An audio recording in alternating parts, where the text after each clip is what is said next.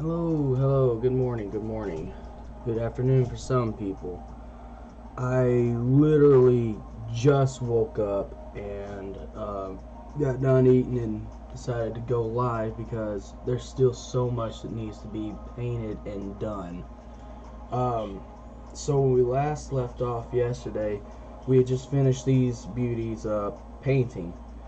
Now, last night, after the live stream went off, I decided to go ahead and seal them because at the time I didn't think that my wash was working, and I'll get to that in a minute. But as you can see right here is the finished Brachio Black Ranger.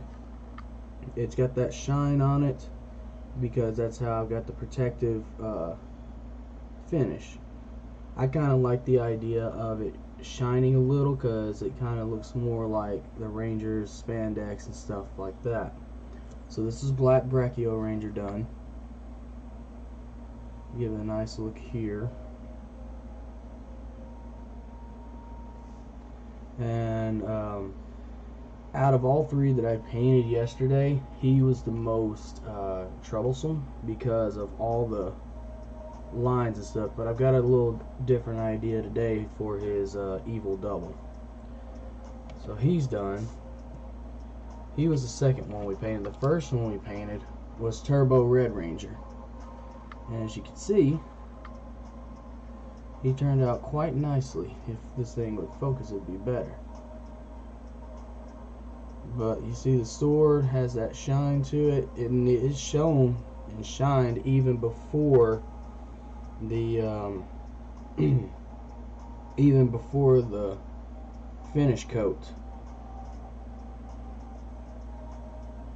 Even the sword detail right here looks really good, the symbol. And then we have the Mighty Morphin White Ranger. He was by far the easiest. For those who wasn't here yesterday, I found that when I did some touch up on the white, like right here on his stomach, it all blended in already. The figure itself came white, and the the primer I put on was white. So really, I didn't have to go back with the white paint. It already had a good coat.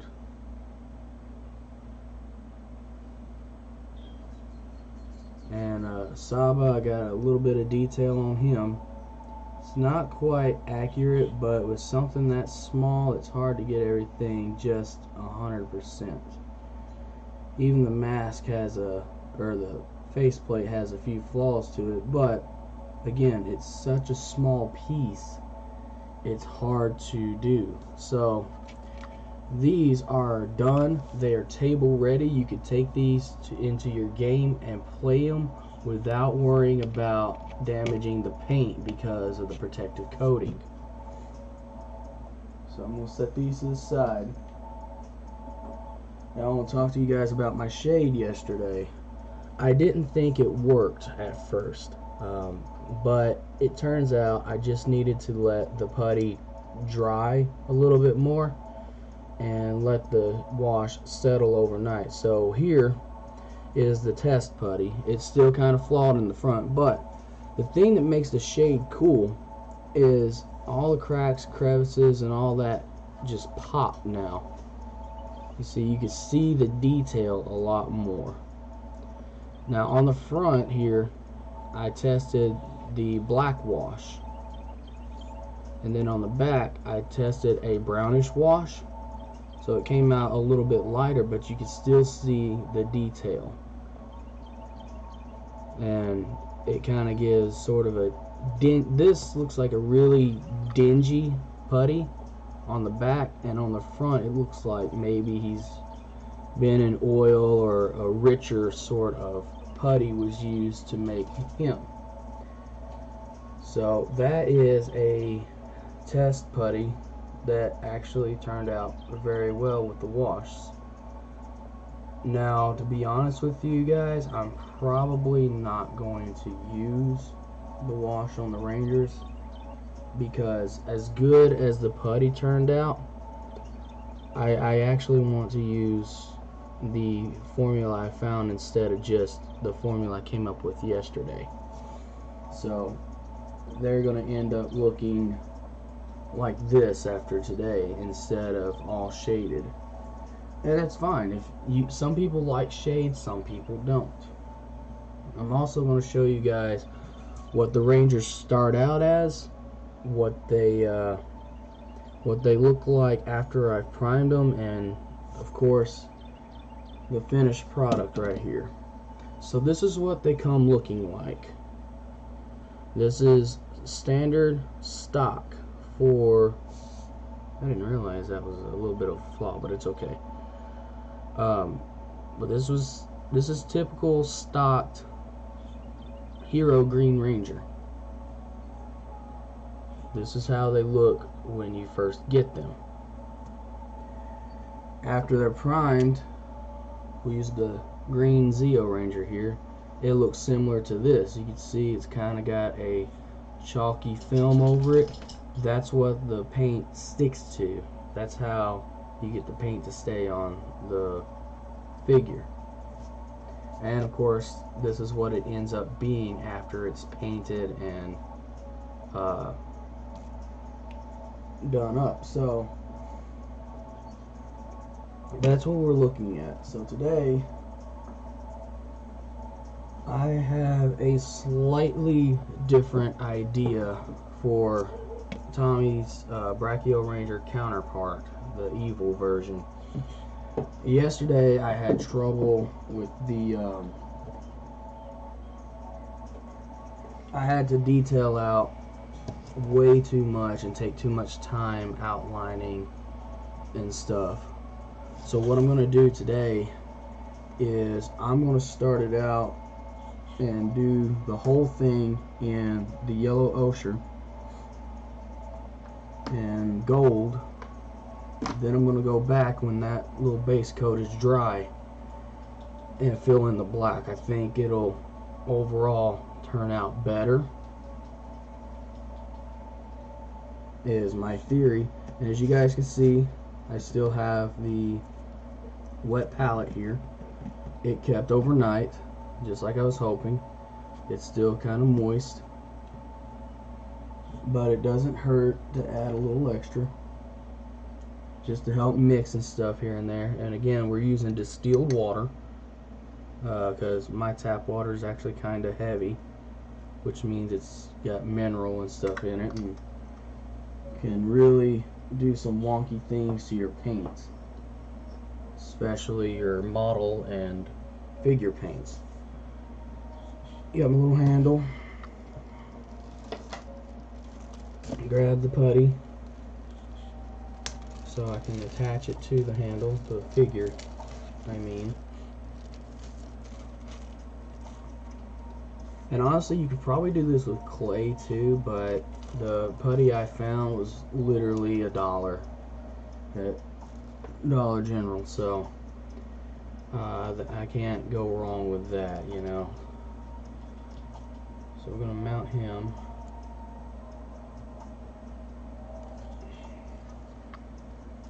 And as I said yesterday, the reason I mount him like this is, you know, so I've got more control and stability. He's not going anywhere, you know. So we're going to shake up this yellow ochre a little bit more. I keep looking over on this side because that's where my OBS is and making sure it's still running.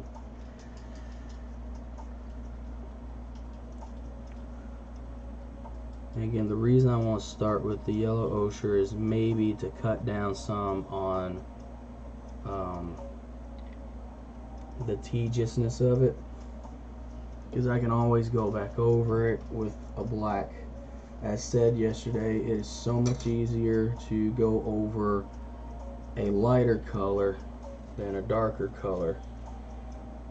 So I kind of want to try just slopping some paint on.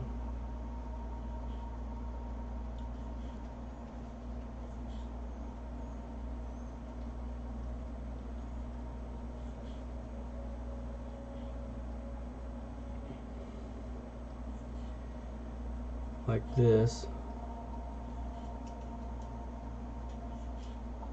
Just literally coat everything in the yellow ochre and stuff first.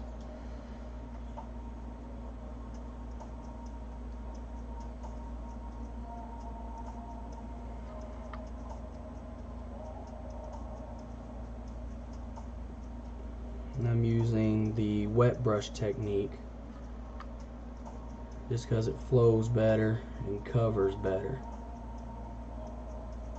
And this is how I did the primer as well yesterday, just constantly rotating and moving to get a nice even coat all around.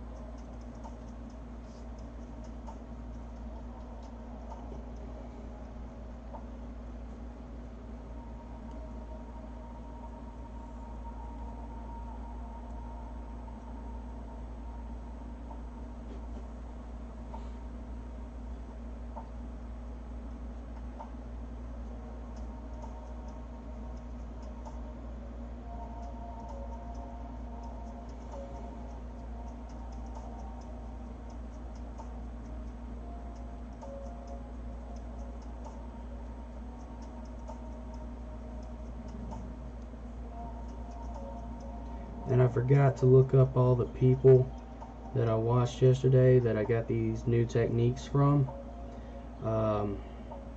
Big ups and shout outs to them, because used to it would take forever for me to do certain things, and I found the newer techniques and stuff.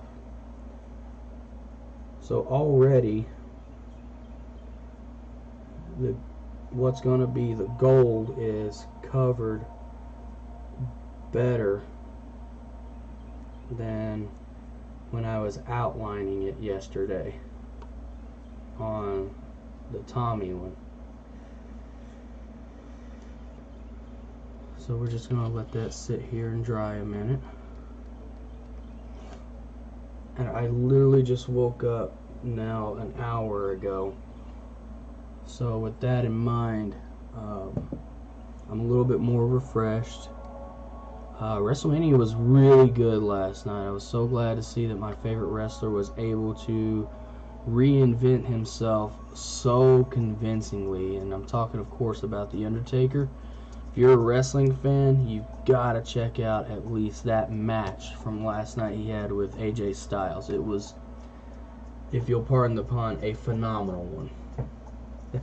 So we're going to let that sit there a minute, let that little coat dry, and then we're going to go over it with the gold. That way it's all base gold, and then we'll go back with the black and the red with up here and in the eyes. And I think while I'm waiting on this to dry so I can do the gold, I want to make a little more time go by, and we're going to start on this one now. This particular Green Ranger, since I have 2 or 3 different ones, I think, yeah, I have technically 3 Green Ranger Tommies. I have this hero Green Ranger, I have this hero Green Ranger, which that's the classic MMPR position and pose.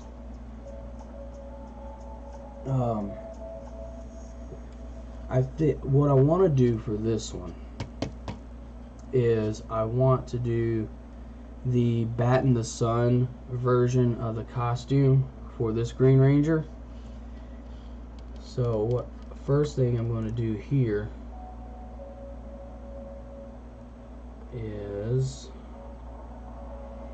I'm going to pull up a reference picture so you guys know what I'm talking about.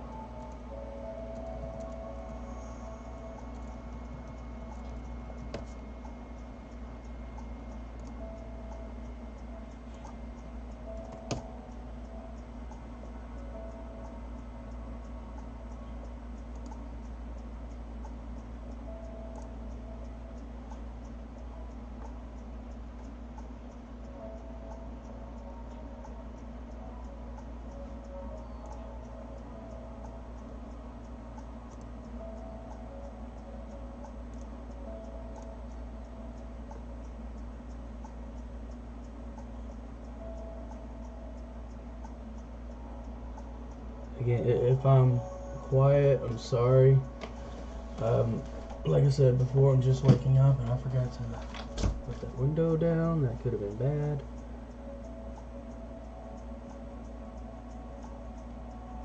Alright, so according to that little picture I just saw right there, in 2014, Bat in the Sun put out a Green Ranger versus Ryu battle, like a superpower beatdown.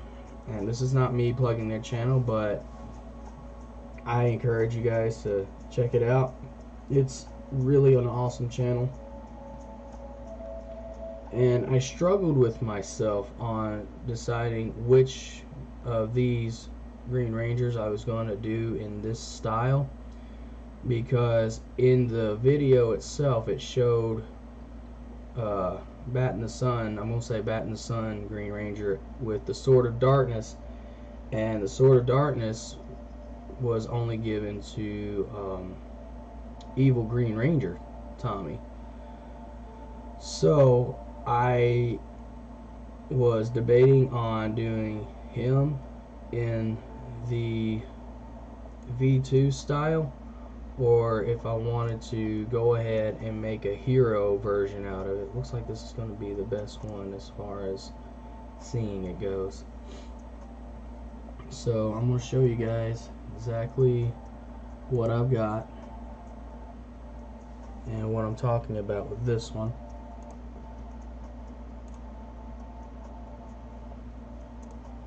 Right, so this is what I was referring to as the Bat in the Sun Green Ranger style. As you can see, it has this typical gold armor. It also has, and that's really, and it's also green, of course, but if you look, there's different accents, different oh shoot, that's not what I wanted.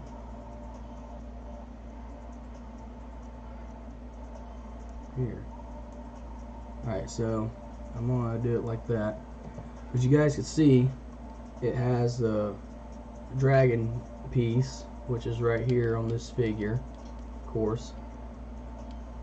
But the green outfit is a lot different. It has this lighter shade of green, a darker shade of green accented with the gold. And there's gold pauldrons where the bands are, and there's, you know, there's also the bands.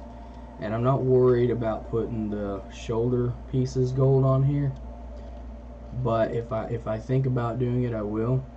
Right here, the crest or crown of the helmet, which is also apparent here a little bit, has the gold accent.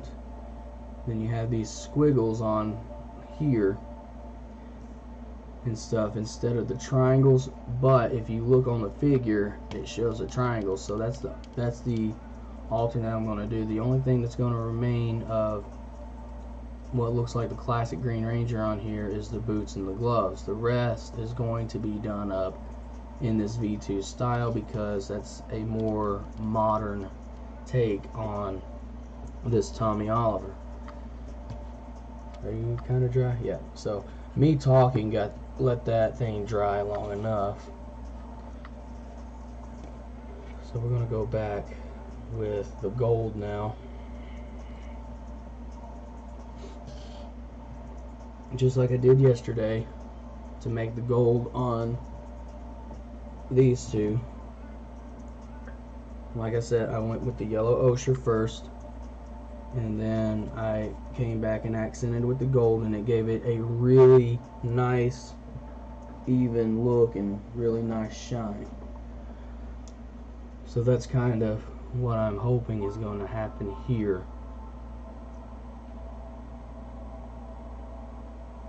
Now I'm not going to do the entire thing in the gold, because I've still got other things I need to use the gold on, but I am going to do what I know is supposed to be gold. But that's it for that image. I'm going to make sure I save that. Start with a blank slate. Ninja, Steel, Evil, Tommy. There's not really a good picture of the cyborg Tommy to go by, except, you know, right here. This is the best I can do for it.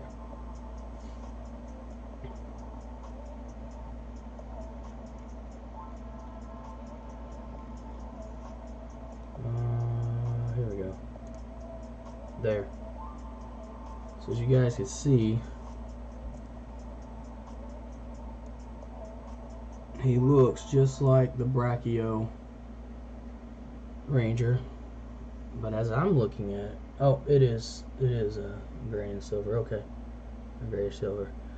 The difference being, and this is also reflected on the figure, is the spiked shoulder pads, the spikes on the belt, and you can't see it in the picture itself, but the spikes on the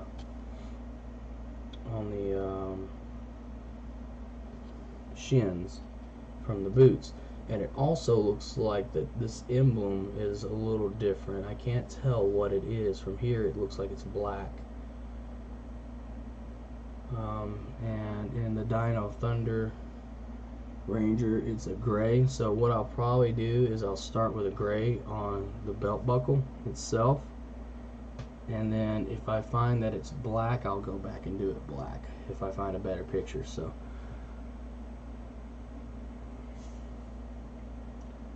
go ahead and grab the gold accents here on the diamonds. I think my music stopped.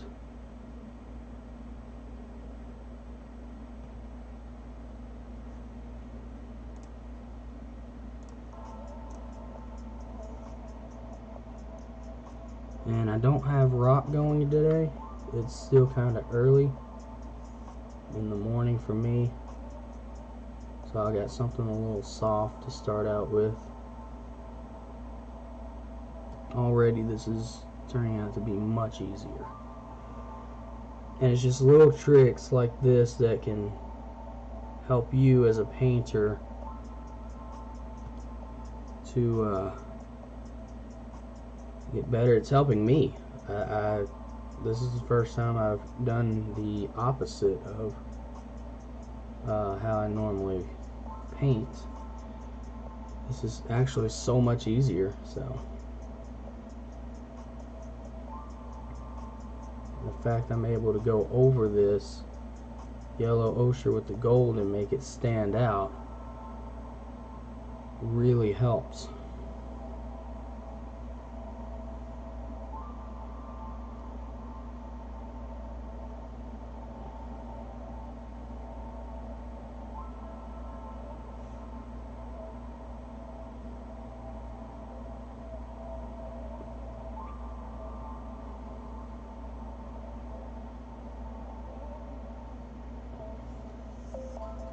See, the gold is actually popping out against the yellow ochre as well.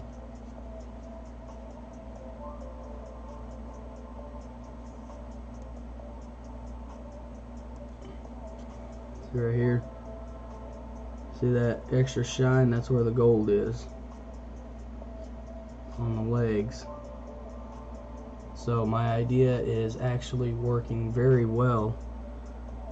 It's a lot more defined, so I can see.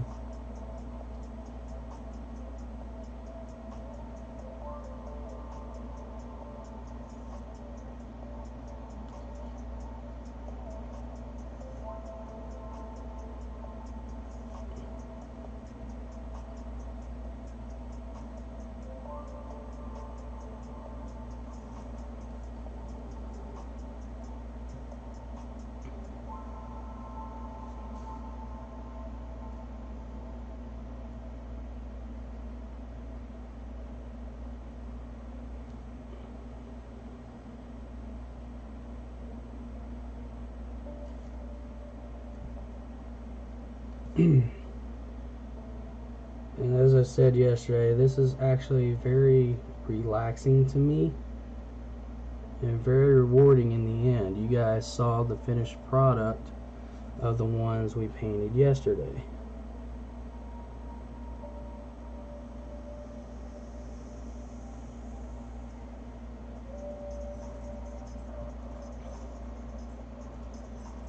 That spiked shoulder pad is done.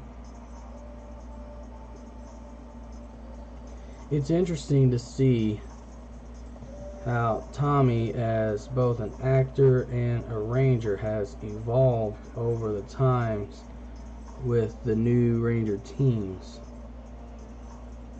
And aside from Bulk, I think Tommy is the one who's appeared in the most seasons from the get-go of Mighty Morphin Power Rangers up to Ninja Steel. I know Jason, he's appeared. Austin St. John, not Jason David Frank, Austin St. John, who played Jason in Mighty Morphins. I know he just recently appeared in Beast Morphers, which was nice to see, and he was part of Power Rangers Zeo as the first Zeo Gold Ranger. But I haven't really heard anything else that Austin St. John has done Ranger-wise, except for those two now. He might have been in Forever Red or something like that. I'm not entirely certain. Looks like his... looks like the gauntlets are different too. It looks like just this part is gold and the rest of it's black. So there's obviously differences that I didn't notice at first until I actually got started painting. We're going to call this Cyborg Tommy because I think that's what he's actually called.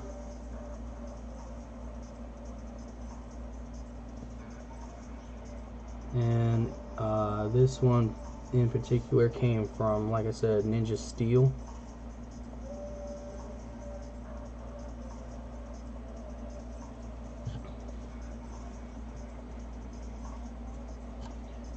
Now I'm just going to coat over the visor very lightly so I'm not covering up too much of the inside of the visor that's going to be black. But overall, this is going to be a lot easier to paint and not lose as many details on, I don't think. That's my theory anyway.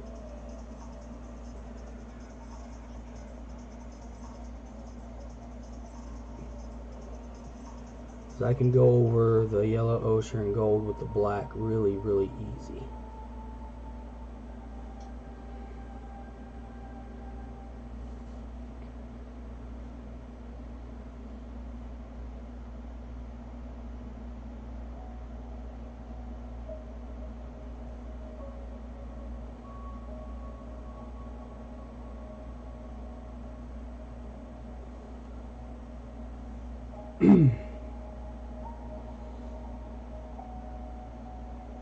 And again, the reason for these videos is not just to inspire you guys to do your own thing and your own models and figures and stuff. It's also to give people an outlet, a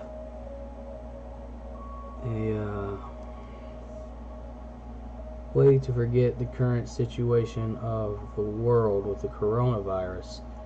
It is a very harsh, bad time in the world right now, and I feel like people could use sort of a distraction, a little outlet, and I can't really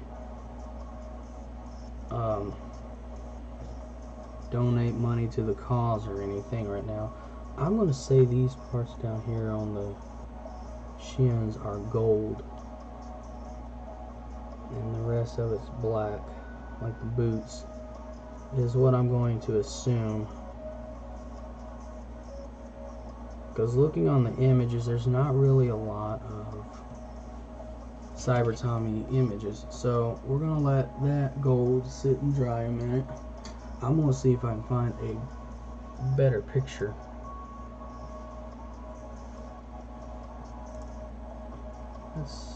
That's a way we might could do it.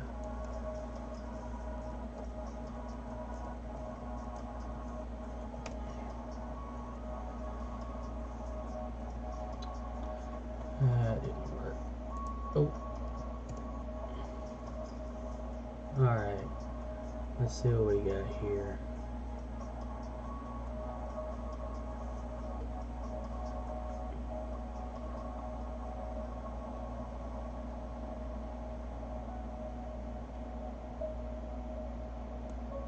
Okay.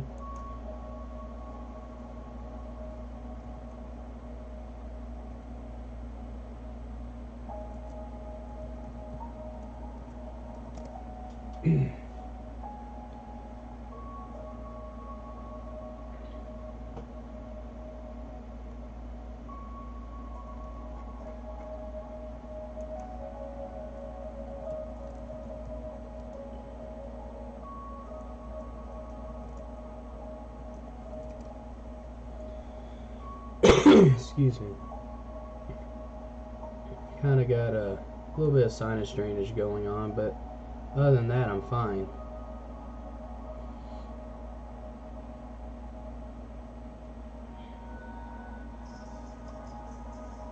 Alright, there may be more than one way to skin a cat. Let's see what we got here.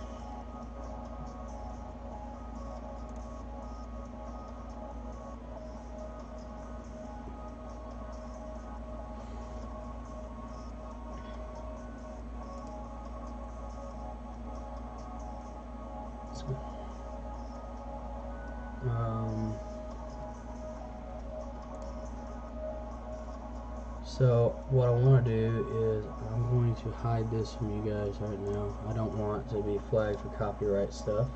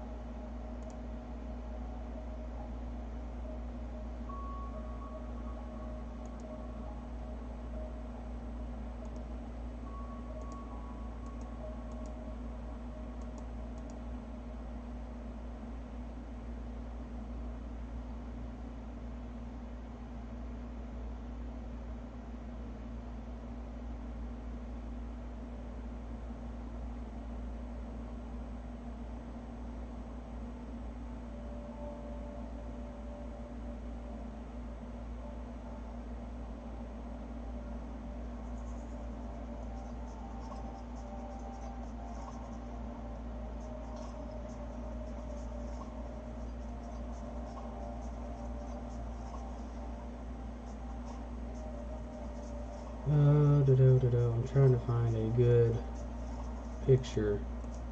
It's very hard. It looks like it's like I said. There we go. Yeah.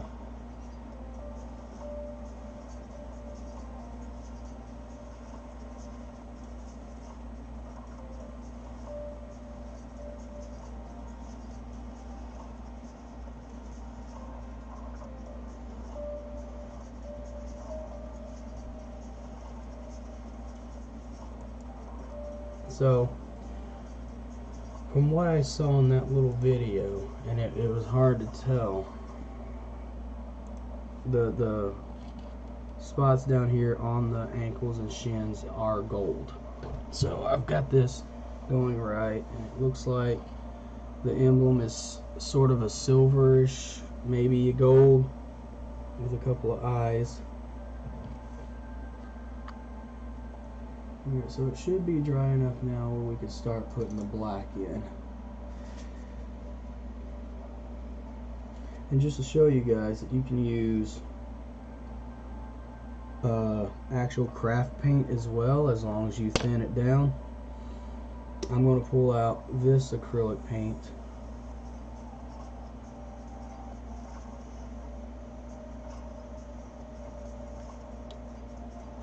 just like that. And we're going to take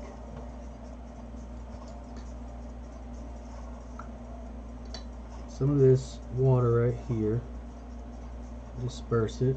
Just a couple little drops is all you really need to kind of thin your black paint or your crafting paint, to keep it from being as clumpy.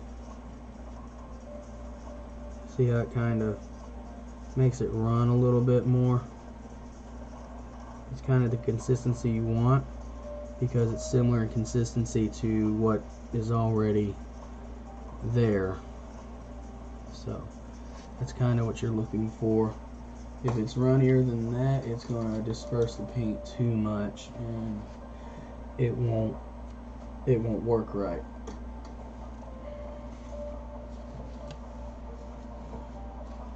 That's not the picture I want to show you guys.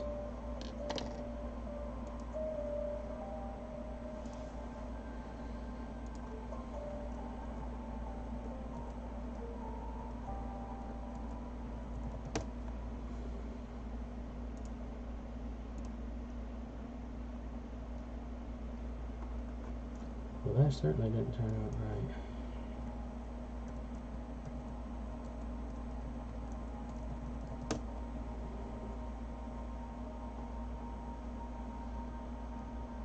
Either way, I know what it looks like. I was just wanting to give you guys a reference image so you guys can continue to see what I see. If you guys are watching, you guys here watching, thank you so much. Appreciate it very much.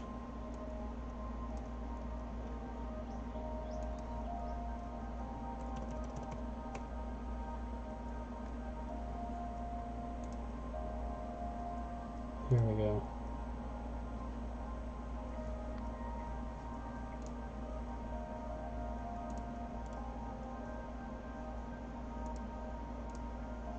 There.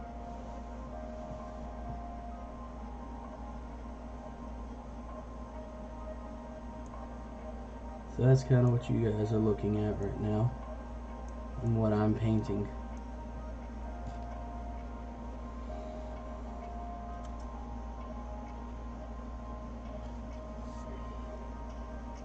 And already I can see a lot better since doing the first technique where the gold is supposed to be, because it shines brighter than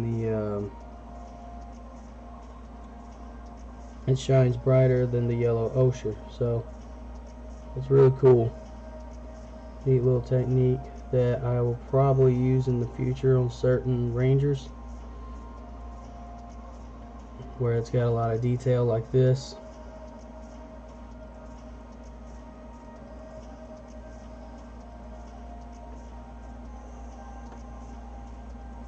That's that little strand.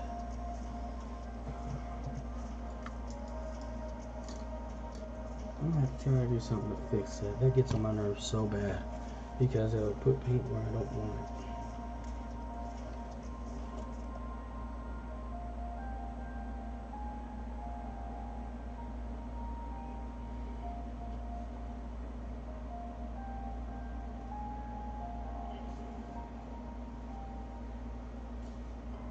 As you guys can see, handle working wonders.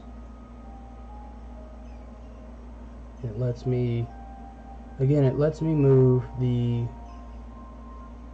miniature the way I need to, how I need to, in order to get certain spots.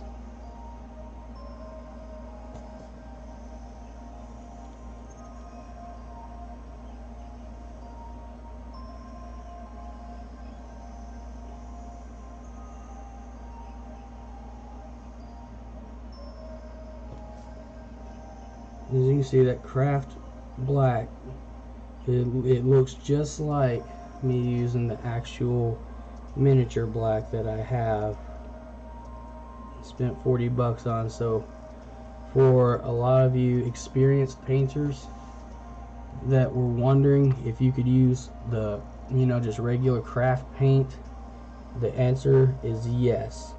You may have to thin it down, and if you do, use diluted water. Don't just use like your tap water or spring water or well water.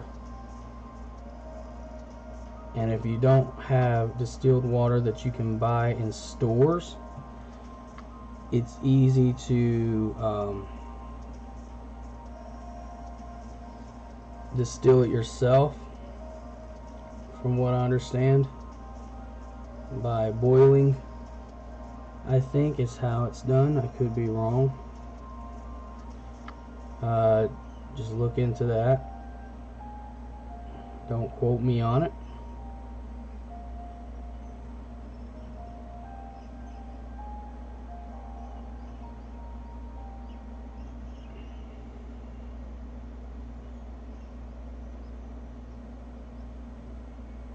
I was just able to get this distilled water for like maybe $1, $1.50, something like that.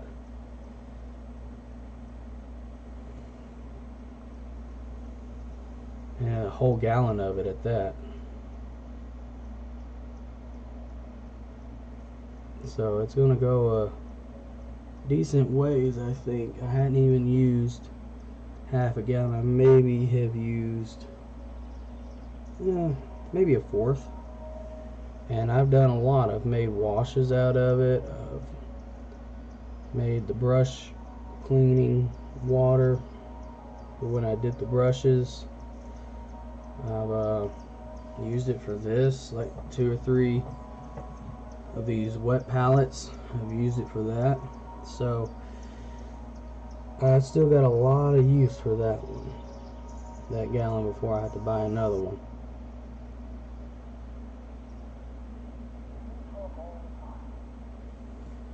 Yeah, I'm already liking how this has turned out better, and it's easier at the moment to get the little details in here.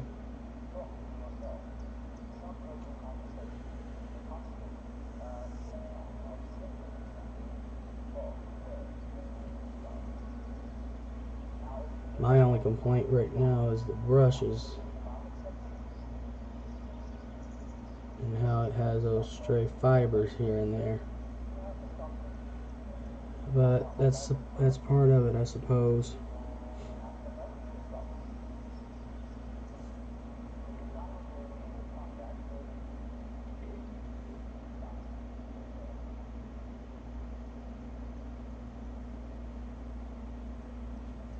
So now that I've outlined the legs, I don't feel so bad about just, slopping the paint on now.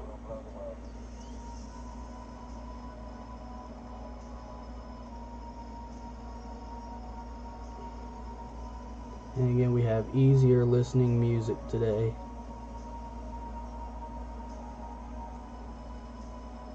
And I know this paint is kind of drying flat, and that's fine. If you recall yesterday, the paint was kind of flat looking at the end of the others as well. We're going to fix that when we put the clear coat on, the protective coat. That'll give it the shine we want back. So that shininess you see as the paint is going on, it will look like that all the time.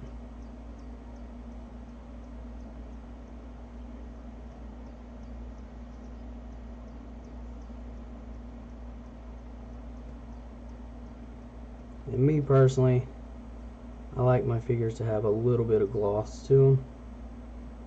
It's cool and all to have like matte figures, but when you're thinking Power Rangers, you think like, shiny spandex, things like that.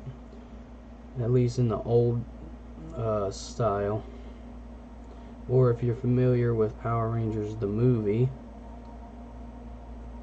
their armor always had a sort of shine to it, and that's what I'm replicating to the best of my ability on the figures, is that little bit of shine. That way it looks like it's armor, not just a costume. It looks like armor.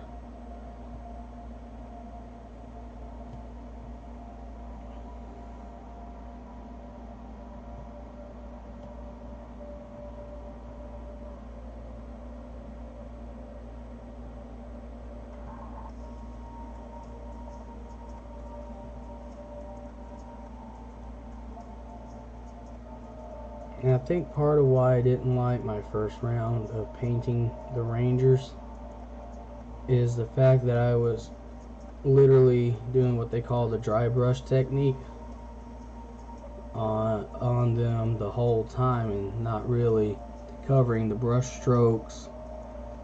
You could see the brush strokes a lot more, and just in the short time that I've been doing these miniature paints and stuff, I've seen a big change in my skill compared to now compared to when I first started. And it's a nice feeling when you see yourself actually growing and becoming better.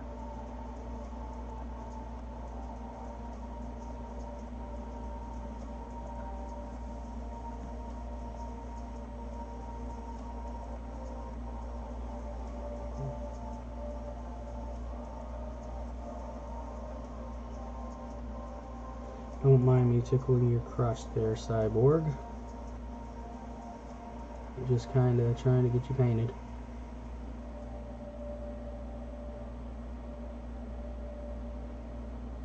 See, already the diamonds are a lot more defined on this one compared to my other one, and that's a great thing.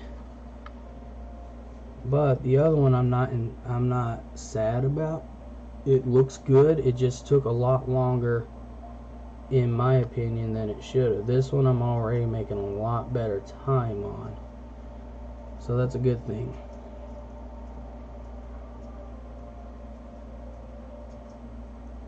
And again, last night, if you're a wrestling fan, make sure you check it out. Last night's WrestleMania, it was actually really good, despite the fact that and of course it's just part one last night. It's really good despite the fact that this outbreak has it to where people can't be in the arenas and stuff.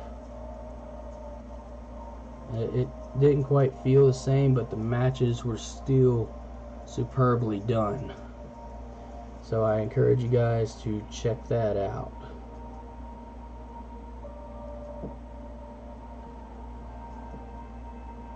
See, literally in no time, the legs are almost done. They're crisp, they're clean. That's kind of what I wanted to try to do on the first one. And I achieved it, yes, but at a much longer time than what it's taken me to do it this time. And as I said before, since I made Black Brachio's stand black, I'm going to make this one gray to show that it's Cyber Tommy.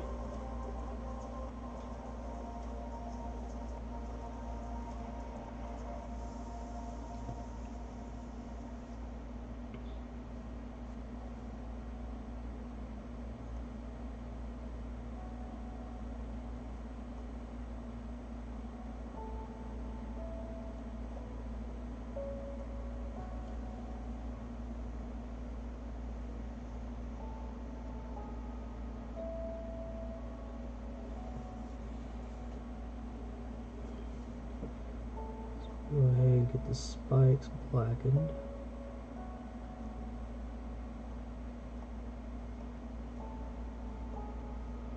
To the best of my ability.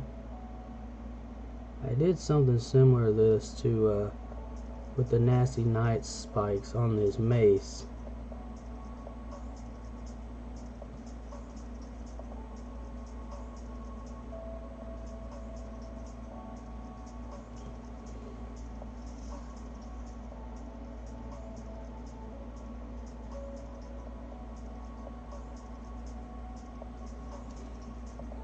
So there's that side of the leg done. That's kind of what it looks like. Let's continue on.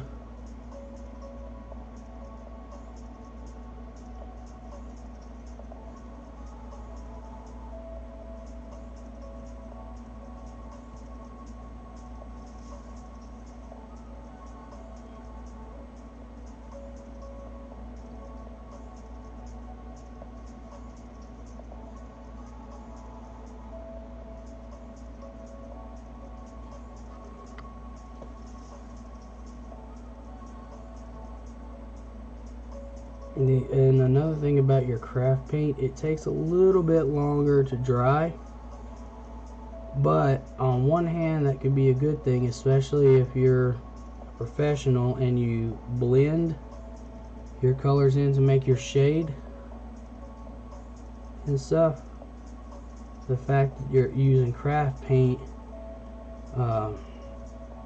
dries a little slower than the actual figure paint that I've been using. So knowing this now, and as cheap as I am at times, I'm probably just going to use, you know, your typical crafting paint and distilled water next time, since I know the consistency I'm looking for and I actually have the dropper to get the measurements and stuff. So that's going to be the better thing, more economical thing to me, because those paints that I've got, that I bought, they were 40 bucks. And don't get me wrong, I don't mind paying money for something really good, but when I can get results like this using something cheaper, I'm going to. It's just it makes more sense in the economy the way it is right now to do it like that.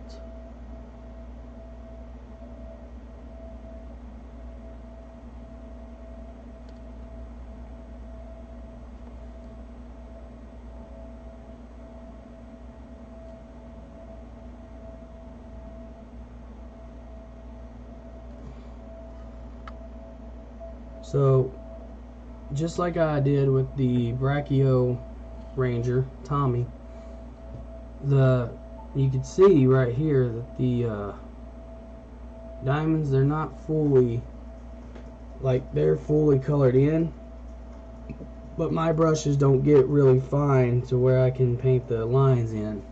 And I'm just as happy with the way this Brachio looks, you know, as I am with what the picture is.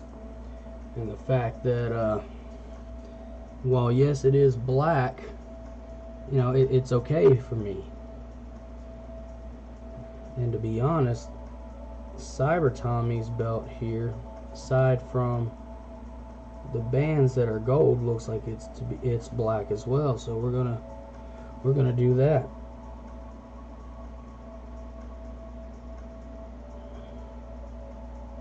You know, and this is only because I don't really have a good full-size official picture of Cyborg Tommy, but I think this is supposed to be what it looks like.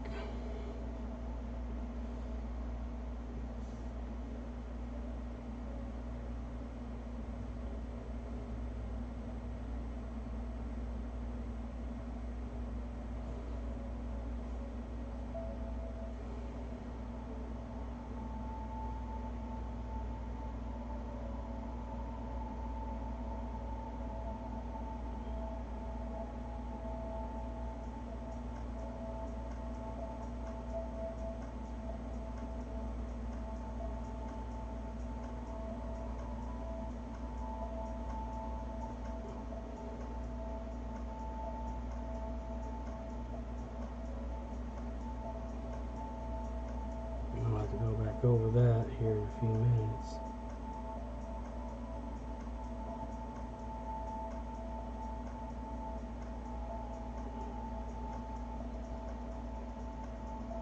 I am liking how this is turning out.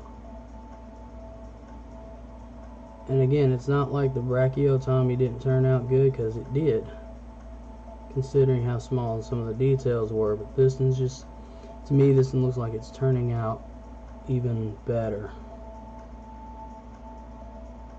Which leads me to wonder if maybe I should have done this one first. And, you know, learned from this one to do the Tommy. But it's okay. Both of them look good.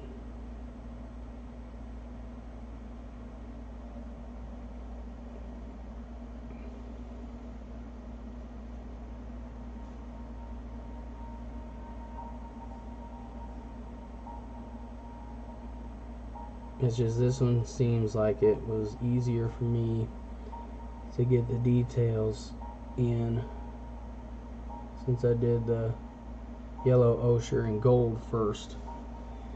You know, I did the base coat in that.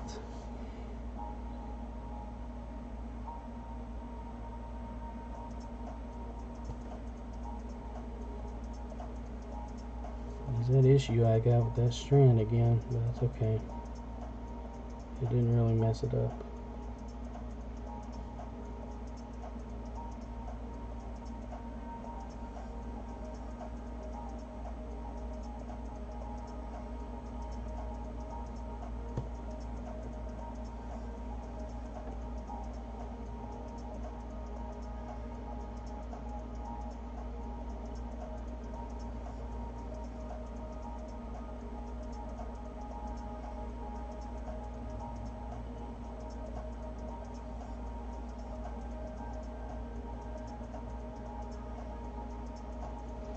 As far as WrestleMania last night goes, to me the best match was The Undertaker versus AJ Styles, and I'm trying not to be biased when I say that, because Undertaker is my favorite wrestler, but the fact is he and AJ Styles put on one hell of a match, and the fact that it was equal parts storytelling and action and match made it all the better. So again, if you guys are wrestling fans, very much check out last night's part 1 of WrestleMania. It should be on WWE Network right about now.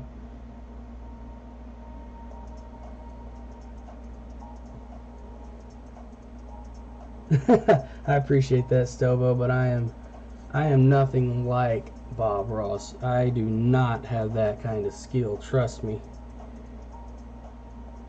I'm just doing figures, and I legit enjoy it. But the fact that I'm seeing these Ranger figures come to life, basically like they're just popping off the screen, it's amazing to see. And I try not to be too bragging about my painting and stuff, but I dare say I'm one of them that's really good in Tennessee, considering what I have to work with. I see you.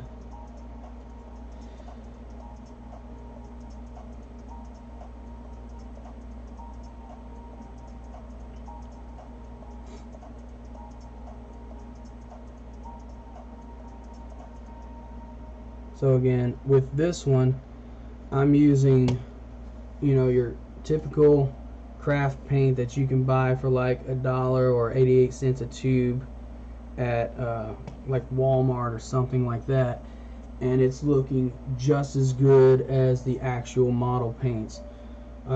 Stobo, if you're just joining, and I'm going to take a minute to rest my fingers and hands, just a review. These are the ones we left on yesterday. Alright. When we left, they kind of looked flat like this one is turning out. But after the live stream ended, I went and I used the clear coat that I sprayed on, and now it looks like this. So this is Turbo Red that I did yesterday.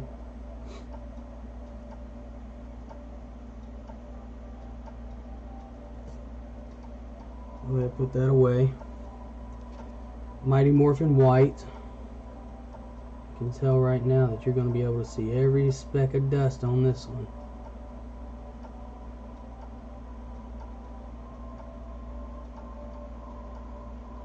Even the faceplate has the details to it, and Saba as well.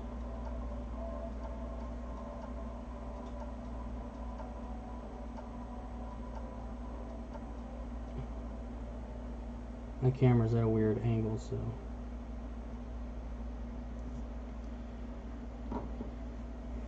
Then of course the black brachio, and as I mentioned a few minutes ago, I didn't go in and do the black lines inside the diamonds to separate them, simply because I don't have a brush small enough to do that and make it look right.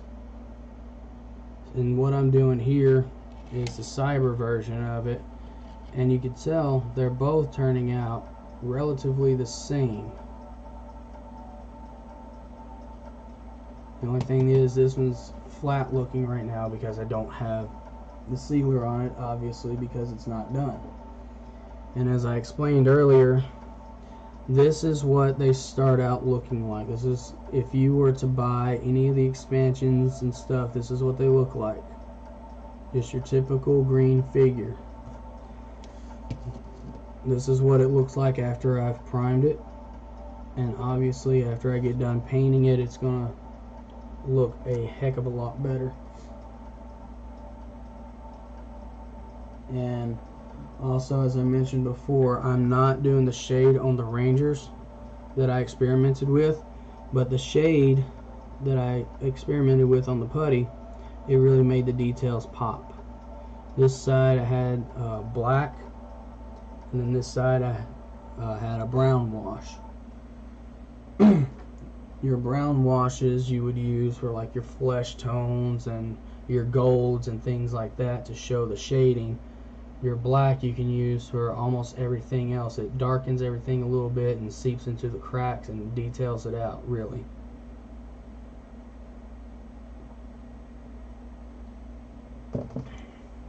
So now this break is a little bit over, we're going to get back into painting.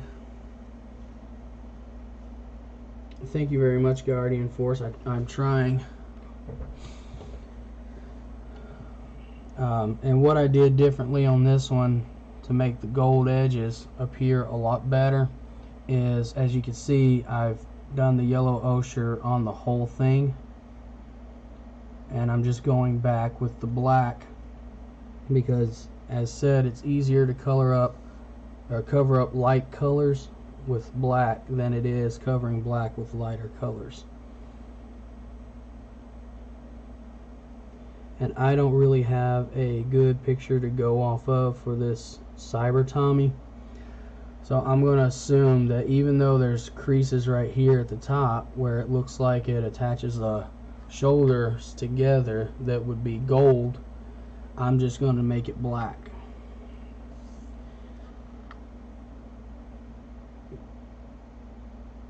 So we're going in and we're going to finish up the main body of it. The music is gone again. That's a no-no.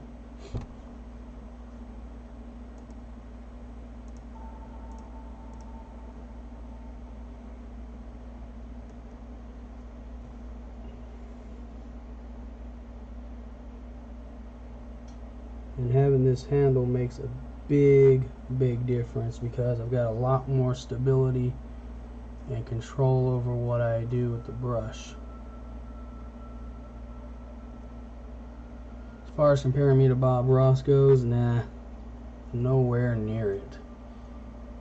When I make mistakes, they're not happy little accidents, they're mistakes.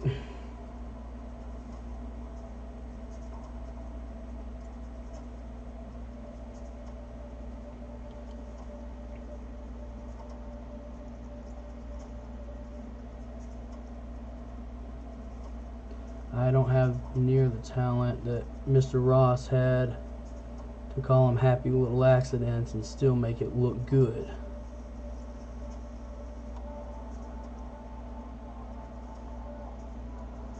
So I appreciate the compliment, but it's not accurate at all. at all.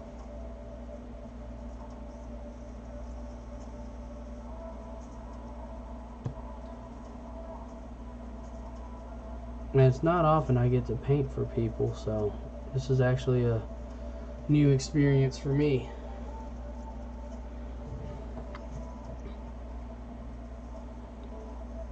Plus, if I'm not mistaken, Guardian Force, you mentioned wanting me to do some of your figures as well. Correct me if I'm wrong. You can use the chat. It doesn't matter.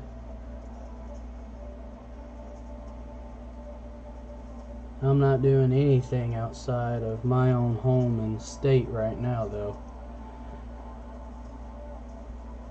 So seeing the Rangers and stuff, you still want me to do it, or do you want to try it yourself, seeing how I'm doing the techniques and stuff? Because honestly, some of this stuff, the handle and everything, these little cheats, I learned from watching somebody else. I painted the figures holding them like this, and that's how most people do, or some people. And over time, it started getting my hand cramping and stuff like that, to where it was hurting, and I had to take a lot more breaks than I have to holding it like this. So ergonomically, the handle is better. Control wise, the handle is better.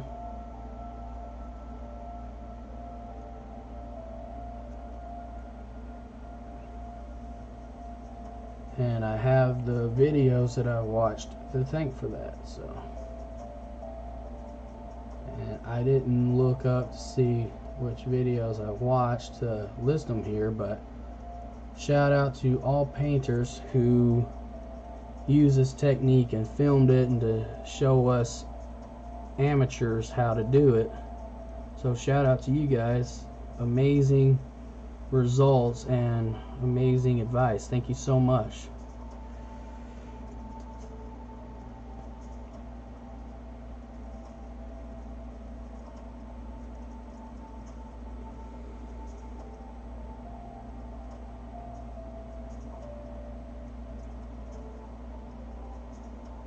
Plus, I feel more comfortable painting at my desk than painting at the kitchen table anyway, for reasons.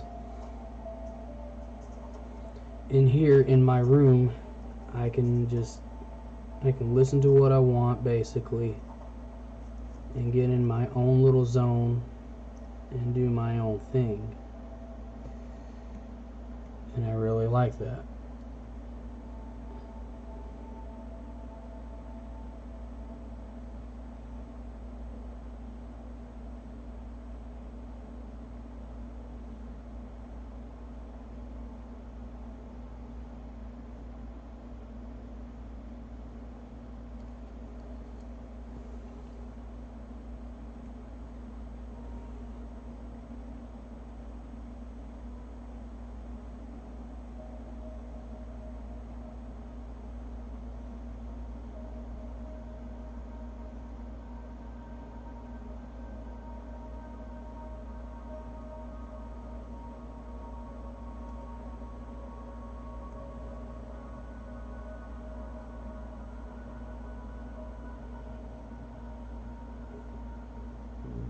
Excuse me.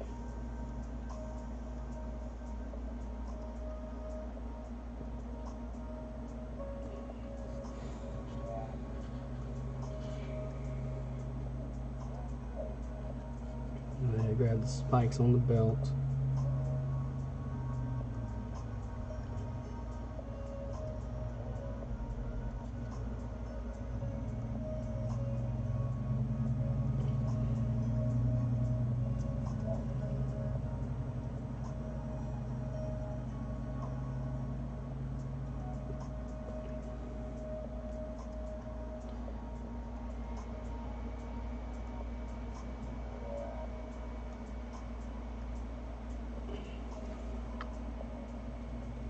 I am loving this. This is so much better and easier than what I was doing before.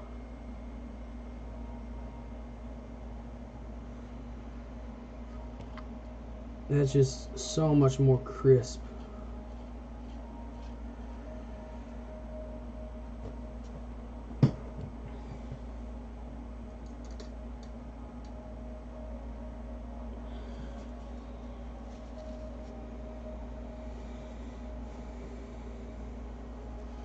That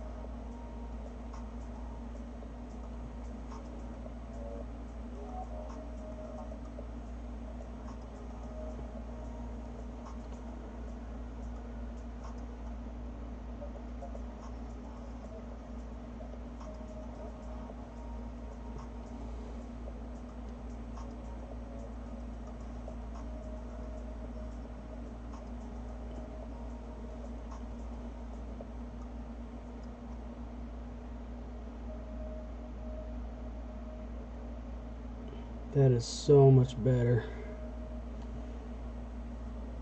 I like that a lot.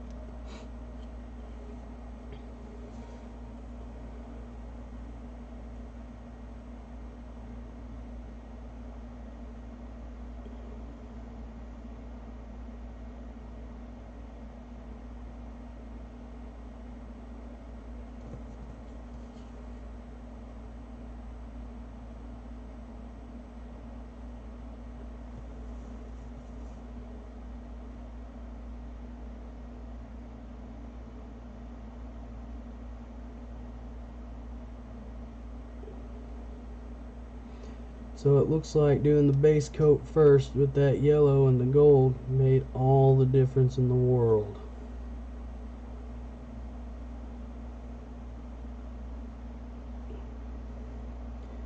The lines for the visor accents are way more defined now, whereas yesterday I was having a rough time doing that with Brachio Tommy. Come on.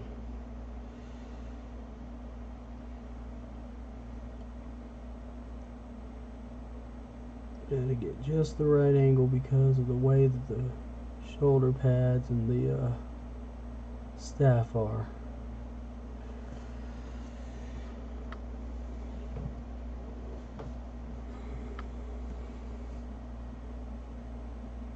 So with that outlined now, we can just kind of paint this all on the rest of the way.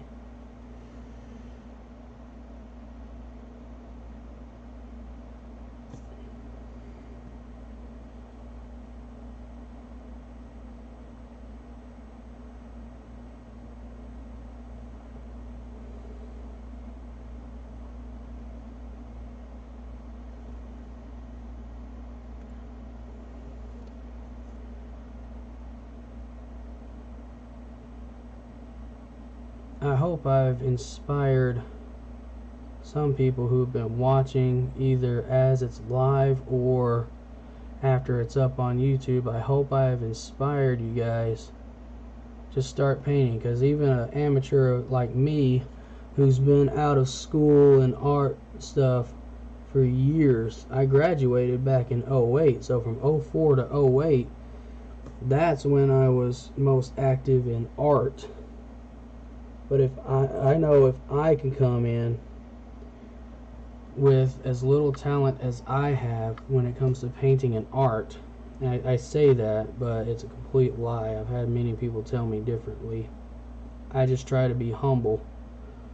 I know if I can come in and do this, that people out there that are way more skilled than myself can come in and can do this, enjoy it, and have a good time.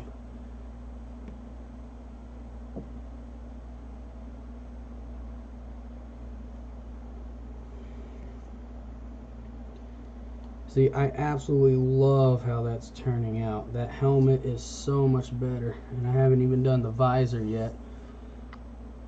I've done just the outline of the visor.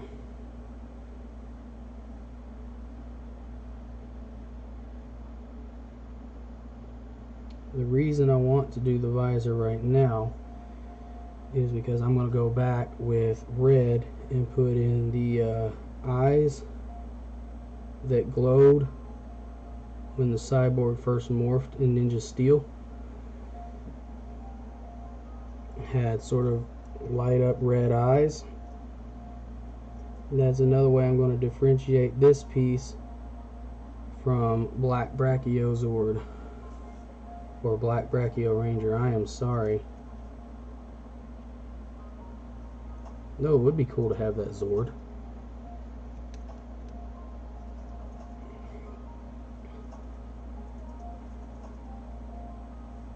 And I struggled with myself on whether or not I wanted to prime and do the giant Goldar figure I've got, but I don't think I'm going to do that live. That would take just way too much time.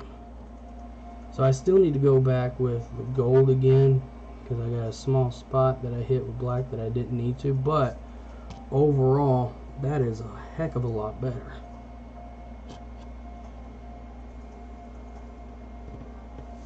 Let's go ahead and finish out the gloves.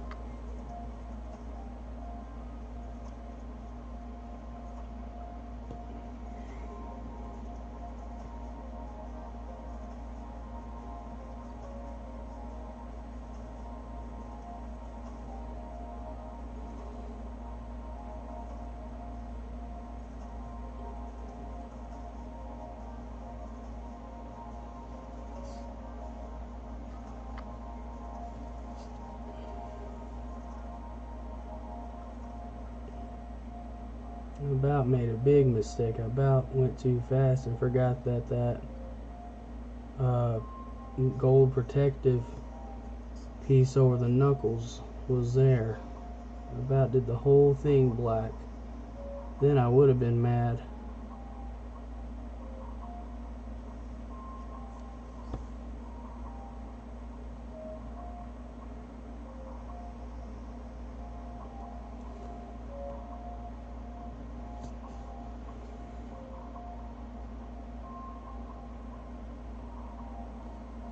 And the spikes on the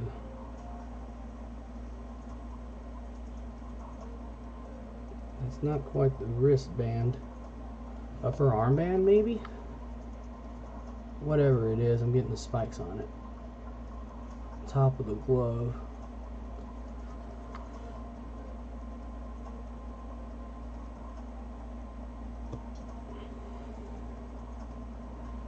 The spikes on the pauldron here.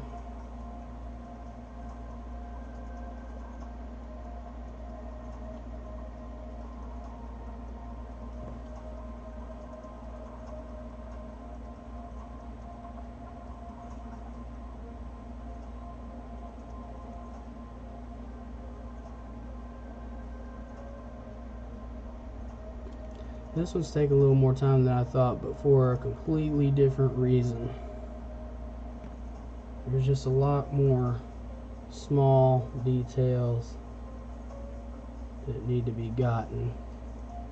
Like the spikes here, I have to do every individual one. And I could have done it with the, I could have done the shoulder pads in the black first, but it would have been a lot harder to cover up. So the lesser of the evils was to go ahead and do it in the yellow ochre and gold, and then go back with the detail brush and grab the spikes and make them black like they're supposed to be.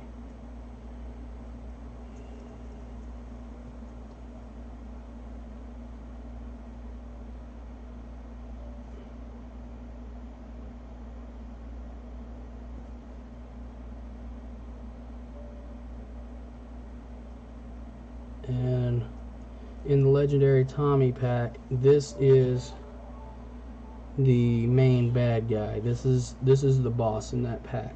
So I gotta kind of make him look good, you know.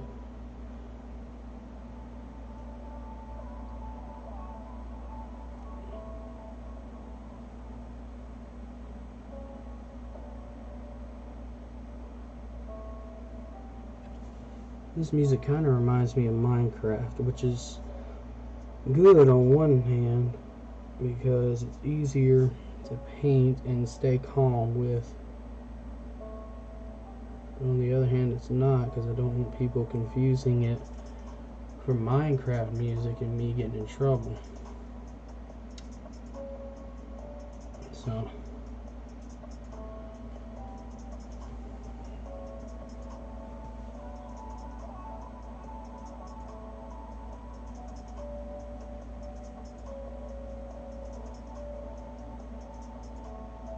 anybody watching play Minecraft by chance? I do every now and then. To be real with you, I don't play it often.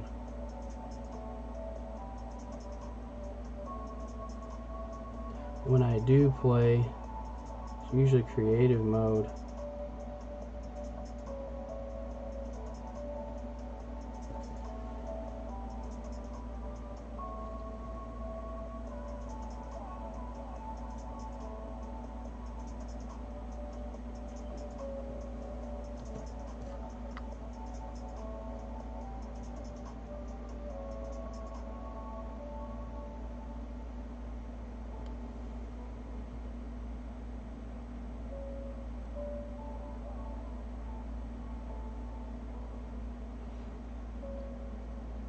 Lego games work. Yeah.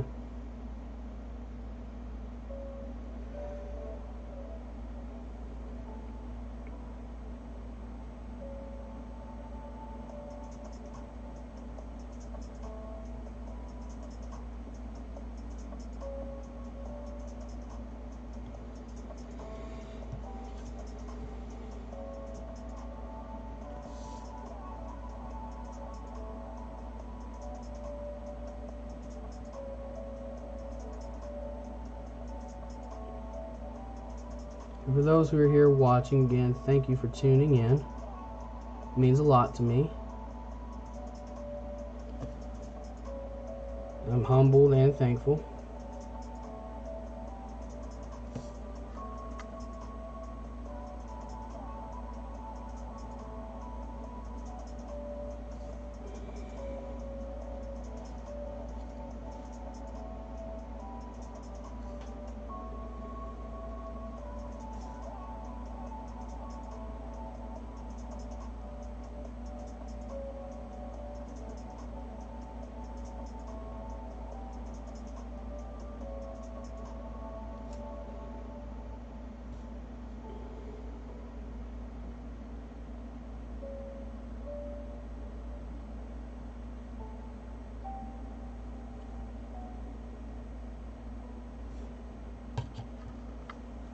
Alright, so the only thing left, besides touching up a few spots, like what I just found there, is the brachio staff that the evil brachio Tommy has, cyborg Tommy. I'm not entirely sure what to call him, but you know, the evil version of the black brachio ranger.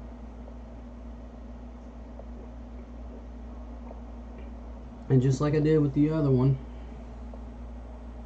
I'm going to do it mostly black and come back after it's dried, like right here, do this mostly black. I'm going to come back and then I'll do the silver and gold accents, because I can make the paint thicker as far as the coating goes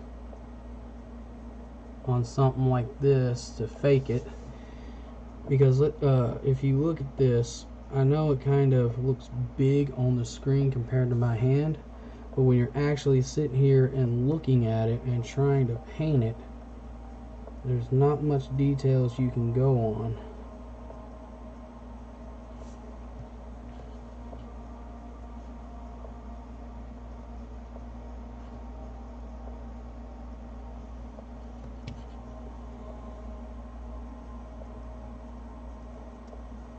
Right.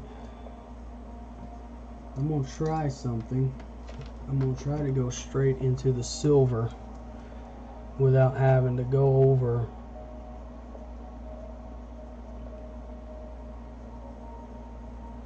in a white first. I don't know if it'll work. It may bleed through underneath. Actually, I did the other brachiostaff gray, not silver. So I want to match that actually.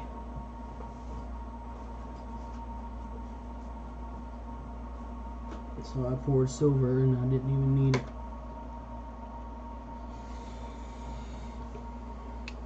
Which it's okay. I think right here will be good.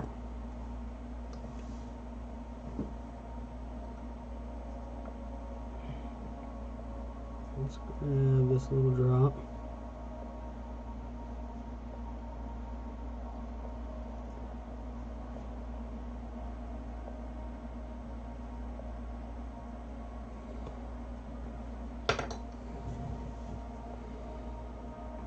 Grab a bit of this black.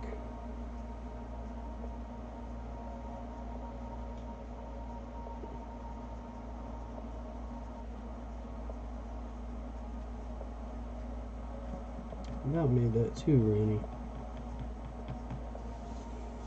It's okay, he'll thicken up. Maybe.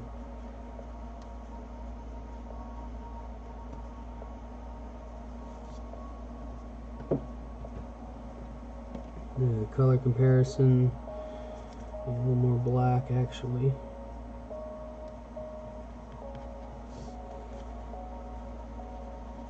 Darken it up some.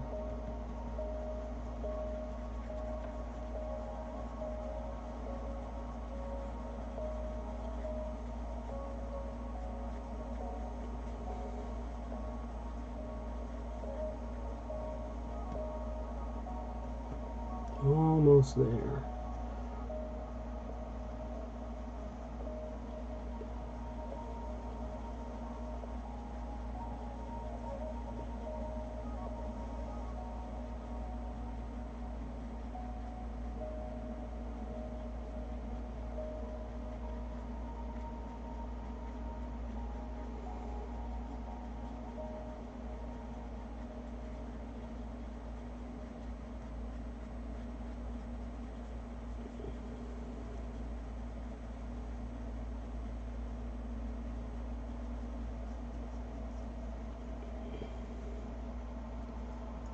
I know I don't need this much gray, but that's what happens when you don't use dropper bottles. So that's pretty close for me.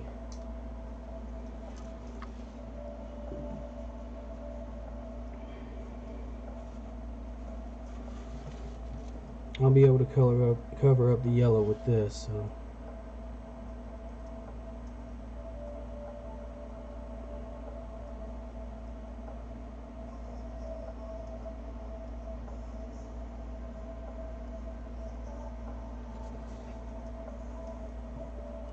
It looks like even Cyber Tommy's staff isn't quite the same as the real Tommy staff.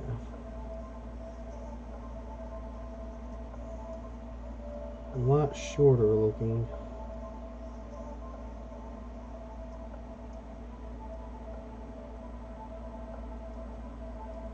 And I wouldn't even consider this a staff, it's more like a baton. A staff to me is longer.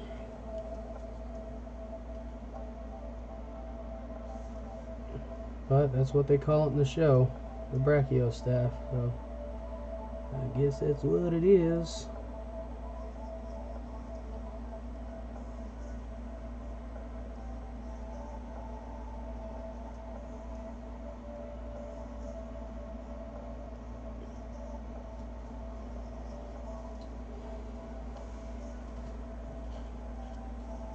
Black should be dry enough for me to fake some of the details.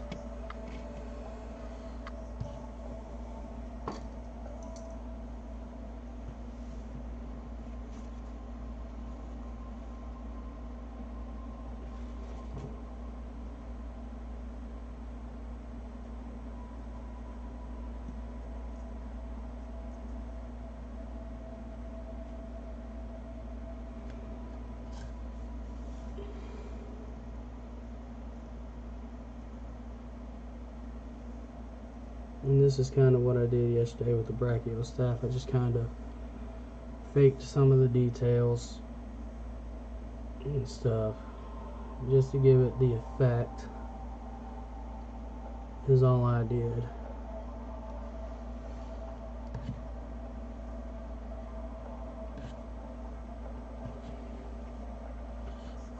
Because it's nearly impossible for something that small to be done 100% accurately.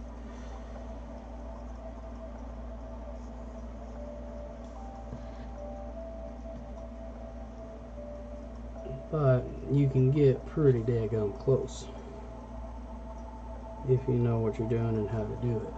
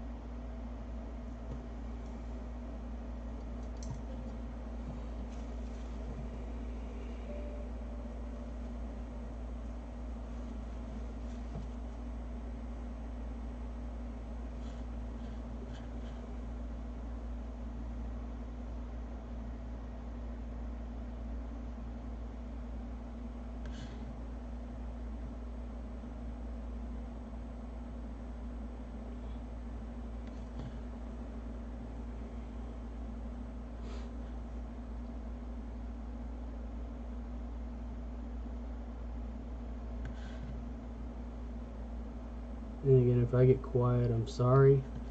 Some of this does take some time and attention to details. So, alright, so just like that, he's pretty well done. The only thing different I'm going to do, I don't know the exact coloration of the belt buckle, and it's hard to find exactly what color it is. I'm going to match it to that. I'm going to turn it gray because it's supposed to be like an evil version of Brachio Tommy. So I'm going to turn this gray.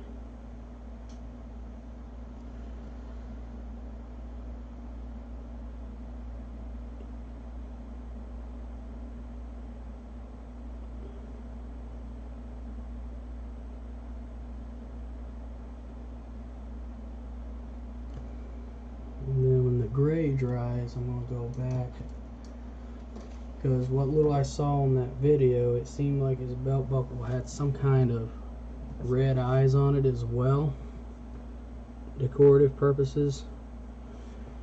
So I'm going to go back and reflect that.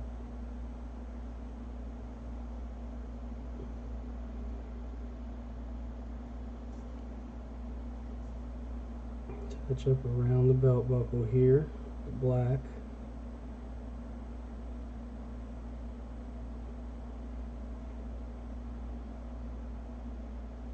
The music has stopped again.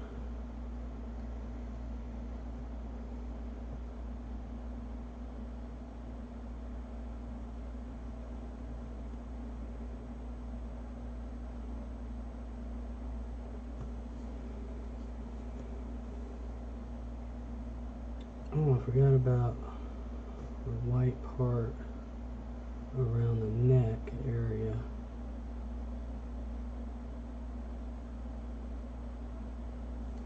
It's such a small bit, you can't really tell.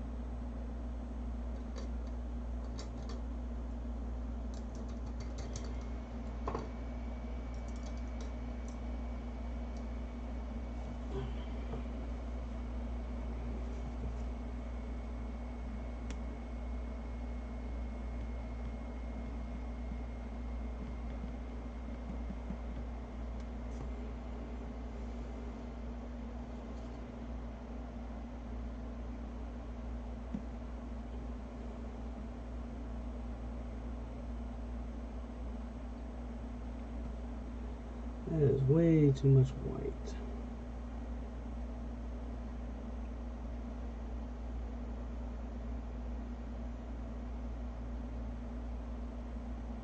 I'll have to touch up the black around it.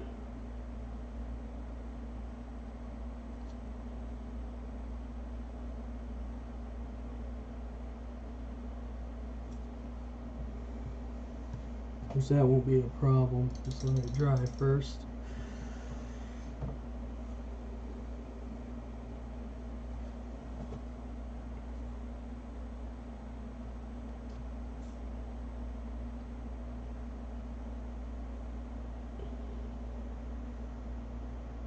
Touch up the gold a little bit here.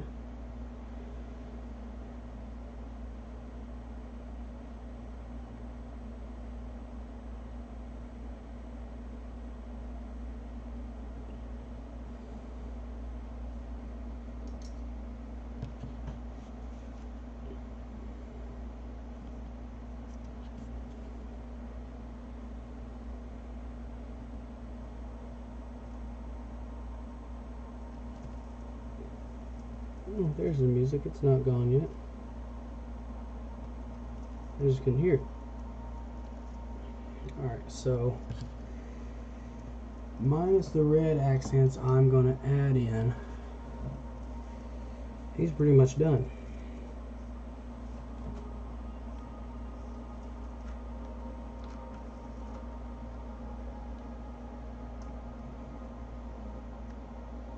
And I feel bad about even using a full drop of the red. I don't need much,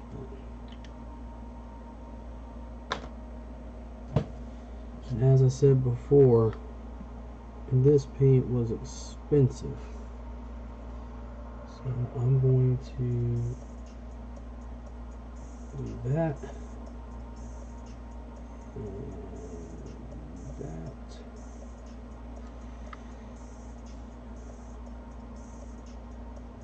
Here and there. So you can't really see the red, I don't think, but it's there on the visor.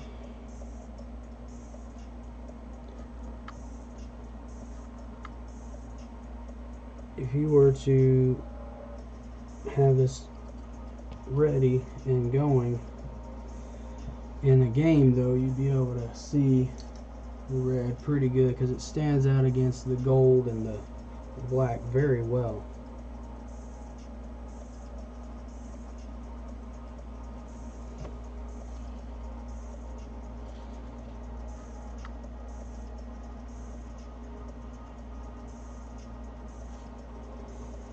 I think I'm going to stop right there before I mess it up and get ready to do the base. Hopefully I got enough of the gray to do it. So we have our evil cyborg Tommy done.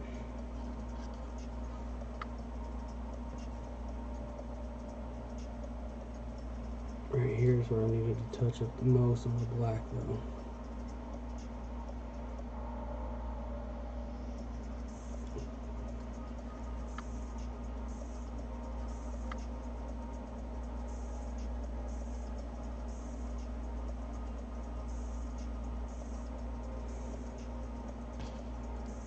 So our evil cyborg Tommy is done. Now all that's left, hopefully I've got enough gray to do it, is the base.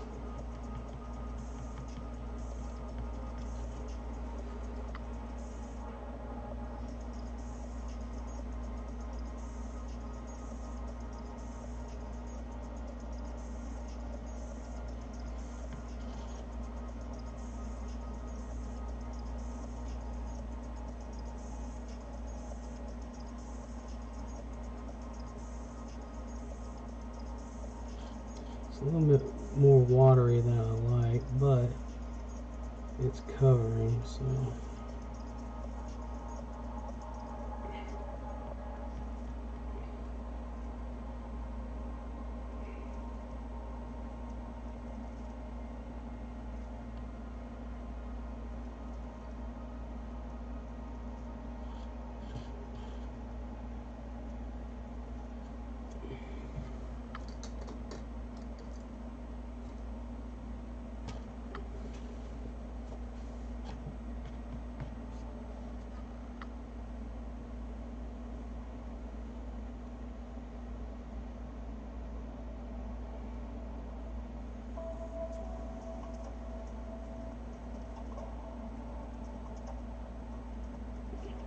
alrighty. Now, unlike when I was doing the ones before, the body is actually dry now, so I can actually go ahead and hit the bottom too while I'm at it.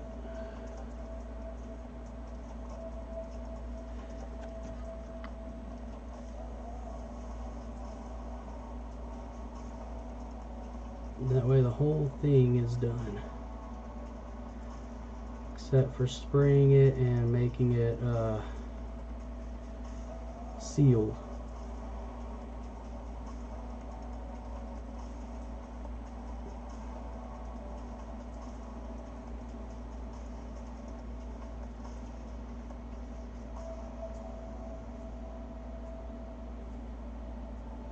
Okay, so as I said, with the cyborg Tommy, I went ahead and made the base gray. And as you can see, he turned out looking very well, actually. Holding these two up for comparison, yes, this one's shiny and sealed, but it's almost like you're looking in a mirror, and that's what it was supposed to be in that fight. So that being said, I believe both Brachio Tommies are done.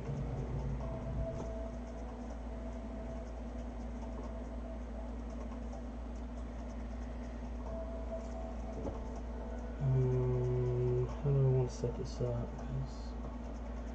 It's still wet on the base. I know.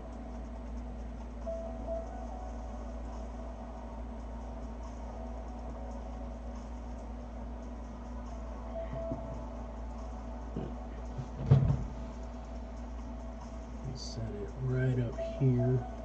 Oh, it's all dusty up there. That would be bad. Ah, there's an idea.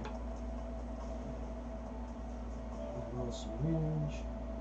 Put the base up off of the syringe.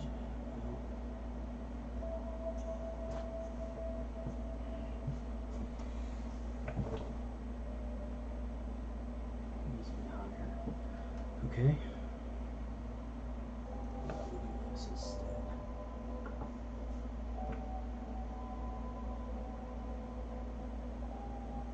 That'll work.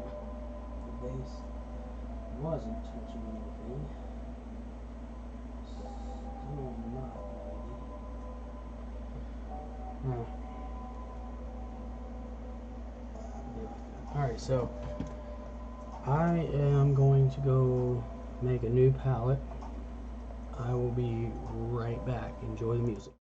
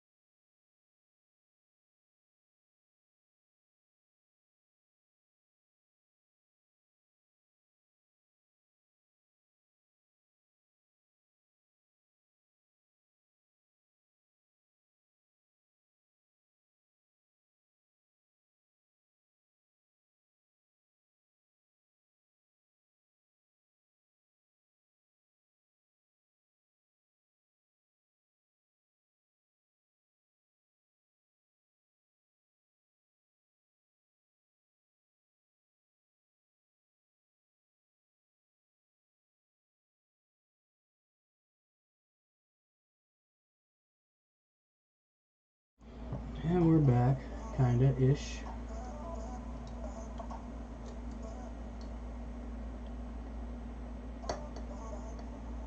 So I'm wetting my mat again.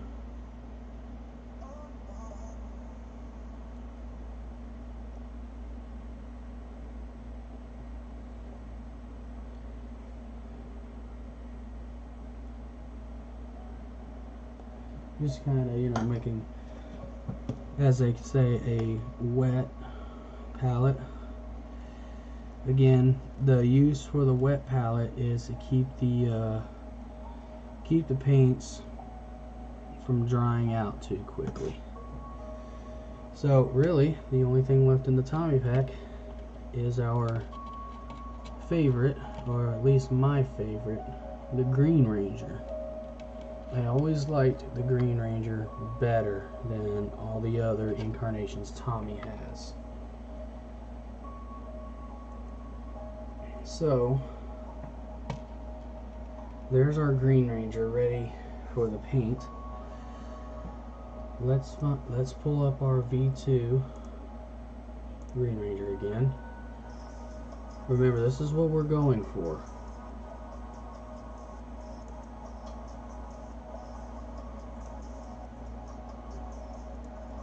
This is the one that is the target.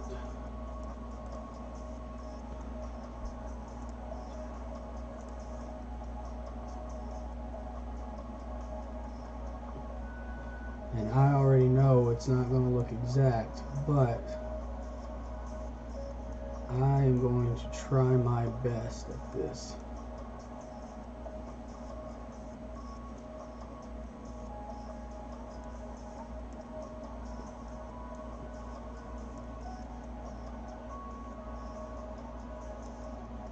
This is the reference image for you guys and myself to look at as we go.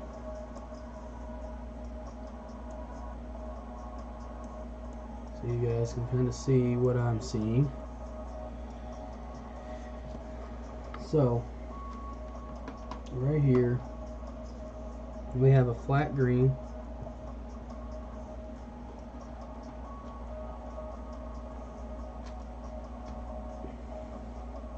And we have a refractive green.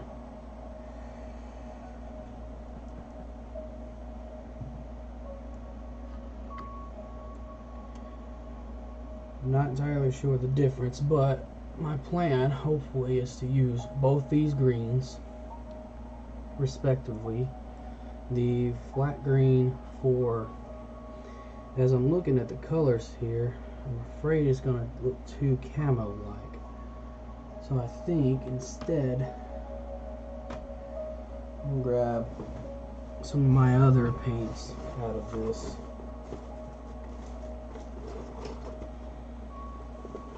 I have lots of paint. Lots and lots of paint.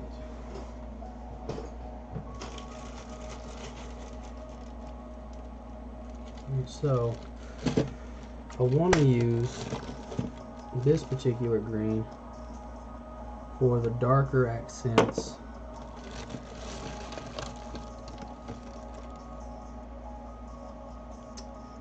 So medium green, dark green. That's the two colors I think might do best. Let's look and see what else I got. If I can find the right colors, or at least colors that I like, without mixing it, that would absolutely tickle me. Okay, so I like this Viridian green. Actually, this set looks like it has just the right colors. Awesome, I like that. So, right, bearing that in mind, these away.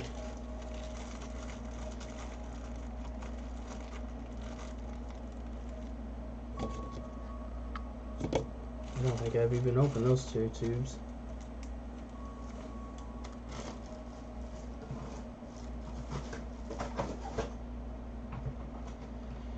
as I said before, you can use regular crafting paints.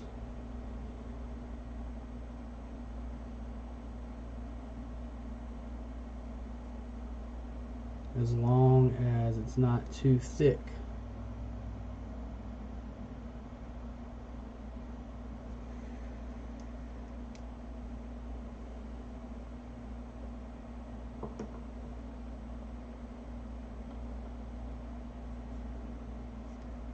So something like this would be just right.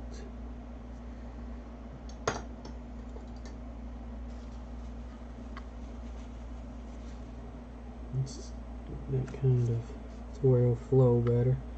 A lot of people use what they call flow aid, but distilled water to me works just as well if you can do it right.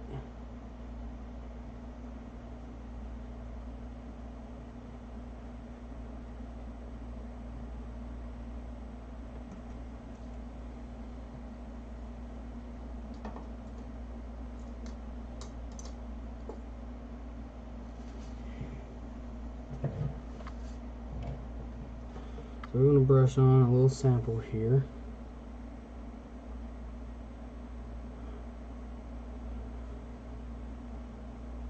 I think I'm going to like this color.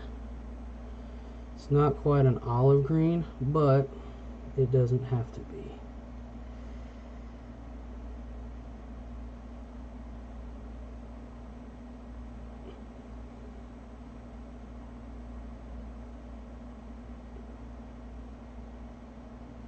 I think I honestly made it too runny.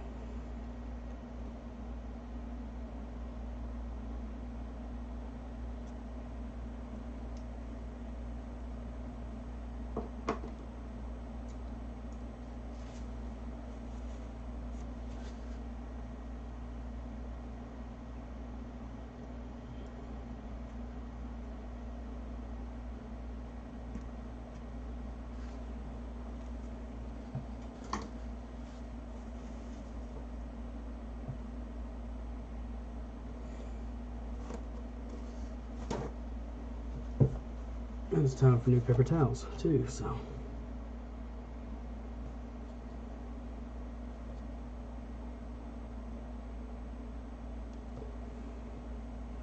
I love the Green Ranger. I always have. To me, that is Tommy's most powerful and best form, is the Mighty Morphin Green Ranger.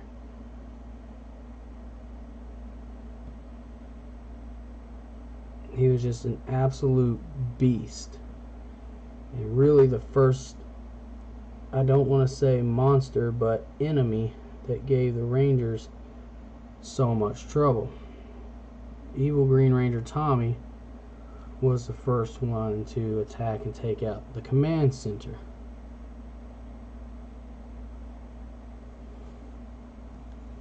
So that in of itself gives a lot of credibility to the Green Ranger and Rita at the time.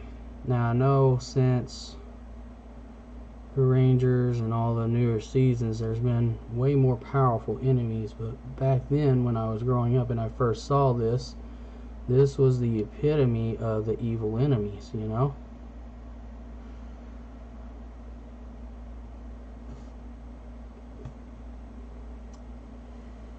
So that being said, I wanted to do right by the Green Ranger. Just like Stobo would want me to do right with his favorite Ranger. And trust me, I will. I plan on doing right by all the Rangers. See, I love how this one is showing up.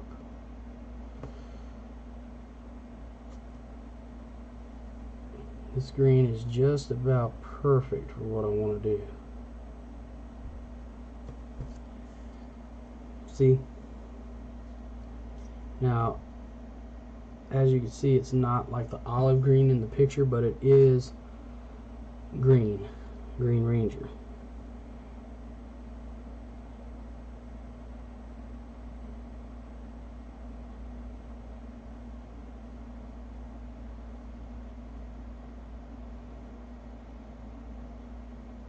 And if we think back to the episodes, let's face it, Green Ranger pretty much always kicked Jason's butt. So,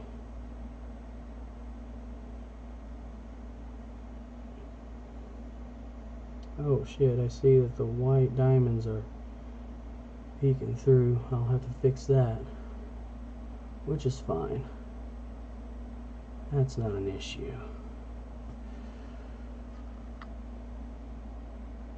I'll cover that when I get to it.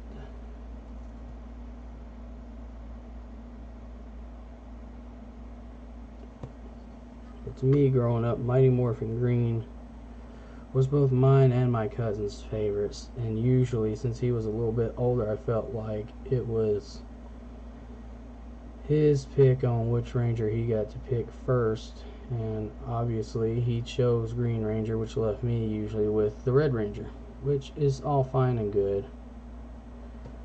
I don't mind.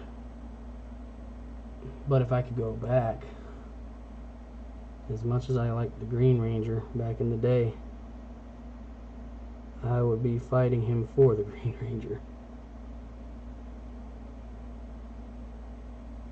At this point, some of our childhood stuff, it doesn't really matter.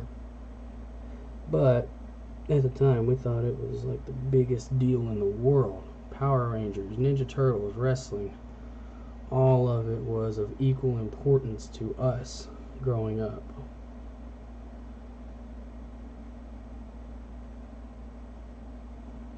See, it's drying darker than it looked, and I like that.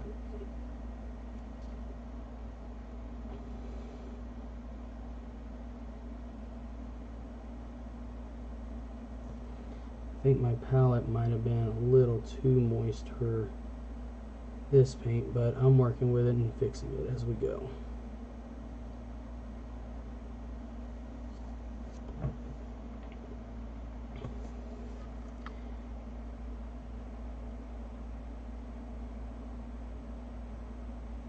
And there wasn't a lot of outlining I needed to do on the pants. They're your basic spandex tights.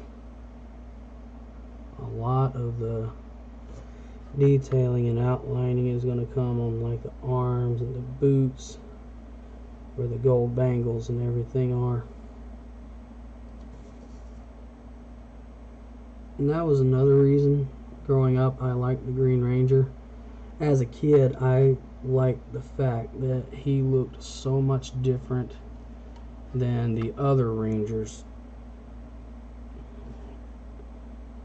And as a kid, I didn't take into the consideration the actual story of the Green Ranger. I just thought he looked cool and he kicked butt. So, bearing that in mind as a kid, that's kind of what I wanted. And I realized as I got older and revisited the series and read some of the comics, there is so much more complexity to the Green Ranger and Tommy as a character than what people realize.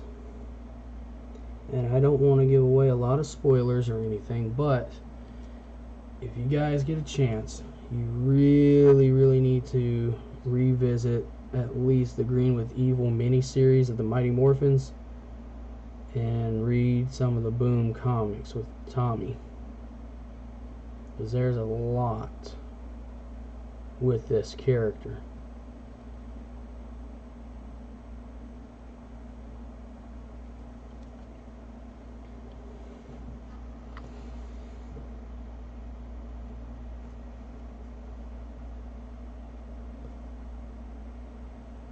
Now my music stopped again, but I got to talking, so it didn't really dawn on me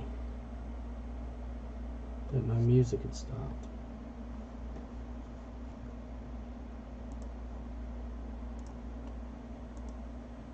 Virus causes coronavirus spreading in some of our this disease, also known as COVID-19, Again, those who are watching, thank you for tuning in. I really appreciate it.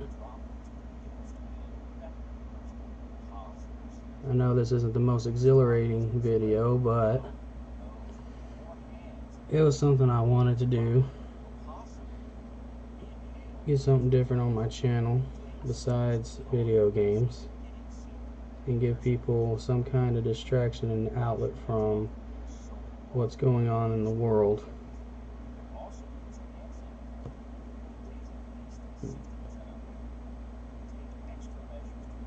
The music is another royalty-free playlist. My previous video is still up, so it hasn't gotten flagged or anything. I haven't gotten an alert that it was flagged, so I think I'm okay.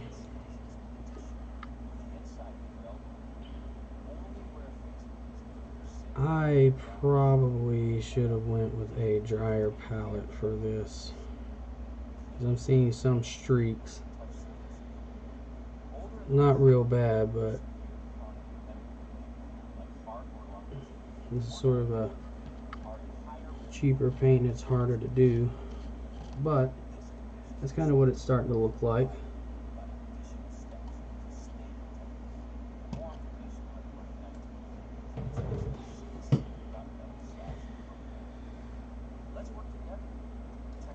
I'm going to go ahead and do some of the white. I'm going to use a big tube of white again.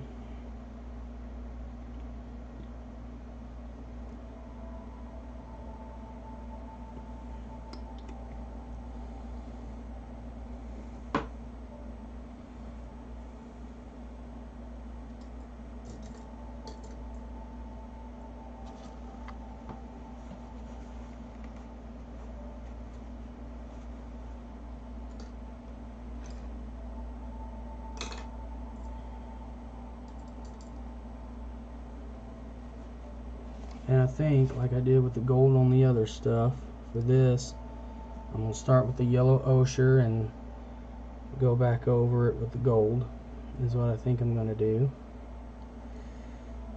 Because I really like the way it looks when it's done that way.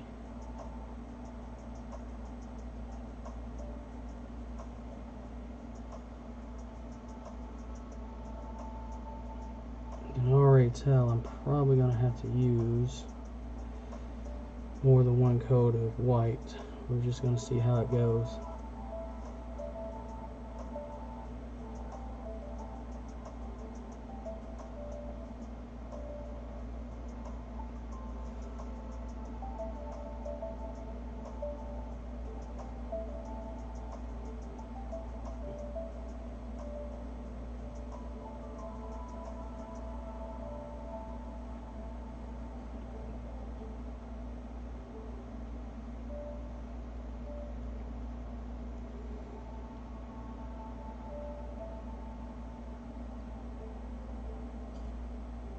Maybe not. Not if I can keep spreading it around real good like this.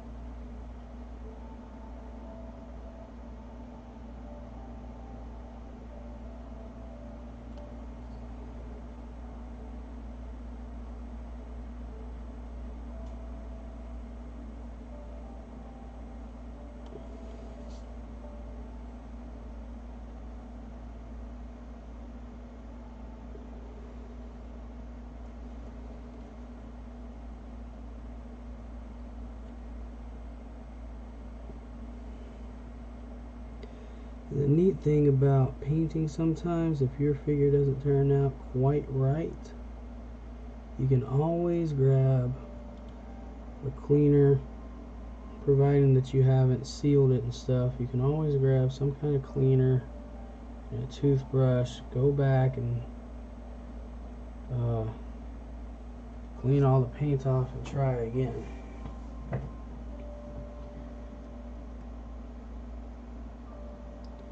And usually it won't hurt your figure at all.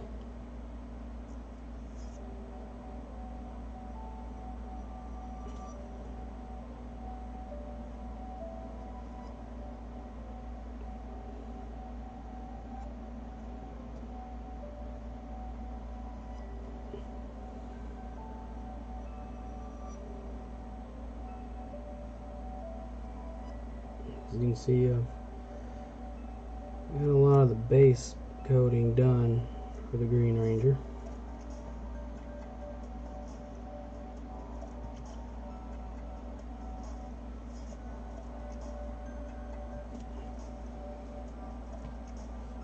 So that's kind of what he's looking like so far. I really like the bluish green here because it looks like kind of his early costumes. It's not this olive green, and I can do a lot with that. Actually, I'm basically, for this one, I'm melding classic with modern is basically what I'm ending up doing with this particular one.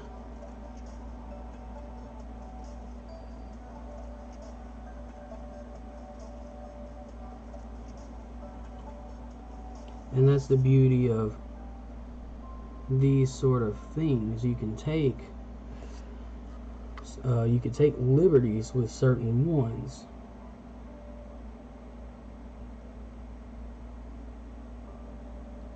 And you can create something truly extraordinary that is also your own.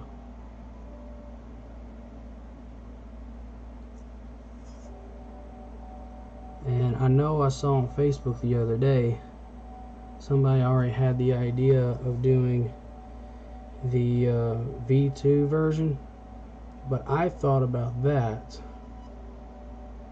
when I heard that there were at the time when this game first started 2 Green Rangers. You had the Green with Evil expansion Green Ranger, and you had your hero Green Ranger in the original Kickstarter set. And I had already thought at the time, hey, it'd be really cool if I did the evil one in the V2 style from Bat and the Sun Productions and stuff. And then along comes Phase 2 Kickstarter, where they brought in the Zeos and the Legendary Tommy Pack, and that just sort of reaffirmed the idea of doing the V2 as one of the Green Rangers. So I had thought about doing this long before I saw the Facebook post of somebody doing it. And that also reaffirms my suspicion that in today's society there is no such thing as an original idea. If you have an idea, more than likely somebody else has had that same exact idea. That's part of the reason why Hollywood, I think, can't put out anything decent now, is all the quote-unquote original ideas have been done, and it's hard to come up with something that somebody else hasn't. And as fickle as the copyright laws are, and the way society in general is today, it's very hard for a creator to do anything without a lot of scrutiny and without having to be so careful and protective over what they do in themselves to avoid going to jail.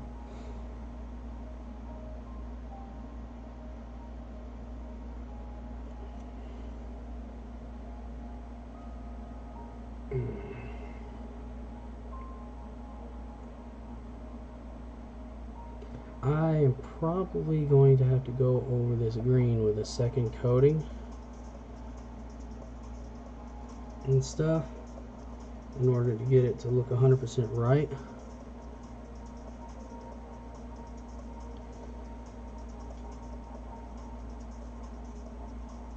And even then, you're probably still going to be able to see some of the brush strokes because this particular paint isn't as fluid as the others. But overall, I think it's turning out really nice. It's just going to take a little time.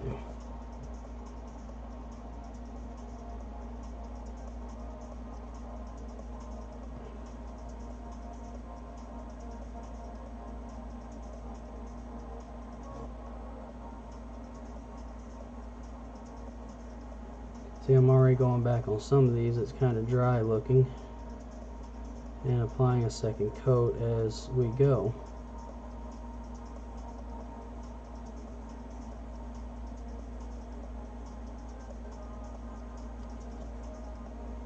I kind of did that with the pants earlier.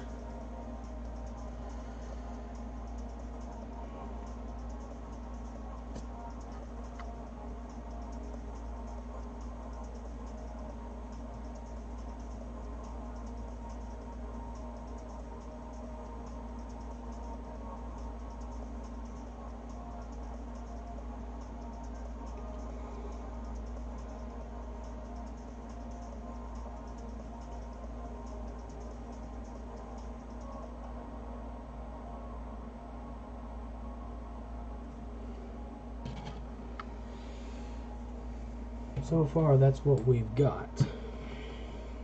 And I know I did the whole helmet green, but I believe with the yellow ochre, as soon as the green dries, I believe we're going to be able to go over it pretty easy with the yellow ochre and then the gold, is what I think.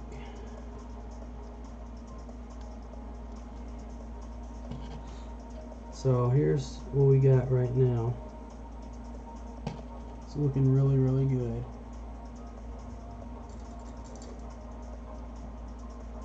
My eye. It's a minute.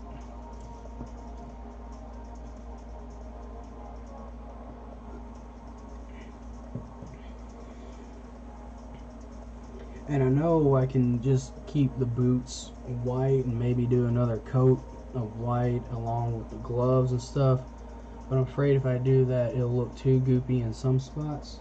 But it's worth a shot just to see if I could actually get the squiggles instead of the triangles.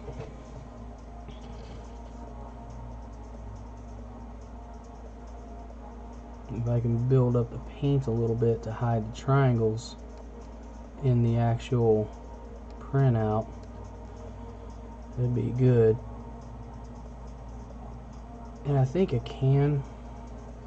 Besides, when you look at it from a distance and stuff, and you're admiring the artwork for it, you're not gonna really see the triangles below unless everything is really pronounced.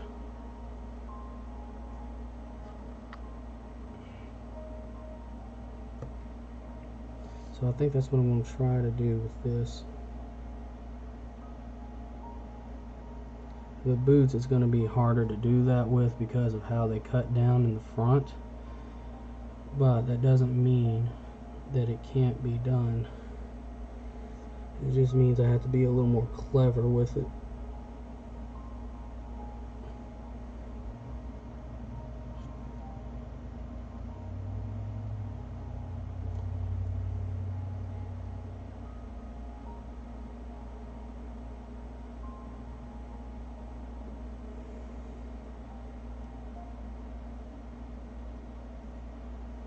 And I like the idea of having the gold bangle on it, but with the way that it's designed, since I'm trying to do this as accurate as I can to V2, I'm going to have to cover it up.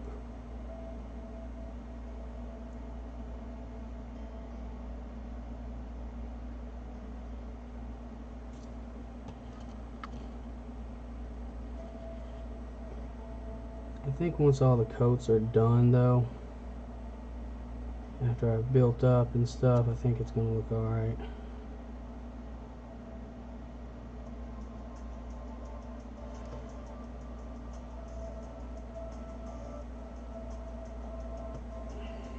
See right there, it already looks more solid. And I can't really see the triangles. I'm going to try that down here on the boots as well.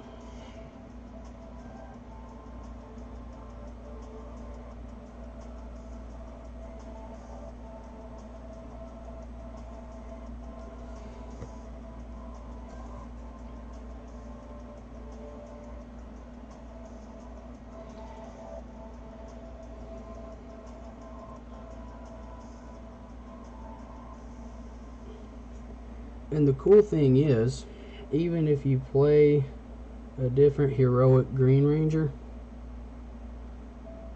it doesn't matter the sculpt you give. What matters is the cards and what they say is your abilities as that Ranger. So if you like, say, this sculpt better than the others, you can use it as long as people know it's the Green Ranger. Or whatever color Ranger you pick.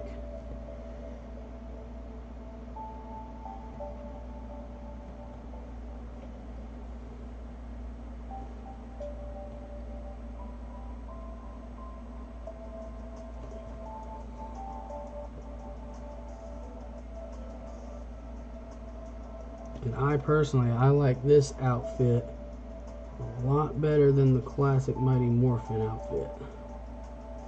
But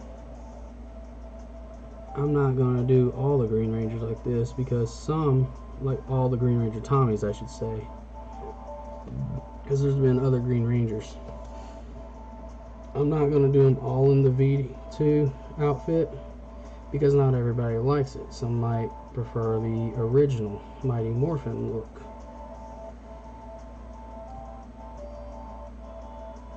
When it comes to something like this, especially if you have duplicate models, it's all in what you want to do. It is your models, it's your preference.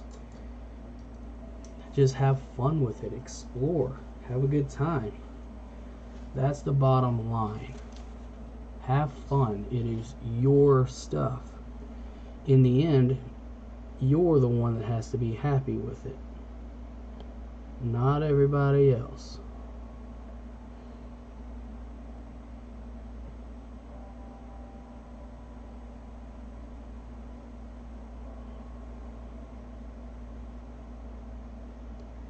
You know, there's some people out there, when it comes to something like this, be like, oh, you gotta follow the actual designs, yada yada yada. No, you don't. I've seen people doing putties based off of the different elements. I saw this one post on Facebook in the group for this stuff that did putties based on all the elements of the earth, you know, your earth, wind, water, fire, air, all that stuff. I saw somebody do that and they looked absolutely phenomenal. And with the ability, if you're smart enough to make house rules in the game, you can make it to where certain putties that you painted have certain abilities, as long as it's agreed upon by all the players. I just painted that dragon dagger completely white because the other colors will show up better afterwards. So now what I want to do is I want to take the yellow ochre and start working on some of the gold.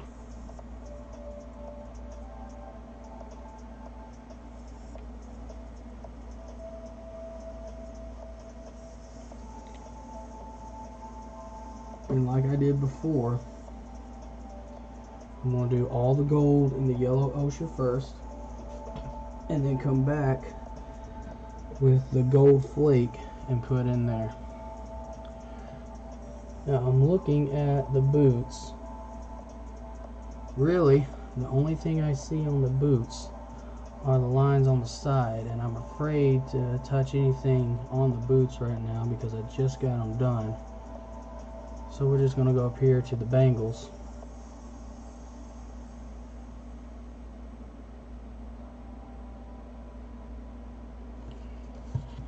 And like I had said yesterday and stuff, if you get a lighter color on a darker color, that's fine. You can go back with that darker color and cover it up a lot easier than you can covering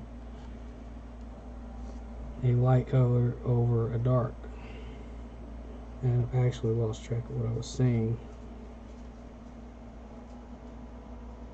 What I was trying to say is you can cover up a light color with a dark a lot easier than you can color a... Hold on, door's open.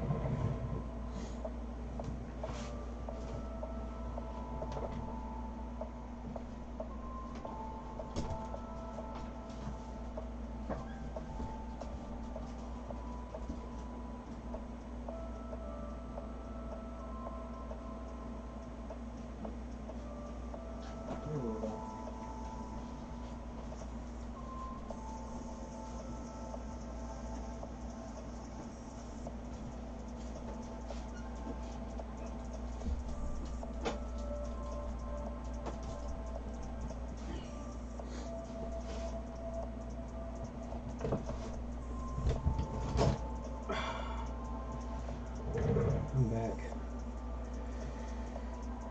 I gotta stretch a second. Now maybe I can get my thoughts straight. It's a lot easier to color dark over light than it is to color light over dark, is what I was trying to say. And yellow is a lighter color than your greens.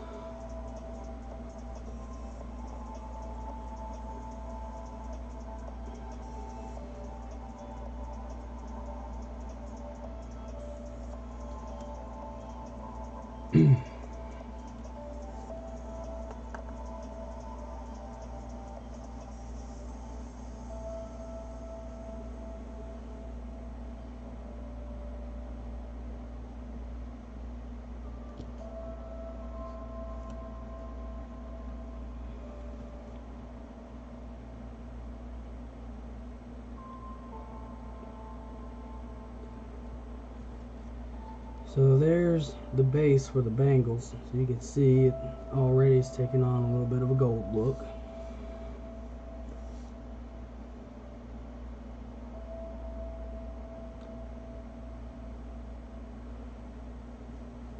Actually, the more I look at these pictures, the more that I see it doesn't matter that the white diamonds I accidentally covered up that's showing underneath the shield, because the pictures doesn't really show the white diamonds on the outfit, even though we know that underneath the shield Tommy should have, like all the other Mighty Morphins, white diamonds. So that just made this a little bit easier to fake.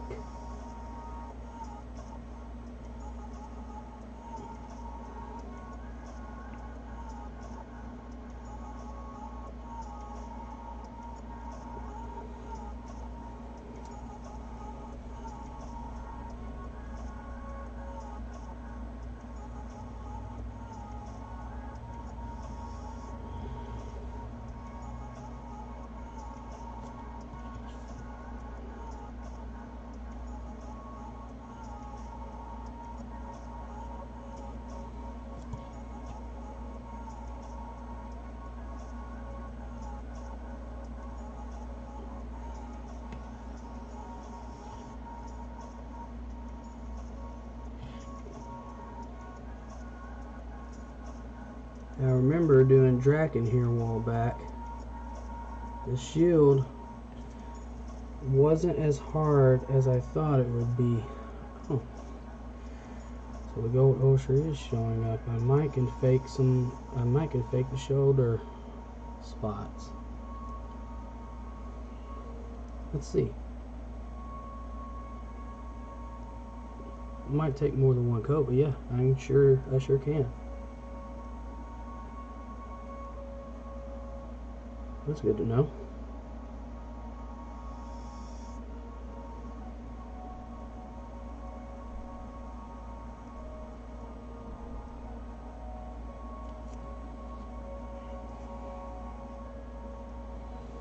So let's go ahead and sort of fake it.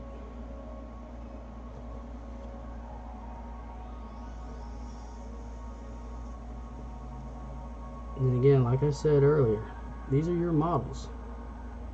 The only one that has to be happy about it is you.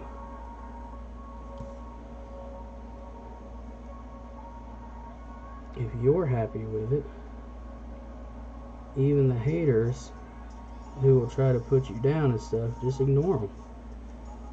It was your model, your project. If you're happy with how it turned out,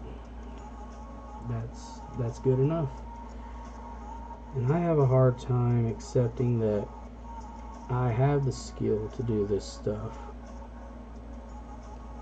because I also grew up in my mind saying that no matter how good you are at something, there's somebody that's always a little bit better than you. The idea, in theory, was to keep yourself humble and not get arrogant, but it also had an unseen effect on me in not accepting that I am good at something. So that logic was a little bit flawed on my part.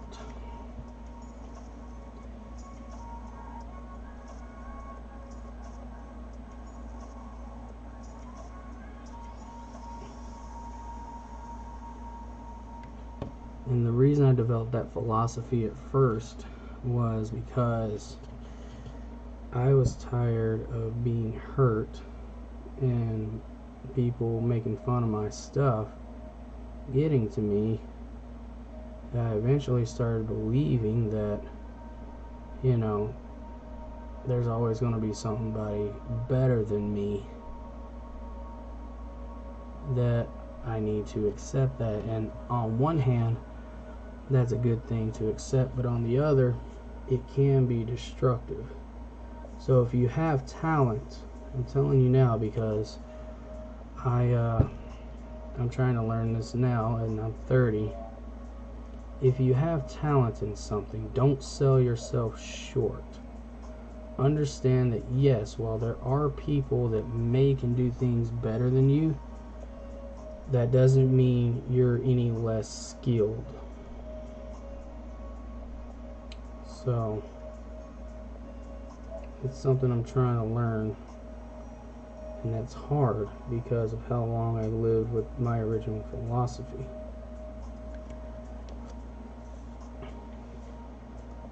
I'm liking how this is turning out.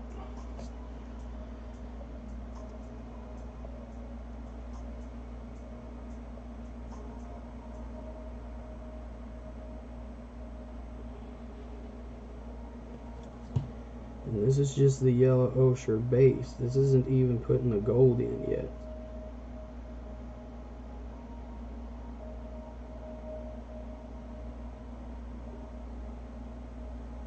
We'll get to that part eventually. I got a feeling this is going to take a while because of all the alterations and stuff I'm going to be doing to it. But when it's done, I think it's going to be one of the best pieces I have.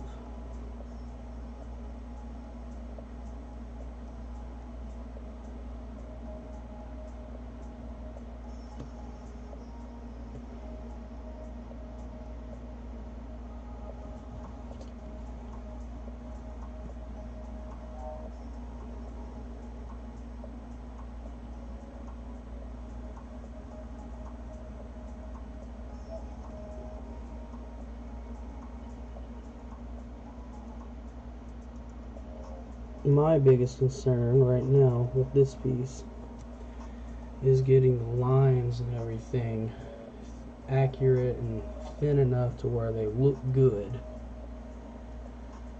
That's my only concern with it right now. Now the picture shows the typical morpher color of silver and whatnot, but if you go back and you look at the original Mighty Morphins, Tommy actually has a gold morpher with a gold coin and red accents on the morpher. Now all the morphers have the red accents, but Tommy's was the only one that had the gold instead of the silver. So I'm coming back to that. And as you can see, and I may not even do the yellow ochre on the belt, I might just go straight gold with it. It does have gold striping.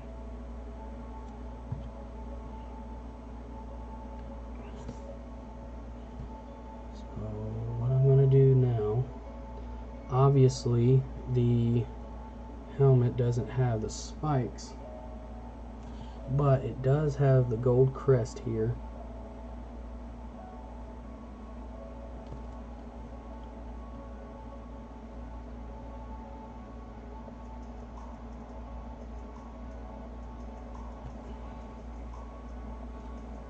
So we're going to try to replicate that while we're up here.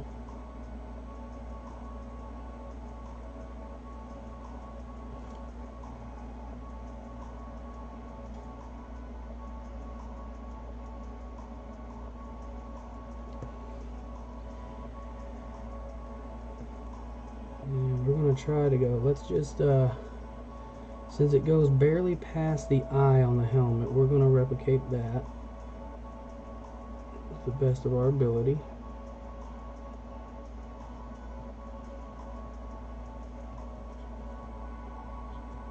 Because I doubt that Renegade Games is going to get permission from Bat in the Sun to use their design for Green Ranger. So that being said, we're just going to have to do it on our own. So as you see, it's kind of how we got the helmet going now.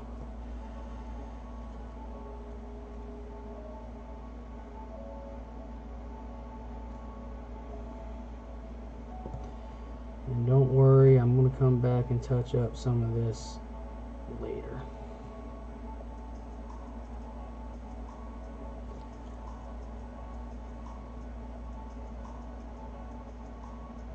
Gotta say, I'm really happy with how it's looking, and once I start putting the metallic flake on, it's going to look even better, I think.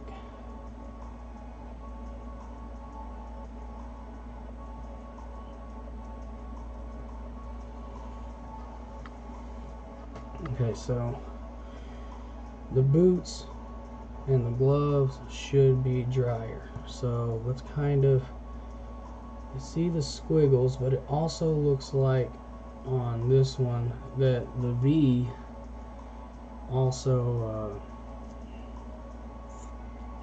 it kind of looks like, if you look here, it kind of looks like there's a green spot that reflects the V pattern on the boots. But let's see if we can find another picture that maybe shows more of the glove.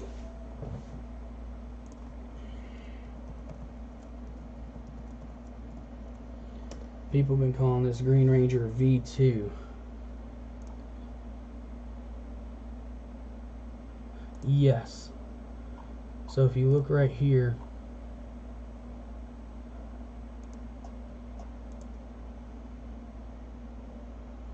if you look in this area, you see it does have that V on the sides. So we're going to replicate that. And it looks like that V actually goes above your hand right here. So let's go ahead.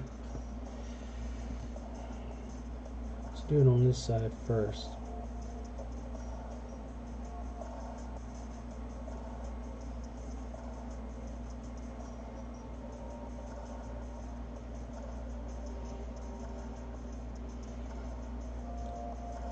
You're quite literally faking this design with the way that you paint it, is what you're doing.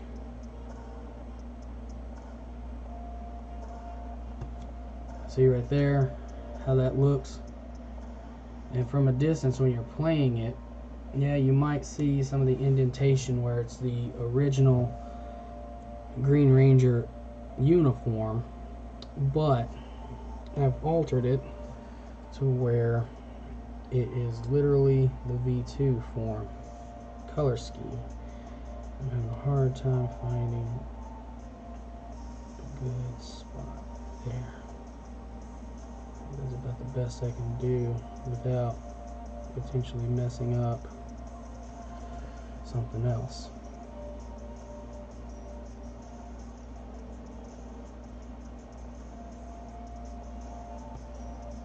So there's the triangles on the gloves. Let's go down here to the feet and do the same thing. It's kind of centered with the ankle.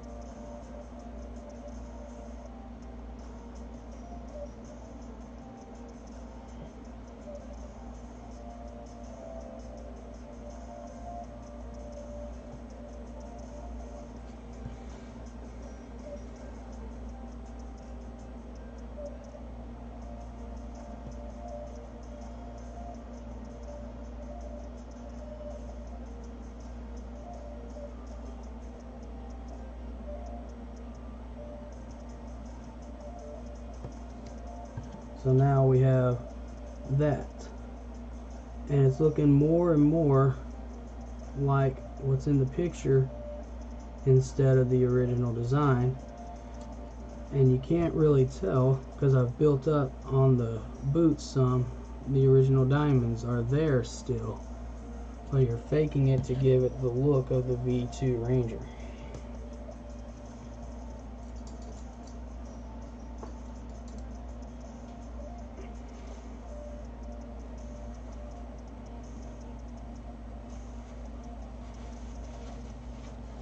I'm going to come back with the green on the helmet because there's a little bit that I want to fix on it.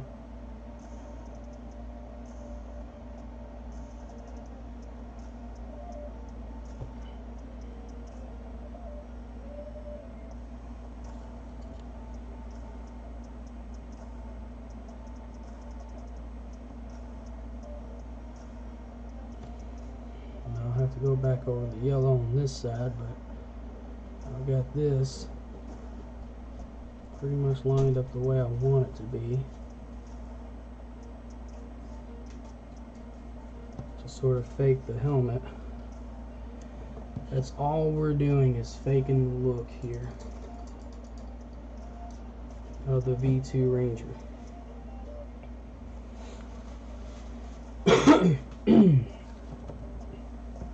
Now what I want to do is now get the gold out and start doing some of the gold.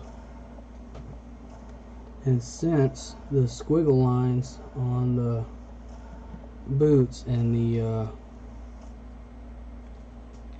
gloves are already on white, there's not really a need to use the yellow ochre first on it.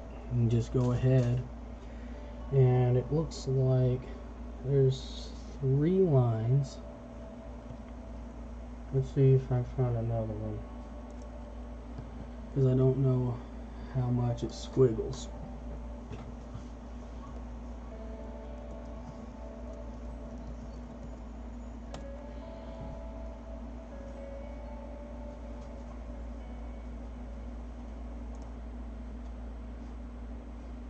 Here's a good idea. Alright. It looks like to me that the Green Ranger only has 3 lines and it's kind of a extended S shape. But what I don't know is what that is. Right there. It might just be shadow. So that's what we're going to go by.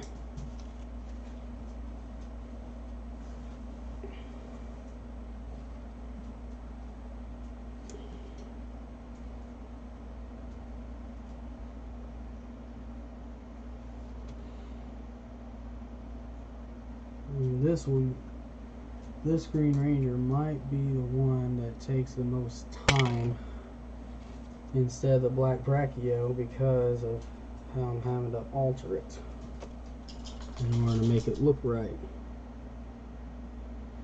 Which I am perfectly okay with because, again, Green Ranger was my favorite.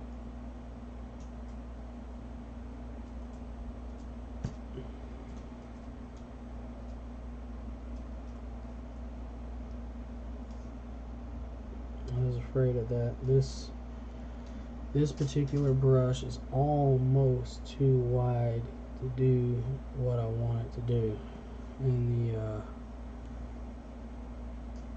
textures is still technically there, but it's okay. It don't look that bad.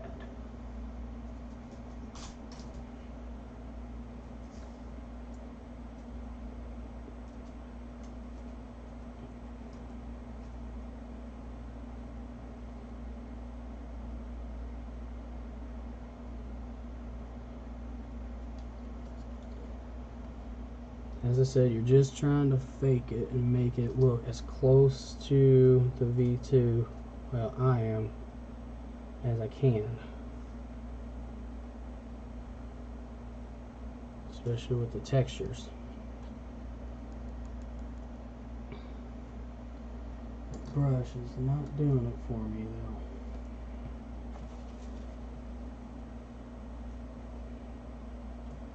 You're going to want to do the same thing with the gloves. You're literally just faking it.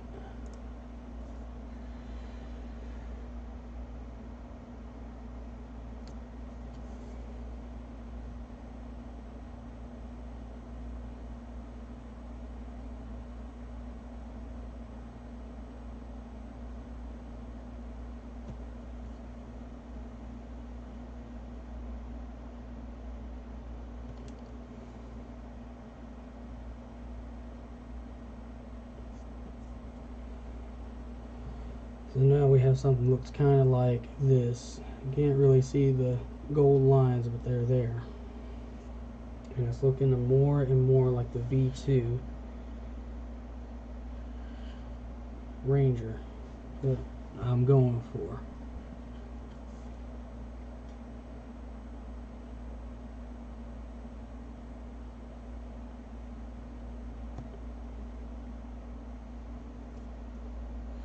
I hate how this brush isn't straight anymore.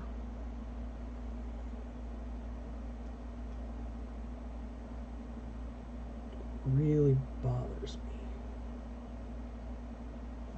It makes it that much harder to get the angling right.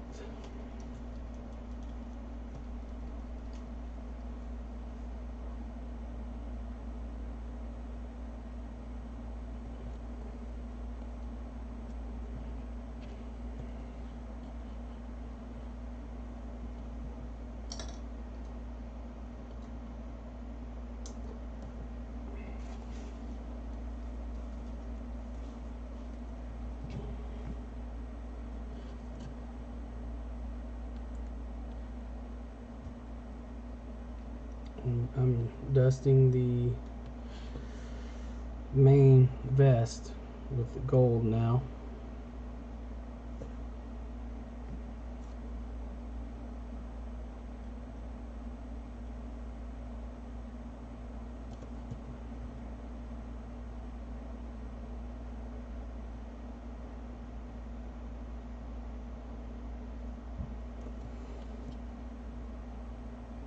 So it gives it that gold shine like we're supposed to have.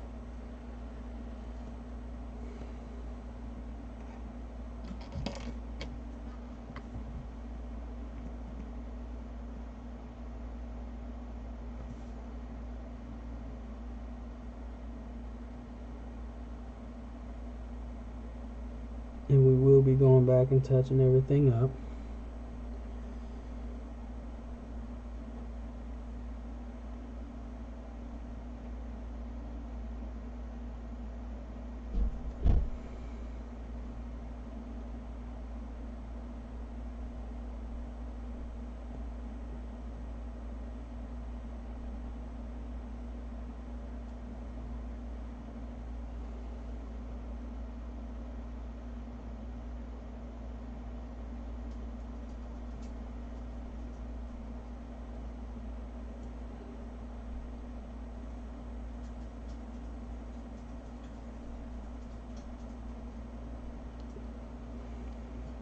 See how that gold is popping now? That's kind of what we're looking for. Is that gold to pop out and stand out.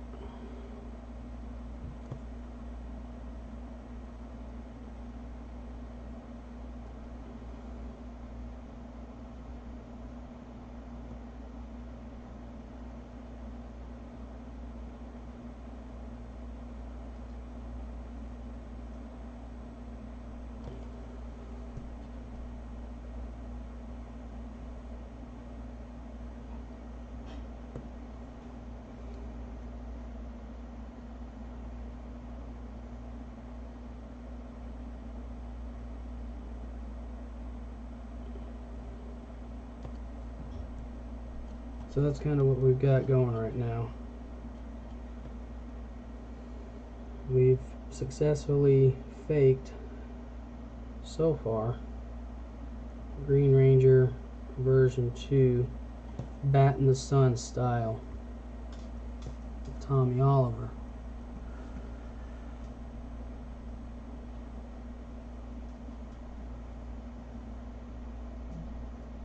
I think what I might do is I might go touch darker on the gold for the coin when I get to it. Now we're going to try to do the gold lining on the belt.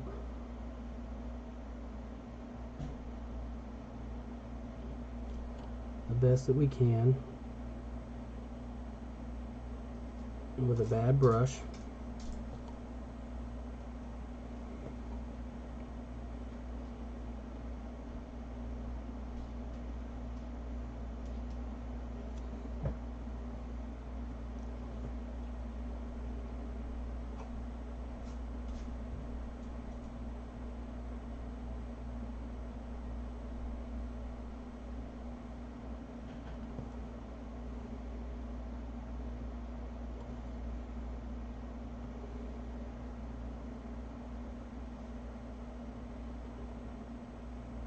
I don't care if I get it on some of the green, because I can go back and fix the green.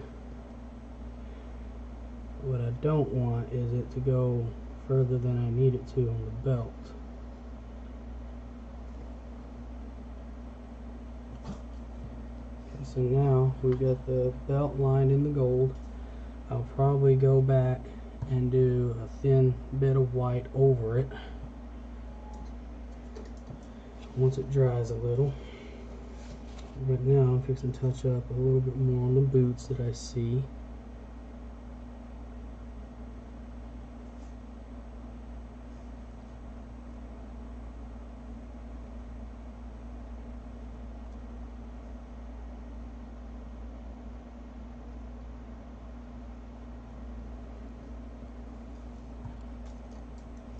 Let's go back with the green. Start touching up on some of the green, because we still have another shade of green to do for the side parts, and we want to make sure our base green is good to go before we do that and dried enough to where we can make the necessary change and not have to go back and touch up too much on the base coat.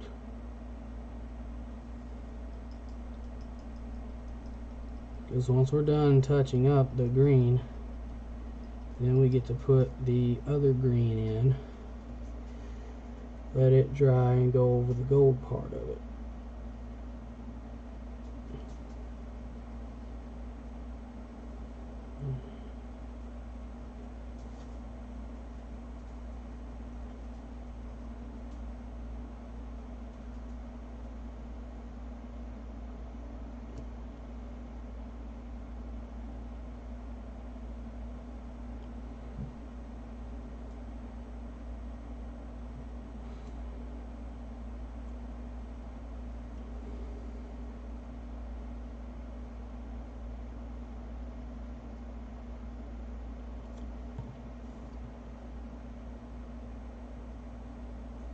This is where the tedious stuff comes in, just coloring in and touching up to make it all look as good as you possibly can. Especially when you're faking a design on a part that's not supposed to have this kind of design.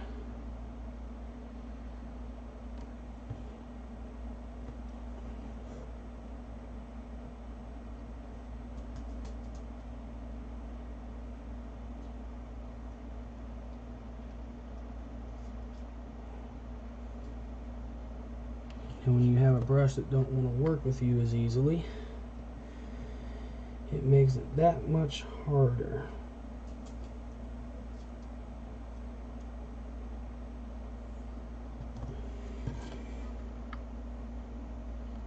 So here's what we've got so far. To me, I don't think I could get it any closer if I tried at the moment.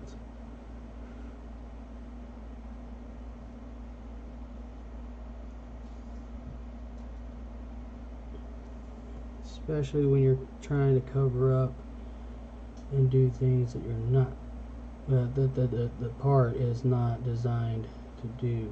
Sorry, I forgot how to talk for a moment there.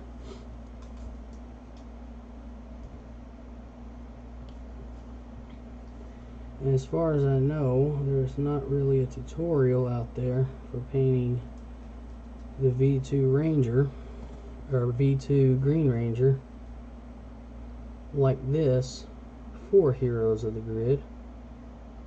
So huzzah, I found the first one to do a tutorial like it.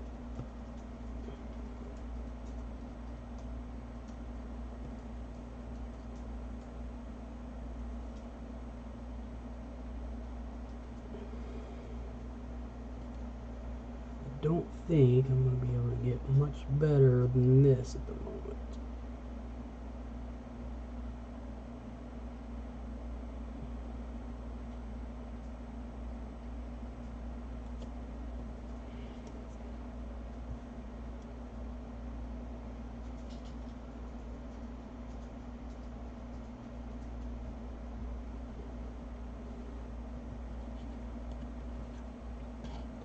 So far, I am really liking how it's turning out. What I want to do, since the vest is pretty much done, there are a few black spots on the vest that's actually black that I want to do while some of it's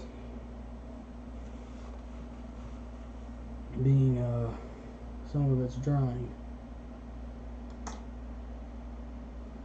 And then I also want to try to go ahead and do the gray on the visor,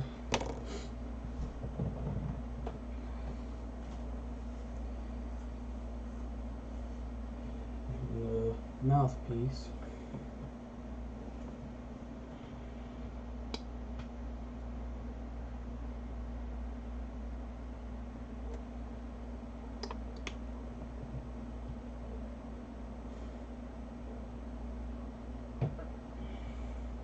I think I can afford to use the white on that black that I've already got pulled out. I know I'm going to need a little bit of white to pass over the belt.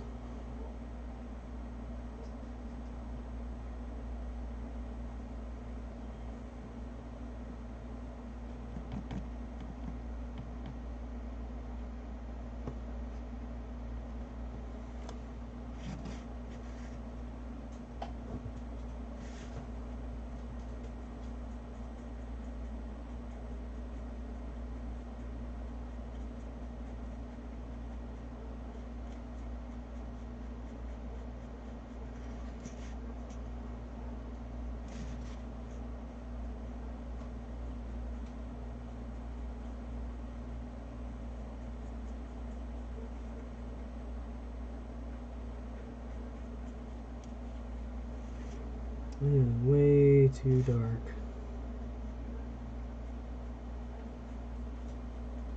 Should have done another thing with white and mixed in the black with it just a touch.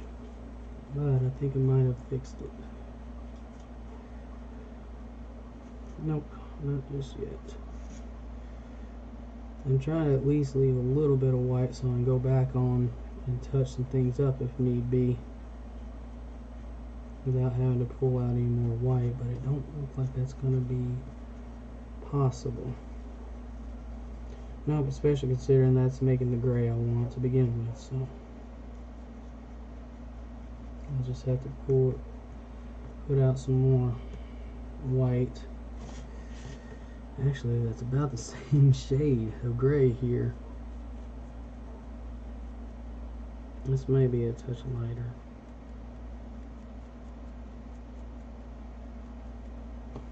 And it still needs to be lighter, so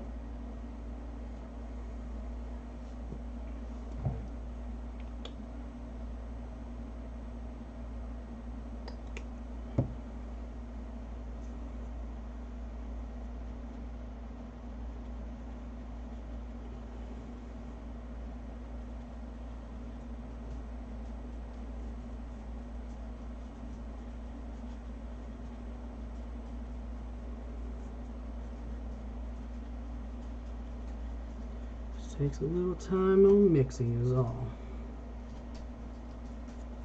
Just a little time.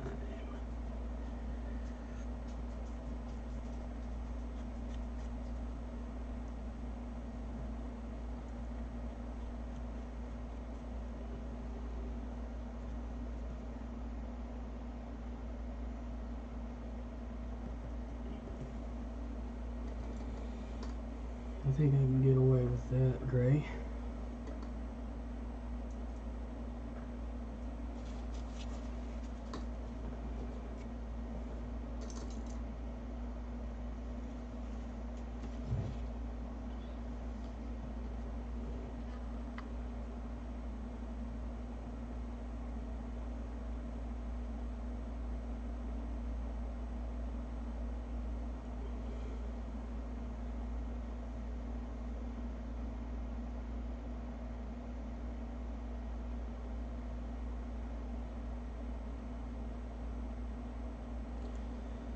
Quite a bit of gray for such small spots needed, right?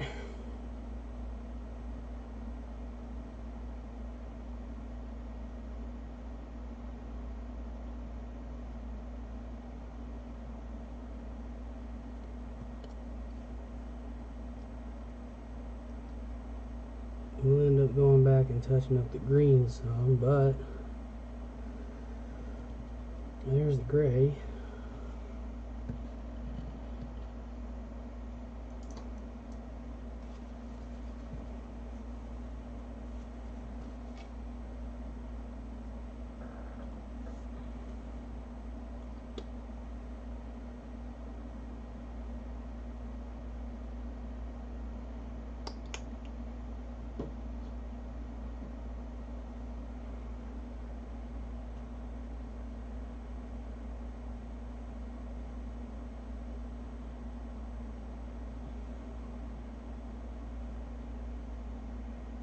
That gold got mixed in that black, and I don't like that. Maybe it'll be alright.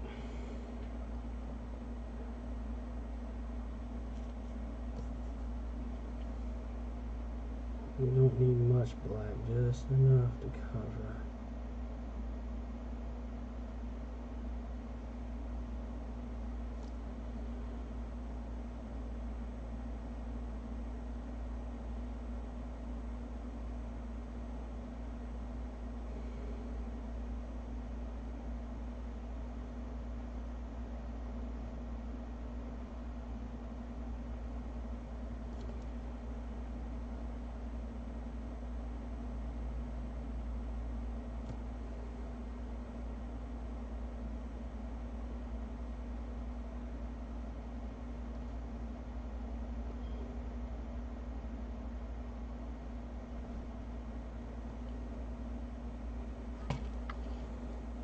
Okay.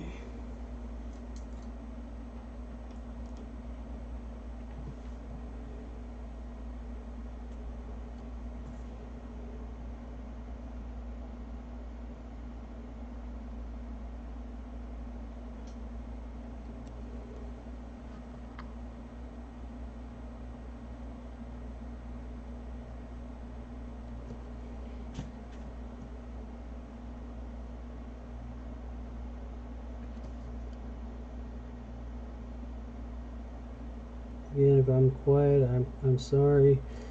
This is the concentration part I've told you guys about before.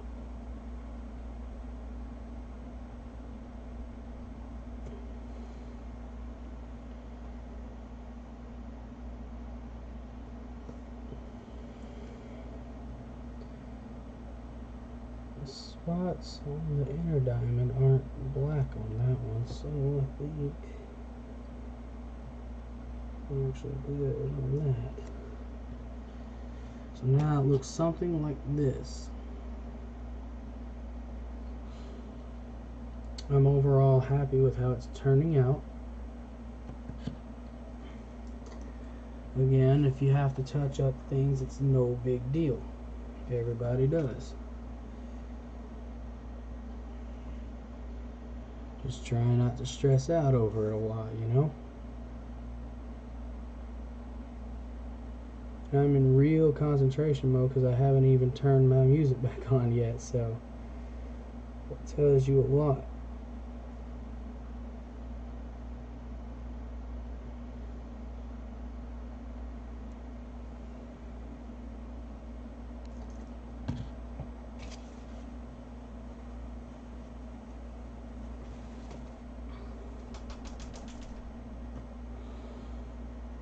I'm gonna go back.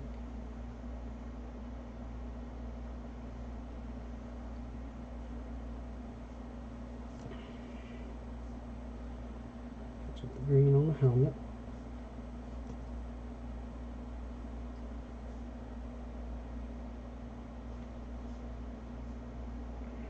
And the visor.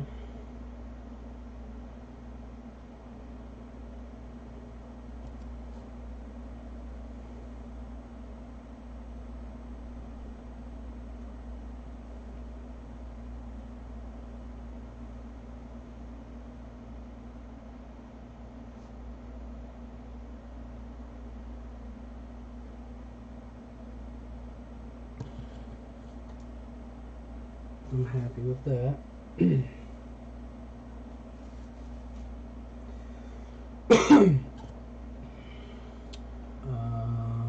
What next?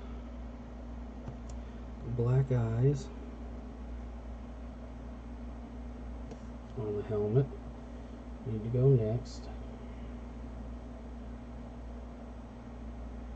Oh, that's too wide. Way too wide.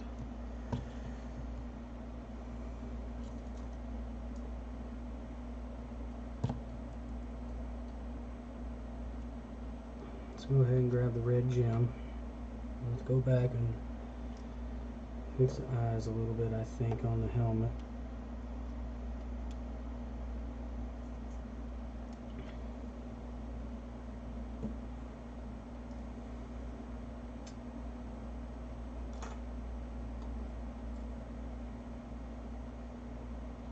Times like this, I wish I had a fine tip brush.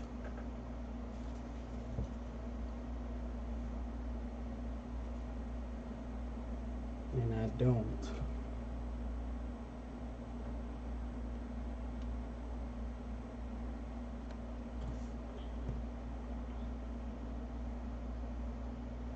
Dot right there. Red dot on the helmet.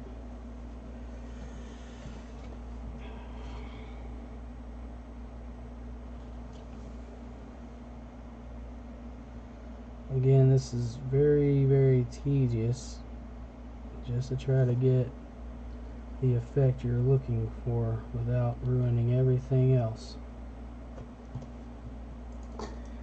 Very, very difficult to do.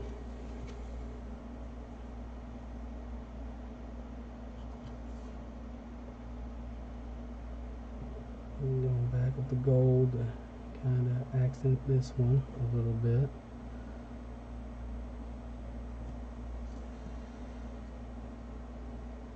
Alright, so next is going to be the hard part, especially with these brushes. Doing the darker shade on the side with the gold.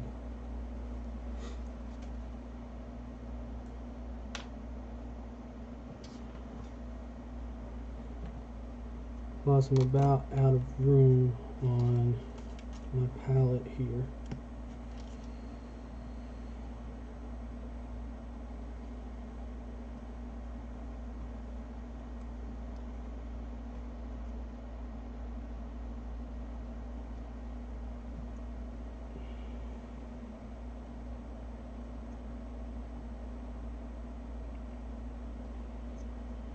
The key to doing this part is making sure you follow the contours of what you need to follow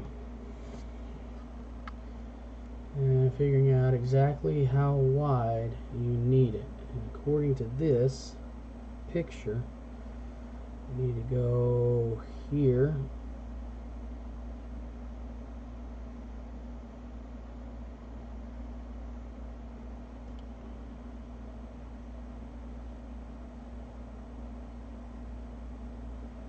like so.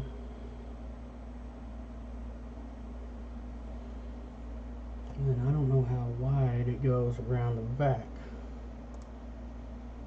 And that doesn't show it.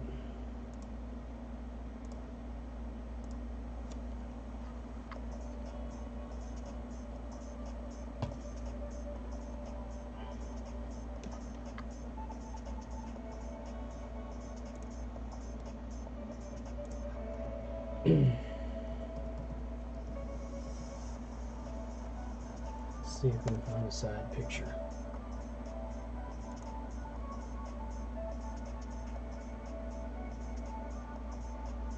Looked like I had something there.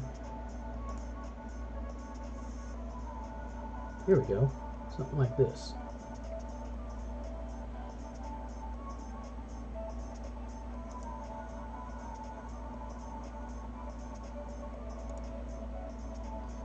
It still doesn't show exactly how far it goes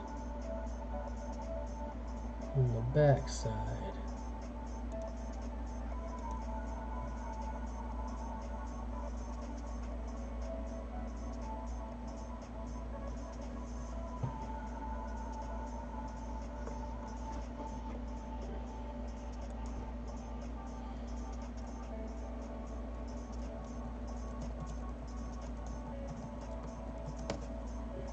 You just have to bear with me a few minutes, everybody. Ah, here we go. Okay, so looks like this comes across about halfway on each butt cheek and down the leg. So about here, halfway here.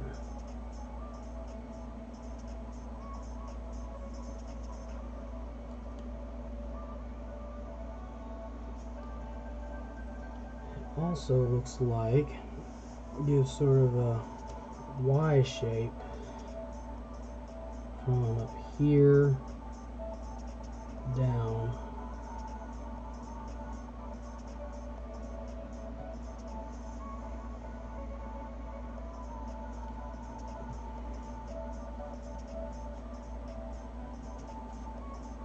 And front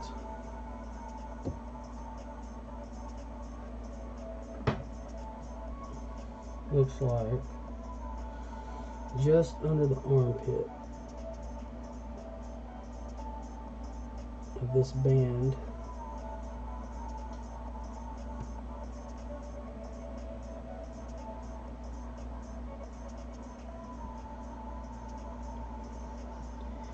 to the side right here. Okay, so we have the outline for this part, the dark green, at least on one side. And what I'll do when this green has dried, I'll come back with the yellow ochre and then go over the yellow ochre with the gold, because that's the only way it's going to show up right.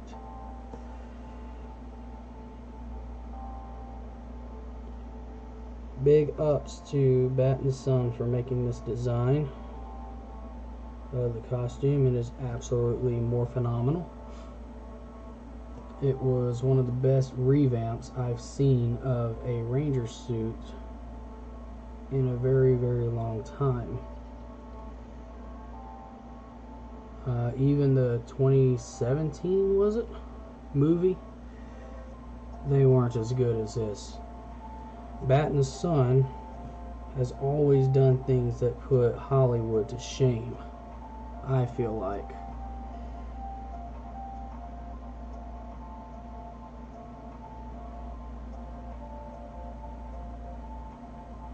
So, Bat and the Sun Productions, be proud of what you do, because it keeps fans like me watching. And this is honestly the olive green, but this is very close to the green that is used on the side part here. So my theory is I could have used a touch of yellow to lighten it up and do the other part instead of the blue-green, but I kind of like the contrast here, honestly. It's a really good contrast.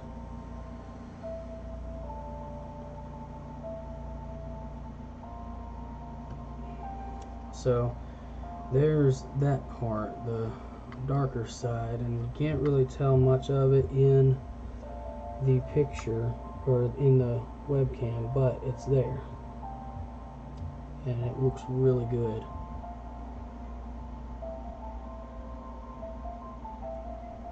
So now that I've seen where it falls, it'll be easier to get on this side as well.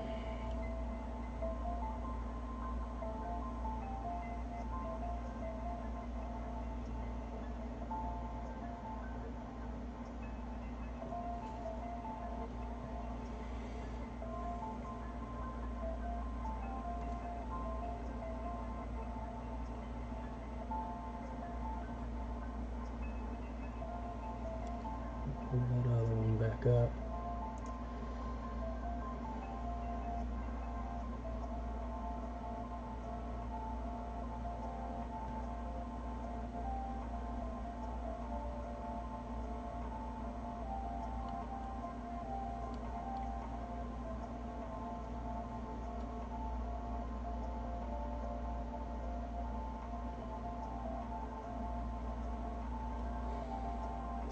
This brush, man.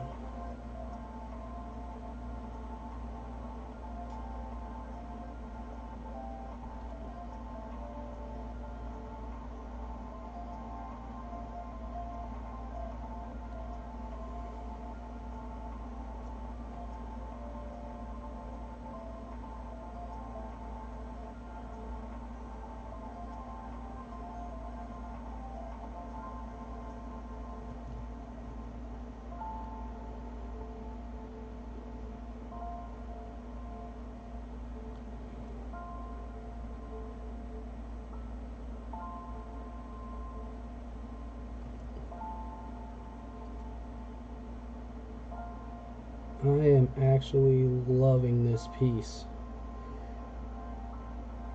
I didn't think I'd be able to do it this well, but I honestly have surprised myself. Again, thank you all for joining me and watching. This has been an absolute blast to do.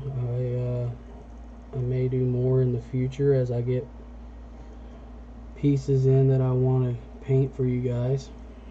again, I thought about doing the Mega Goldar, but the thing is huge, and the Megazord itself took me 2.5 days to do. So, okay, so there's the side piece. So what we're going to do is, while the dark spots are drying and stuff, we're going to go back and we're going to touch up a few things.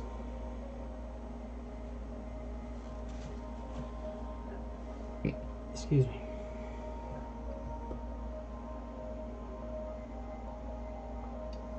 Let me get some more white out here.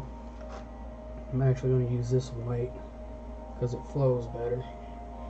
We're going to do some touching up, and we're going to work on the dragon dagger.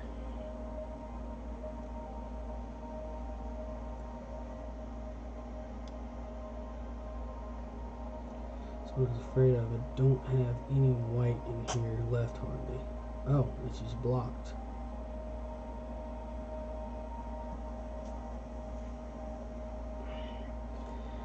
Let me see.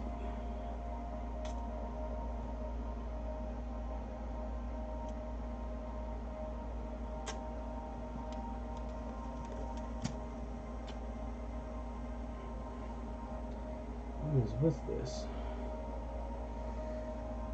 Dried and nasty.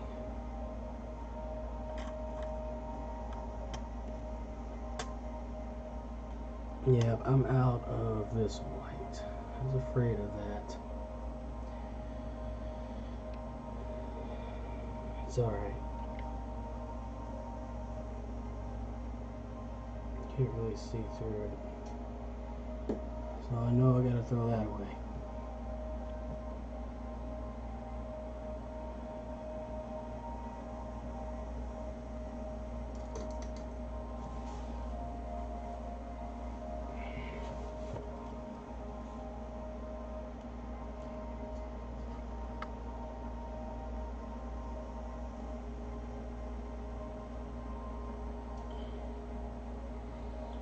Going back and touching up some of the white.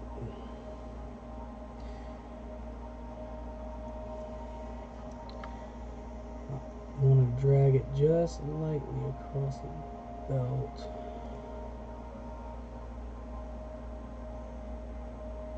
Kind of thin the gold line a little bit. I'll have to go back and touch up that little spot on the belt. The gold. That one too, apparently. It's just not going to be a big deal.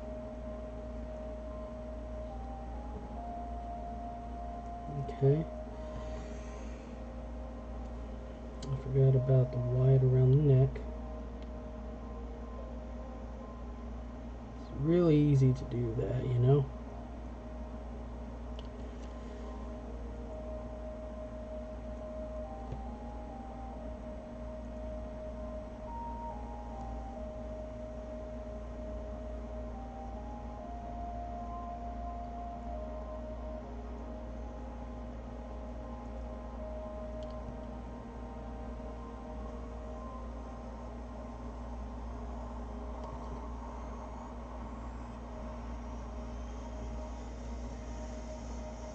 To touch up the green and the gold on this one,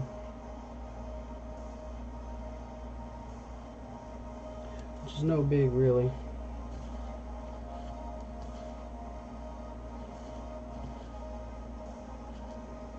I'm looking, I don't see much more white need touching up.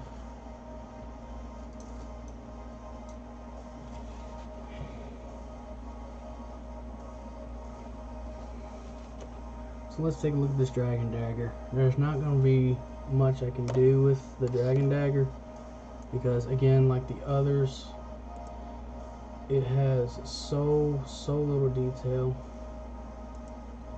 or it's such small details and stuff. I can't really get the brushes to do it right. I'm going to go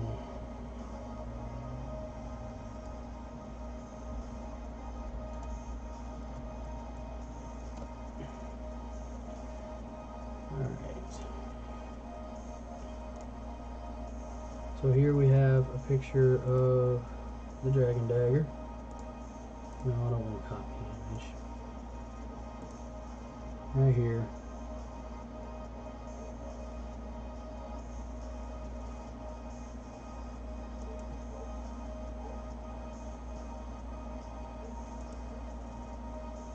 Oh.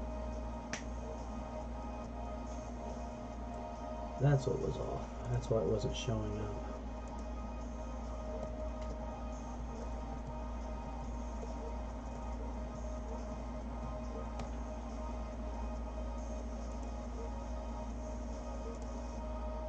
There we go. Now, as I was saying there, we have a picture of the dragon dagger. So,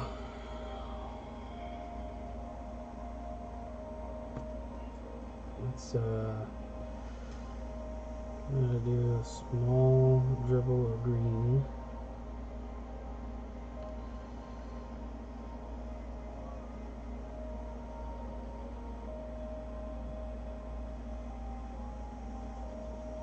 On both sides of the dagger.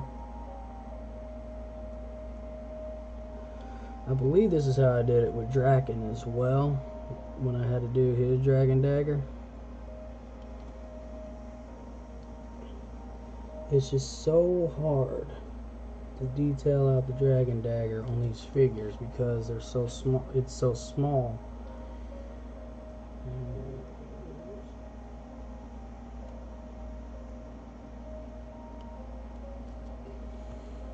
But that's the beauty of it, when you can do something like this and make it look as good as possible.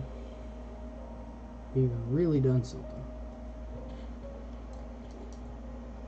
Now obviously there is some black as well. So let's see if we can go over the black and let it kind of seep in a little bit. Don't think that's going to do too good. I'm going to have to go back over it with the gold.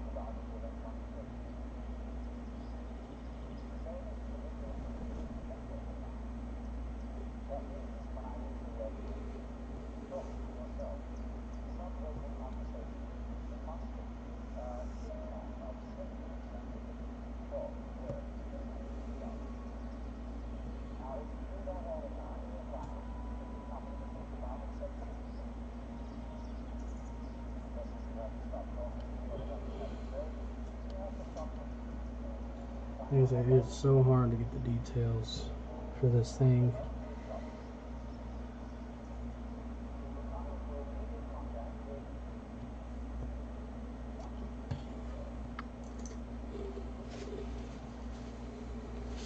We have some gray.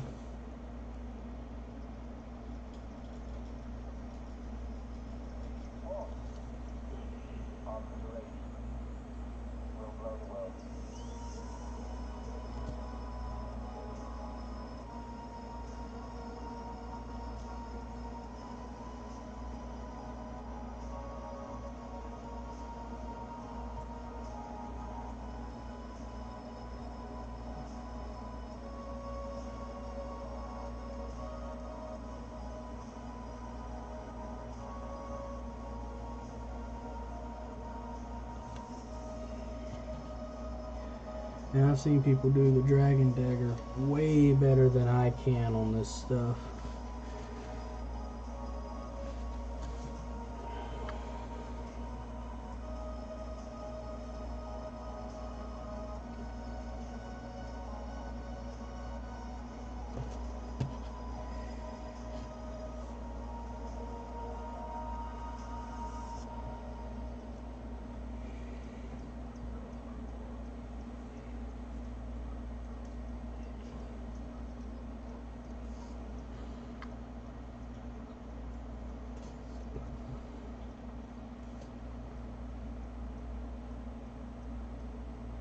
And unlike most blades, I'm not even going to go back with the silver flaking on this because it's so hard to get it just right.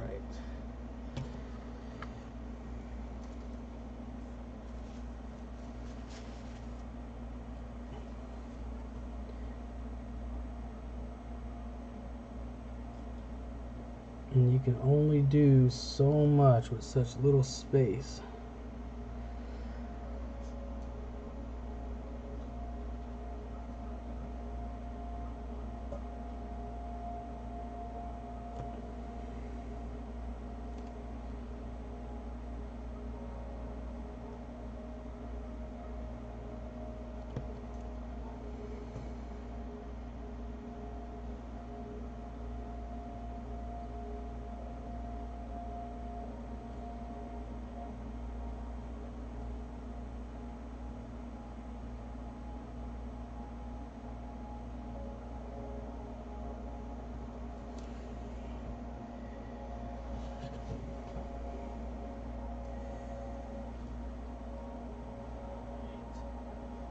Actually, that little hoop here is supposed to be all gold.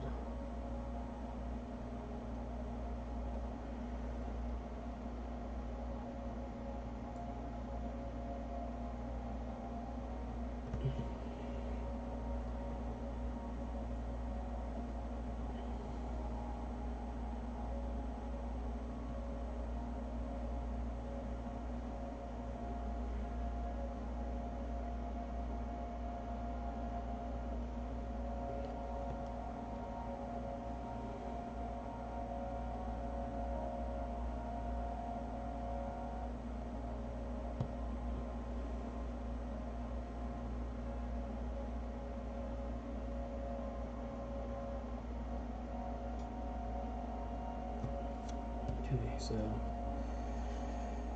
that's the best I can do with the Dragon Dagger. So this is what it's looking like right now. And this Green Ranger has suddenly taken over as the longest, most detailed Ranger from this set so far. And it doesn't even have to do with the fact that he's my favorite Ranger. It has to do with the fact that it takes so much time to plan and fake certain aspects of this outfit on a figure that was designed as an older model Ranger. So that being said, I think it's turning out to be absolutely gorgeous. And I believe that whenever I play Green Ranger Tommy or Master Morpher Tommy mode, that this is going to be the Green Ranger I use, because this is absolutely gorgeous looking.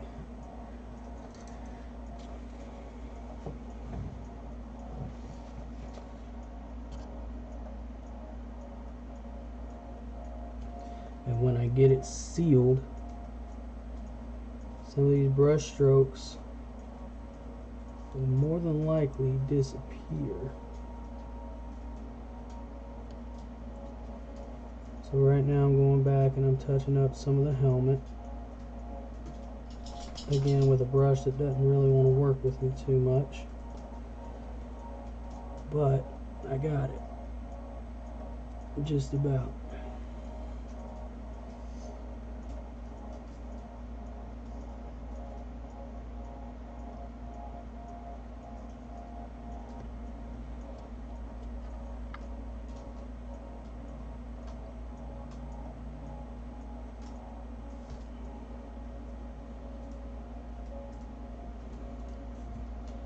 Now I'm not sure what the designs are on the shoulder pads, but we're going to see if we can find it.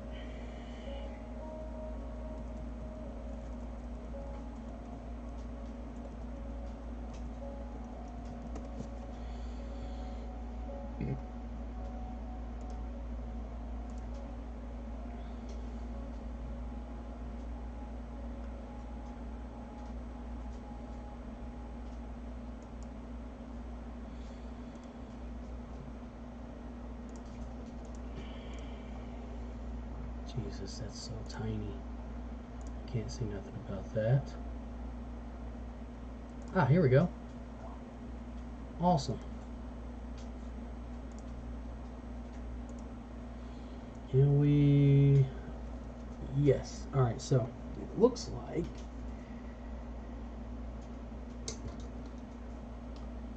like I just struck gold.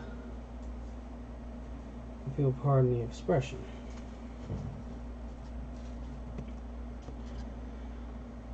So,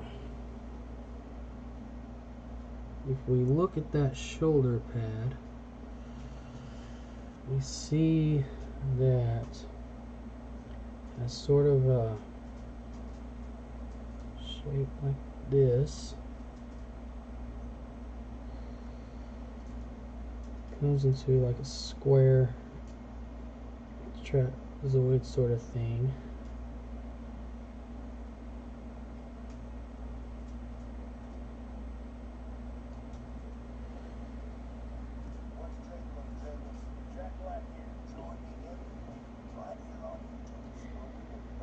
And we're going to do this. Go here.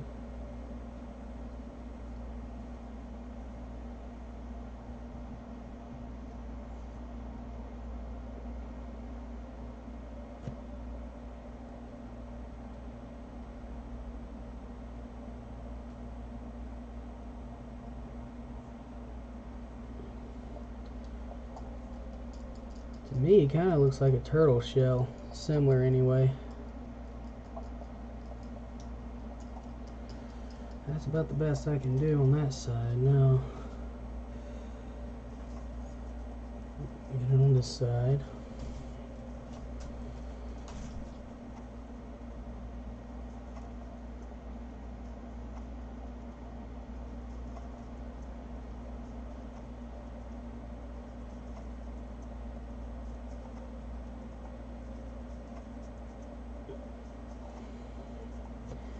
Again, it doesn't help. This brush don't want to work with me. It's bent. I don't know why. It just is.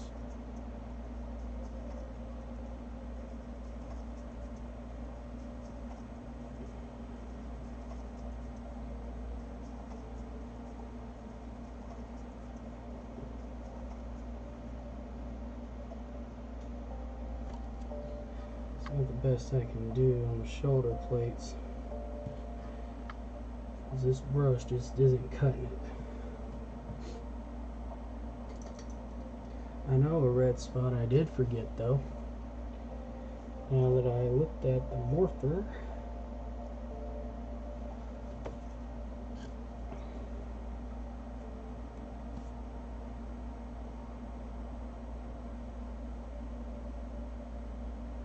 Oh, come on.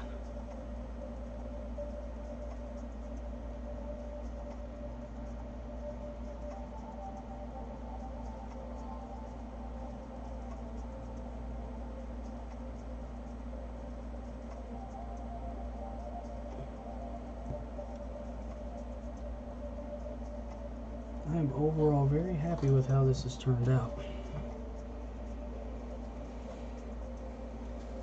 Let's go back up here, see can we touch up around the eyes on the helmet without messing up the whole thing.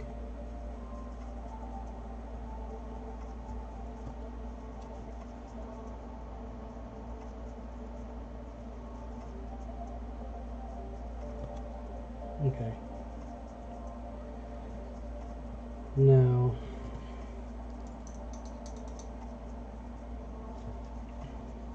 need yellow ochre because we're fixing to do the outline of the striping here.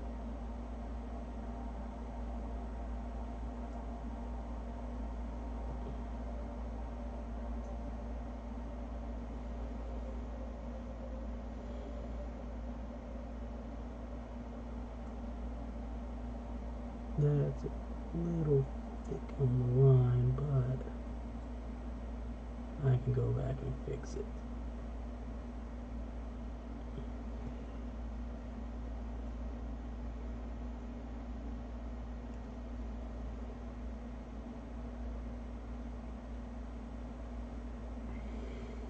Work with me, brush.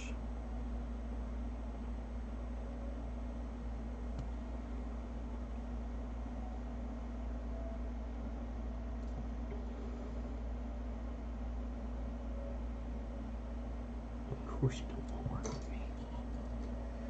I'm sorry, I'm starting to get frustrated with this whole daggone thing.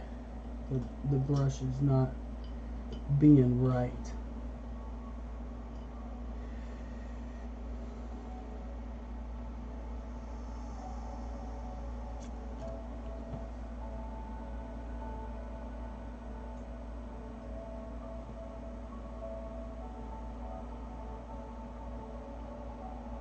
This one ain't much better.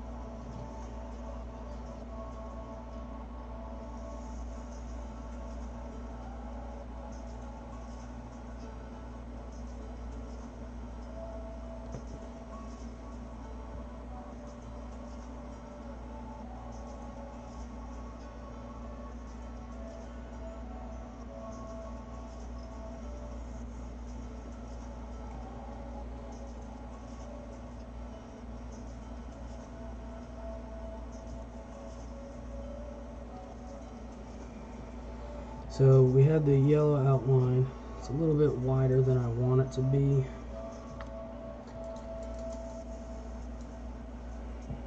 But it does look good. Let's see, can't we thin it out some?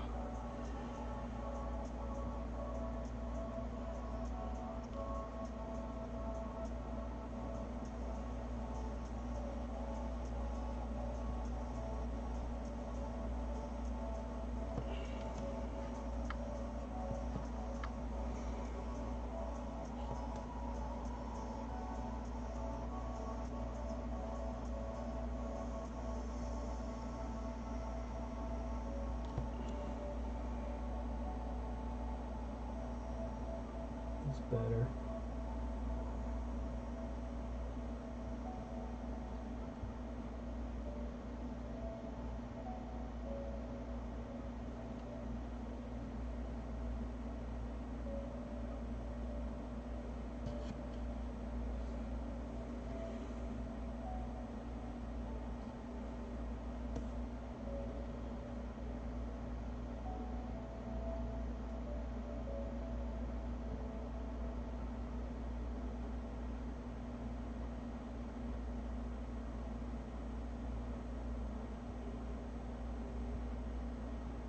I can live with that. At least on the outer edges.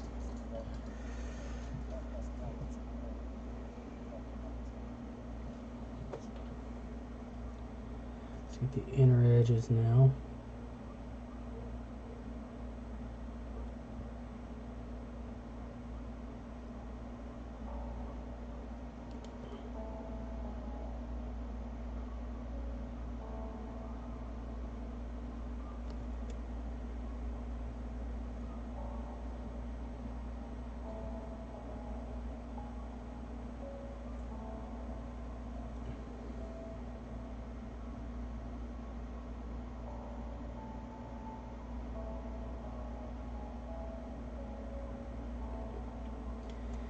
I feel like I am a perfectionist at times because I want everything so.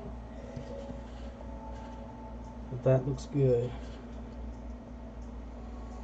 And usually if it's not the way I want it, I can get kind of mad, so.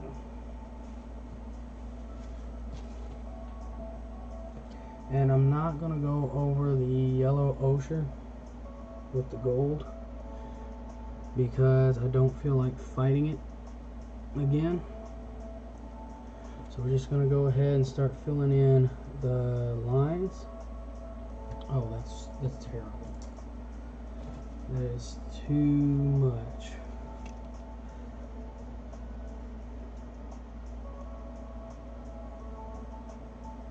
Oh gosh, I'll have to go back and fix that.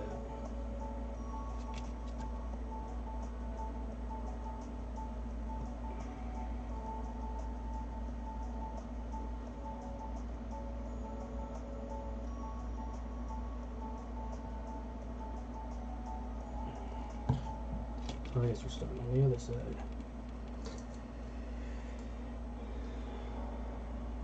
What did I have? Oh, I didn't even see this one. Awesome. No, not awesome. This one is.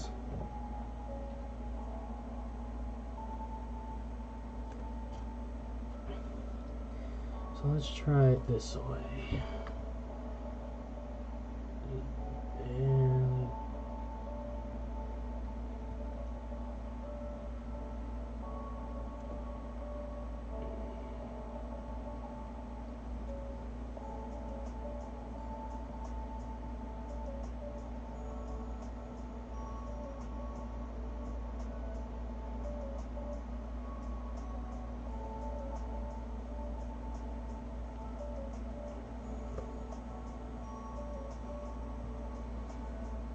just lightly press. Yeah.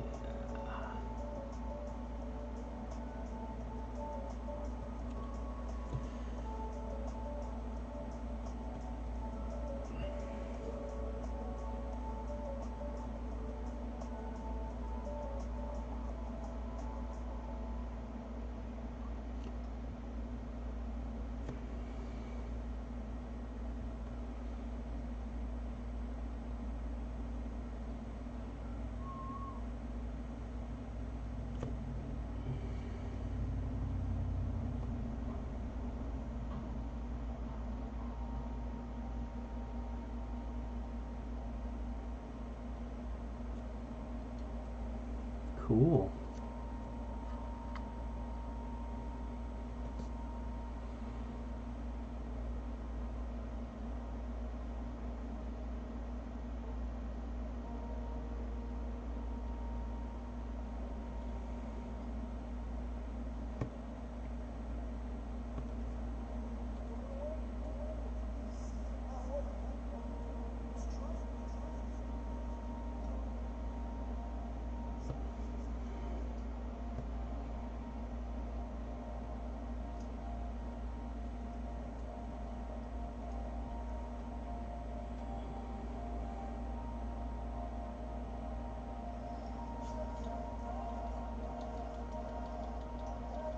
All right. Ladies and gentlemen, I think that's done. So, finally, take a deep breath, let it right back out. Check this out. This is a beauty.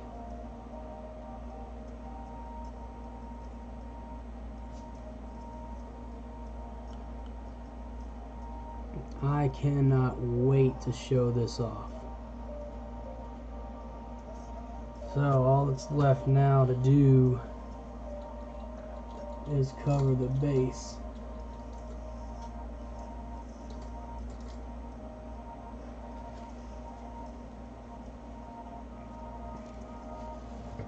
And we have plenty of green to do that with.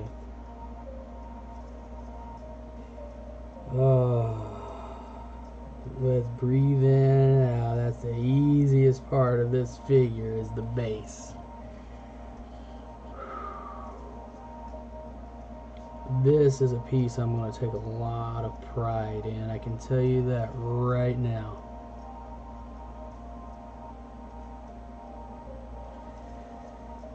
A lot of pride.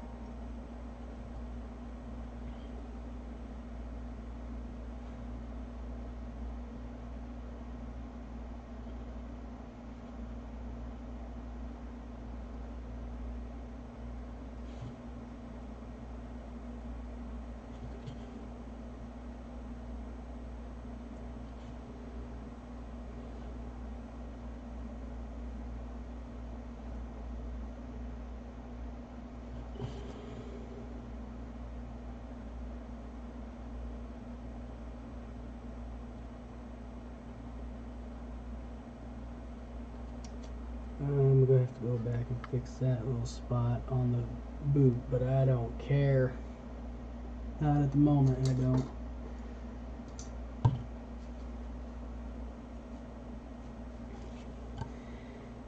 This is a golden piece of this set now.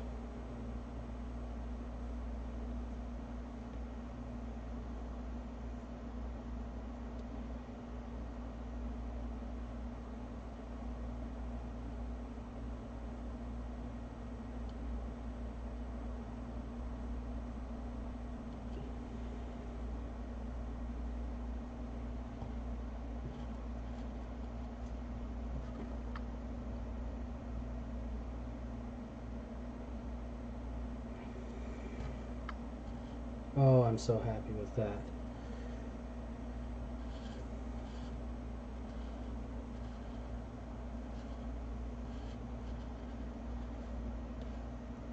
And like I said earlier, from a distance you can't even tell that there's a lot of triangles in the original design of the boots and the gloves, because of how the color scheme is and how you was able to fake it.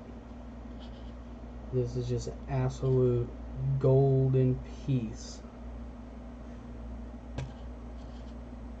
And I can't wait for it to be dried to where I can spray the finish on it, and wow.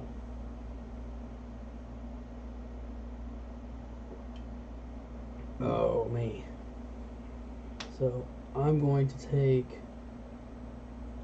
a much needed break from this, and I will be right back to do some more painting very soon.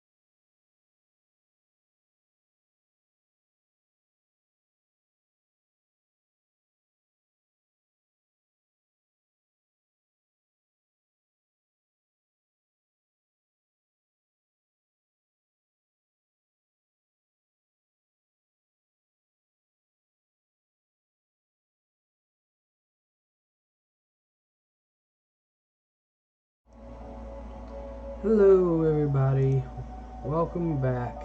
I needed that break.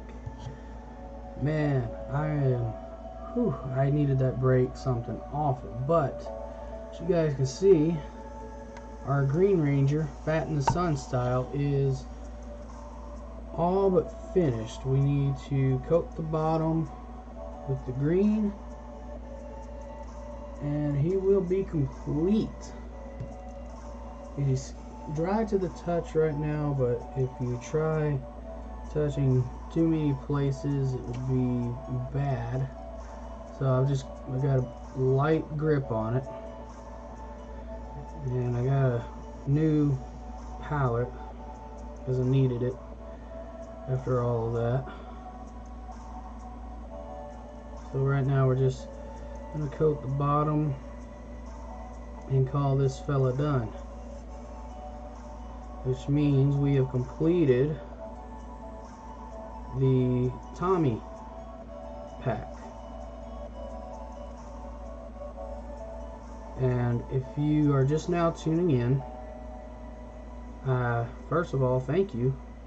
Secondly, welcome. We just got done finishing a custom style Mighty Morphin Green Ranger. I think a lot of people are calling it the V2, which is what Bat in the Sun put together for their stuff. This is what he looks like, and if you look at the Bat in the Sun style, this is exactly what you'll see. We have also today completed the evil Black Brachio Tommy, which is Cyber Tommy.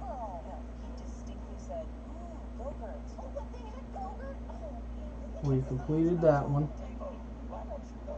So we are now getting ready to do the Zeo Force.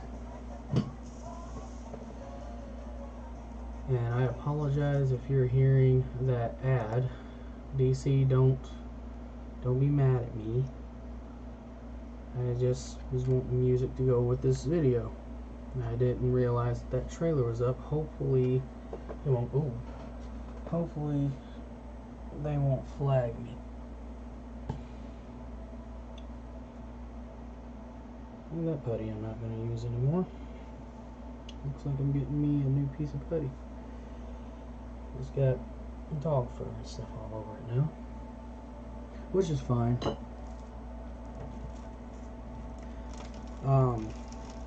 So a few friends of mine and I, we have a Power Rangers roleplay we do.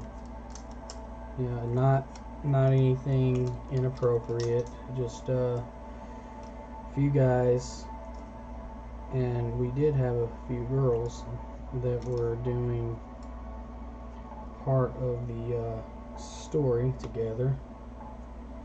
It's almost too big.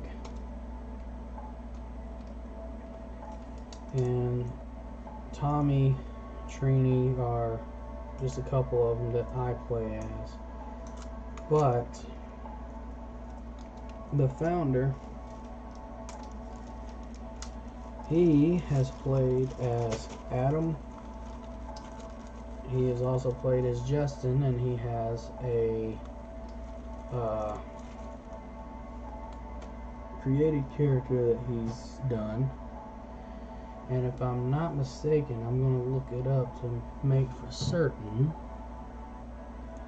I believe Adam was the Zeo 4 Ranger.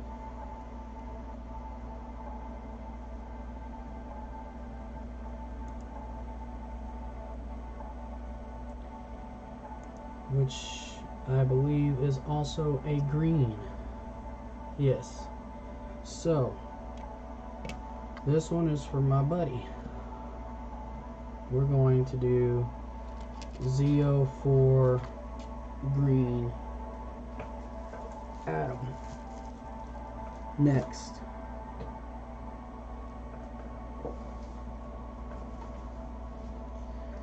The green I want to use for him. Let's see if I can sort of. The flat green looks okay. Let's see what else I got.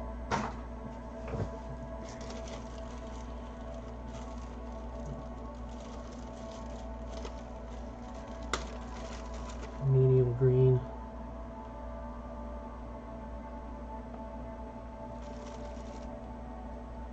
So dark green. No. Alright. The medium green and this flat green kind of look the same. So I'm going to use the better flowing of the paints. I'm going to use this flat green on this Ranger. Which means I need to put this set up.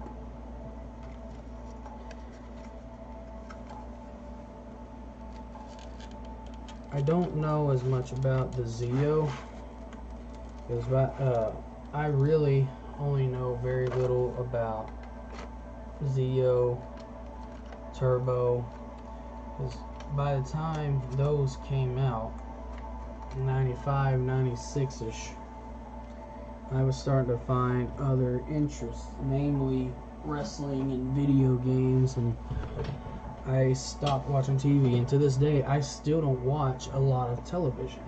I really don't. So that being said, I don't know as much about the Zeos and the modern Rangers as I should. So we have now Adam Park, Zeo Force 4. Oh, my alarm clock's going off. I will be right back.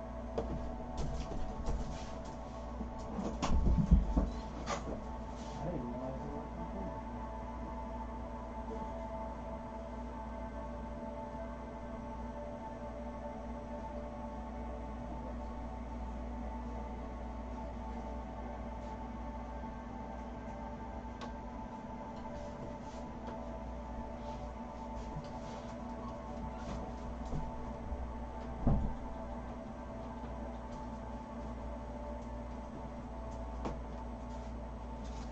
Okay, I have returned. Sorry about the little interruption there.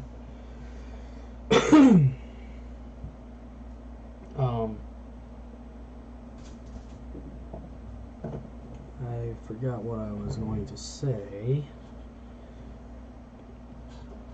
But by the time all the later seasons of Zeo and stuff came around, Zeo and all that stuff, I had done fallen out of the Rangers and I was pursuing other interests. It's a good thing there was no paint in there. I am just having an awful time right now.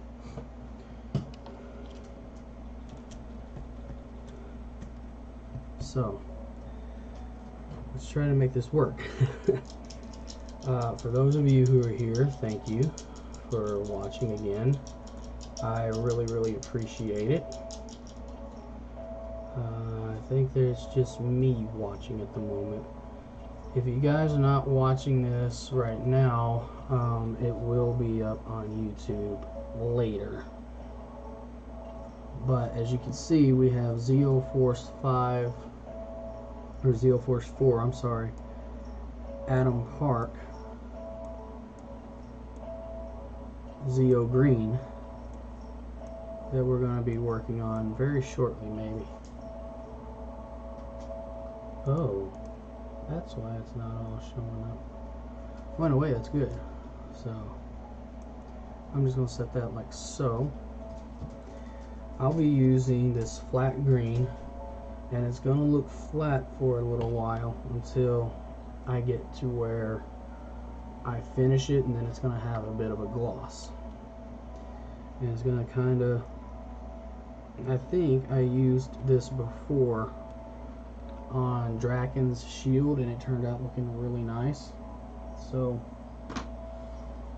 instead of me keeping on griping and rattling my mouth,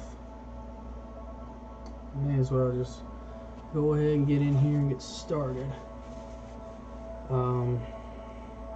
Depending on how long this takes me to do, this may or may not be the last one that I can do live for you guys. This was going to be a weekend thing. I don't know if next weekend I have other things in mind, actually. So there will not be a live painting next weekend. God, these are all bent and horrible looking now. I'm gonna have to try to do something about that later. So let's go ahead and get started. And like before, I'm gonna start at the bottom and work my way up.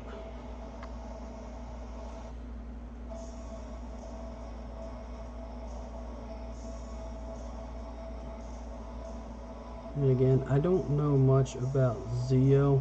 What little I know is from the story that me, Stelbo, and a few others have started doing just in our free time. And right now, with everything going on, some of us are essential workers. We just ain't got time to do the story, and when we do have time, we're usually resting, because some of us work like crazy. But if I recall right, the Zios are after Turbo? Maybe? I don't know. Somebody will correct me if I'm wrong. But Adam, to me, made the better Black Ranger. And no disrespect to Walter Jones or anything. Just Johnny Young Bosch was a much better Black Ranger to me. Bearing that in mind, I don't take anything away from Walter Jones and his performance as Zack, as the Power Ranger Black.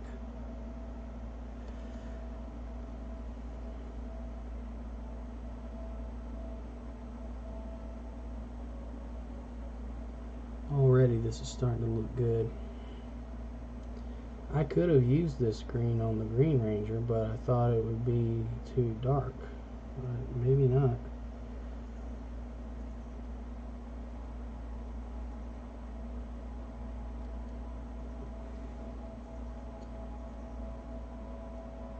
And I know earlier I said you can use your normal craft paints, and you just gotta water them down. But if you can ever afford good miniature paint kits and stuff, and trust me, they are expensive, you're a lot better off getting that just for the convenience of already having them thinned down to where they go on the models and figures better.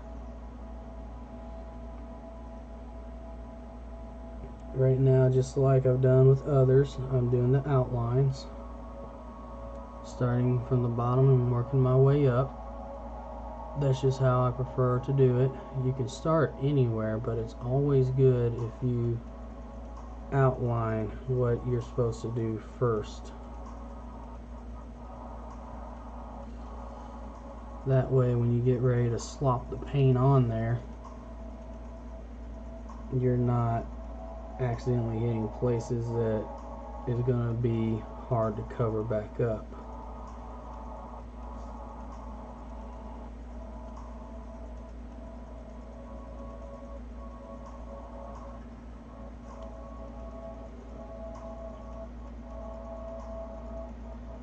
And again, I'm not sure if Zio came before or after Turbo.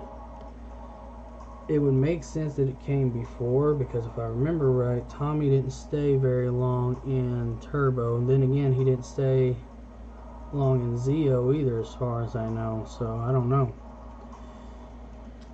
A little bit quick, all that licking and stuff. But either way, doesn't take away from the fact that I know very little about the Zeo and Turbo series. I know Turbo, I think, it either started as a movie or it was a series that and had a movie. One of the two. I don't remember which came first. I want to say Turbo, a Power Ranger movie, but I'm not sure. That's where we were introduced to Justin, and Rocky was hospitalized for an accident or something, if I remember right. It's been a while since I watched that movie.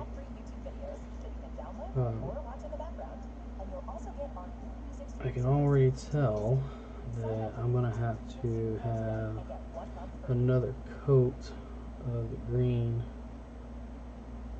in some spots, it looks like. And it's fine. Usually 2-3 coats is perfect for a figure.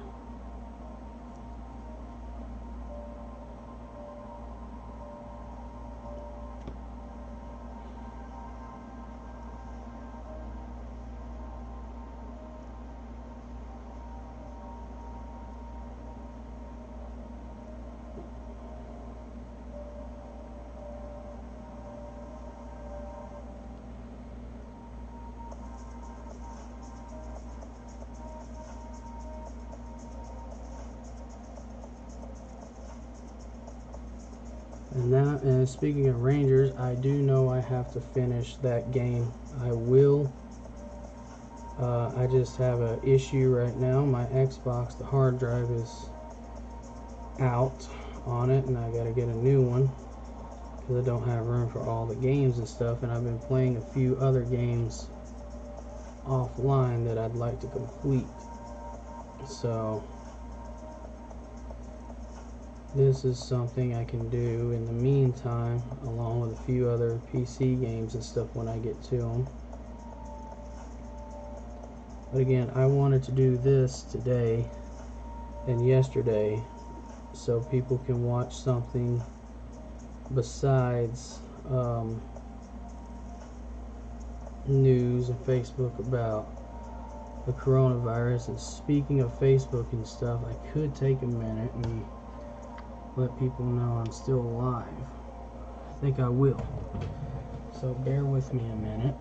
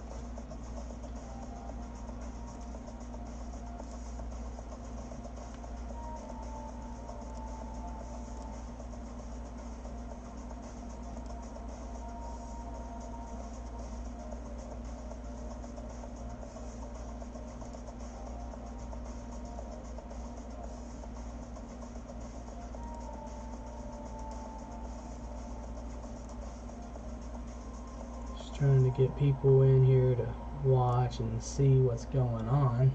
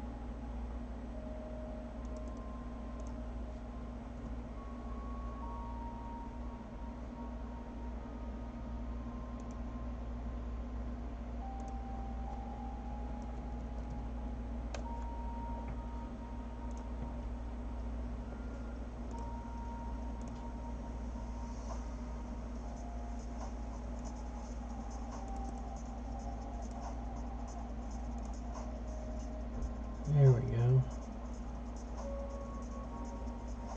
Who knows, maybe I can get a few more people in here.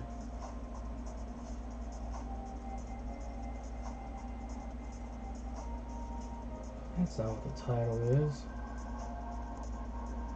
Oh well.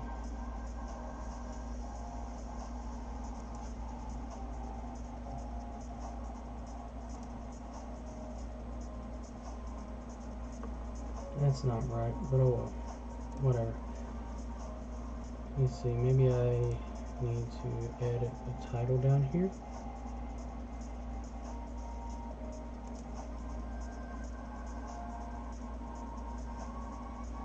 No, that's right.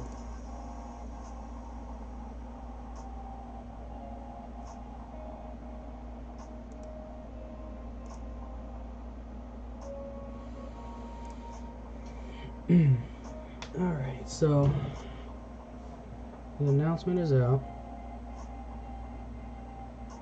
See if we can get a few more people in here watching. Who knows?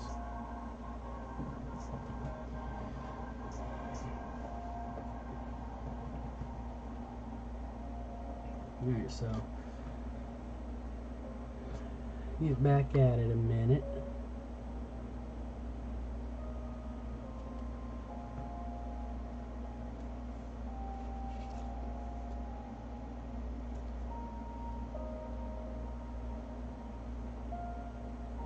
And again, I really enjoy painting figures and models and learning new techniques, and just overall watching as things come to life and taking pride in how good some of this stuff looks when you play it on a tabletop.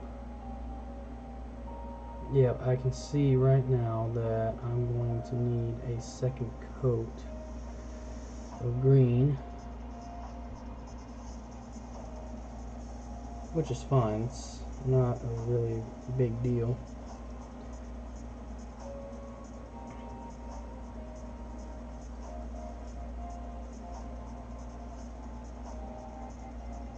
Try to make this look really good.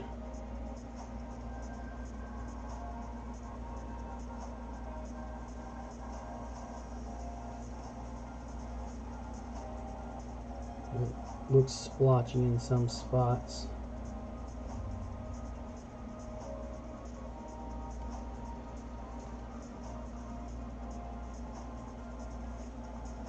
Let's see. The ZO4 stuff is actually, for the most part, a lot more simple to paint up and do, if I'm honest. From the looks of it, it's very simple. Just a matter of getting in here and doing it.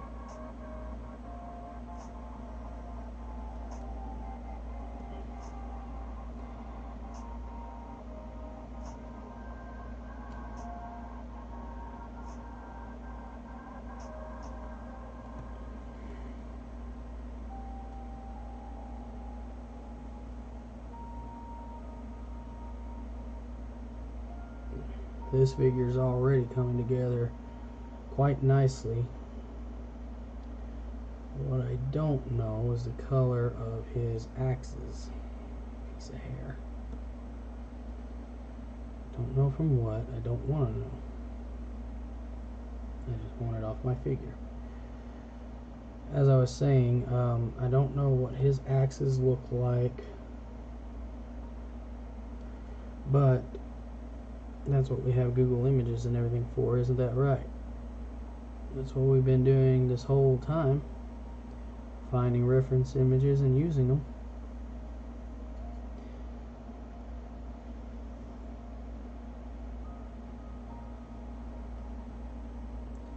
The simplicity of the helmets and the design of the Zeos is very interesting. It's kind of like the creator wasn't trying with the Zeo outfits and stuff. I think when Zeo came out, people were starting to lose their drive to do Ranger stuff. Some of the stuff started looking lazy and half put together from what I could see and understand. So I don't know. I mean, there was a lot going on in the 90s. There was a lot of popular things. Everybody was trying to keep up with what was popular and what was hip and happening at that time. And it was constantly changing. There was always something new within a month or two. Now we're doing a second coat on the bottom here.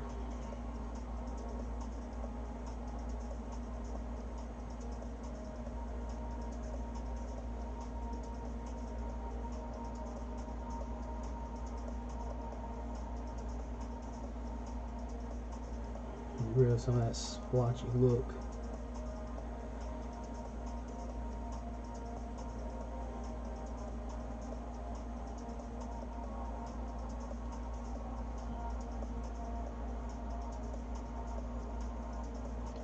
I'm not sure why the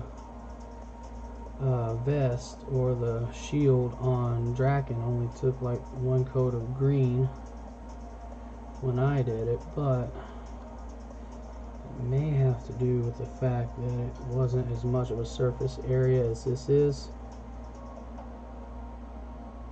And some paints tend to cover better with one coat than others, so it's not really that big of a deal. I just thought it was kind of interesting that this was taking two coats of green to cover and look right, whereas most of my stuff has been taking like one coat.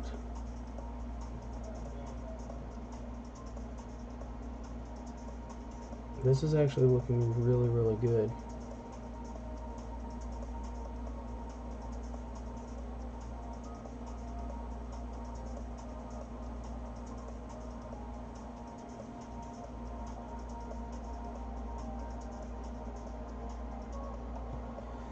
And as I said, Stobo, this one's for you.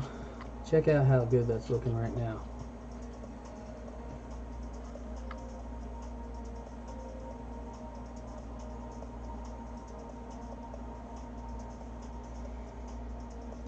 And like I said, the only reason it's flat green looking right now is because I don't have a gloss in the paint. However, when all is said and done and I seal it, that's where the gloss comes from. That's where the shininess will come from. So bearing that in mind, paraphrase some of Renegade Games posts and stuff, just wait.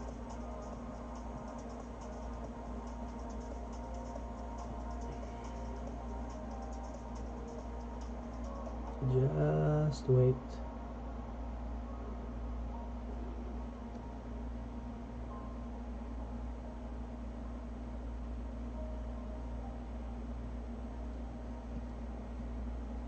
Okay, so that pretty much has all of it as a second coat, and that looks 10 times better than what it was before. Now, like before, on the gold accents, I'm going to use the yellow ochre first. I don't know what this buff is.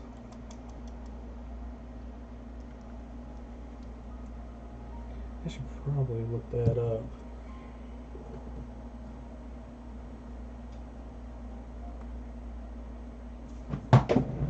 If it's something that could have been helping me this whole time and I didn't know it, that would have been nice.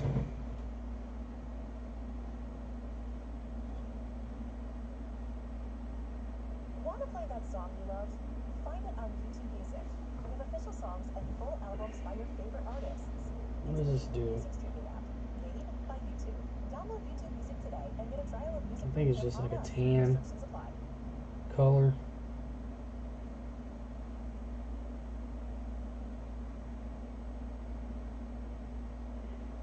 Yeah.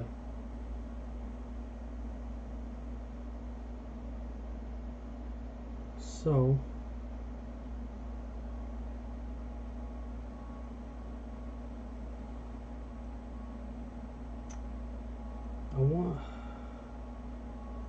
I'm scared to try to do the wash after the gold because I don't want to mess it up.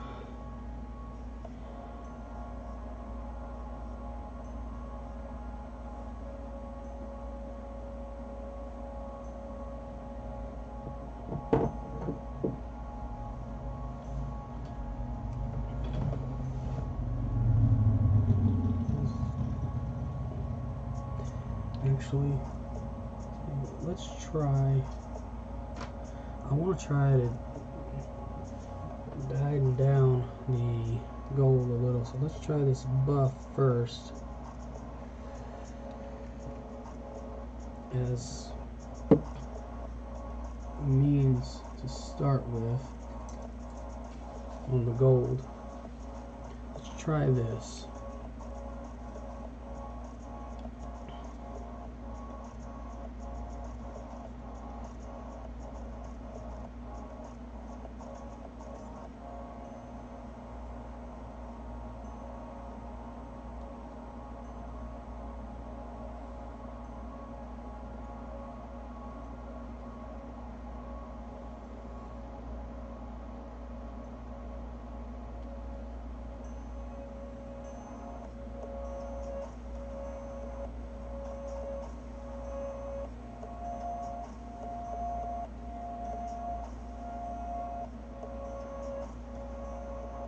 And like I said before, don't be afraid to try new things.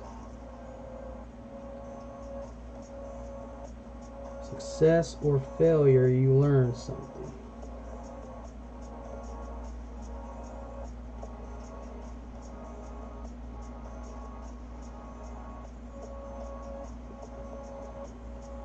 And that's the root of discovery. Not being afraid to try new things.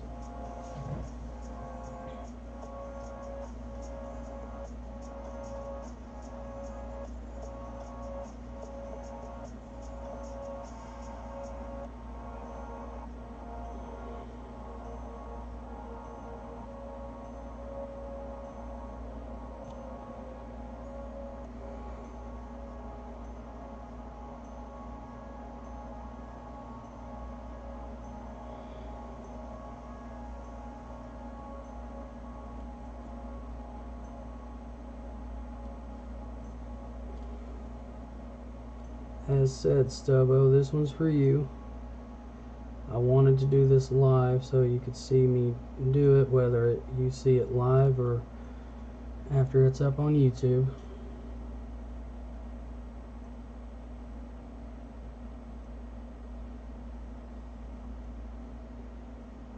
And we have the second part of WrestleMania tonight as well, so I have to make sure that I've got plenty of time to get the rest of the food cooked and stuff in time for WrestleMania tonight.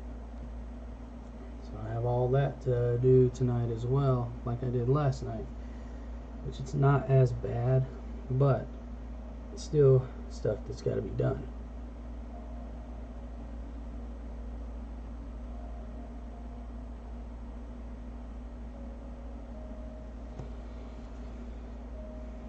I'm thinking that this is actually going to make the gold a little bit lighter than the Osher does.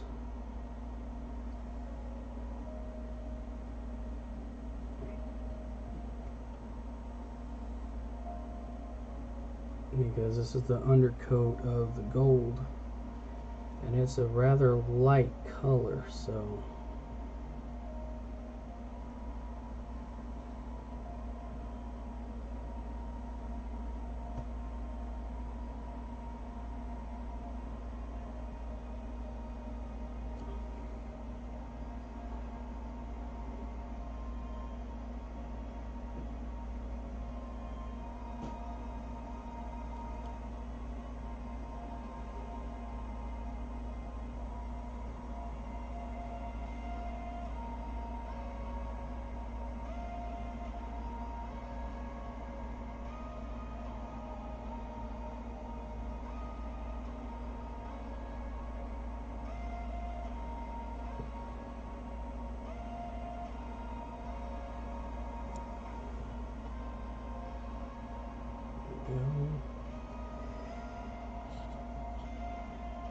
Correct me if I'm wrong, somebody, but it looks like one of these is like a Quasar Saber or something. And the other is a blaster, plus the power axe is here, it looks like. If I'm wrong, I apologize, but again, I know very, very little of the Zeo Force.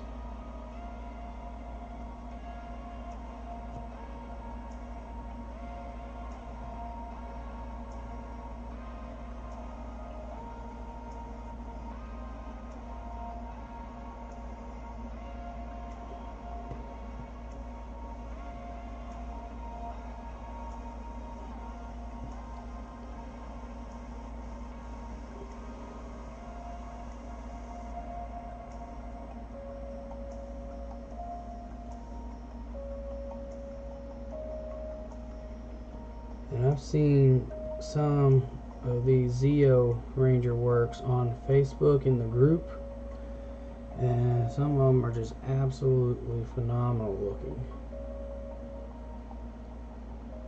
Like some of the people who post in there, they have talent that I wish I had. Hey, I'm Cyclops and I am studying for prom. Please stay home to keep yourself and everyone you love healthy. Let's stop the spread of COVID-19 together by keeping our distance and staying home.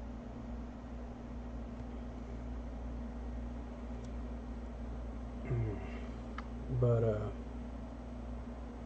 I'm actually out of things to say. I don't know what to say right now, you know?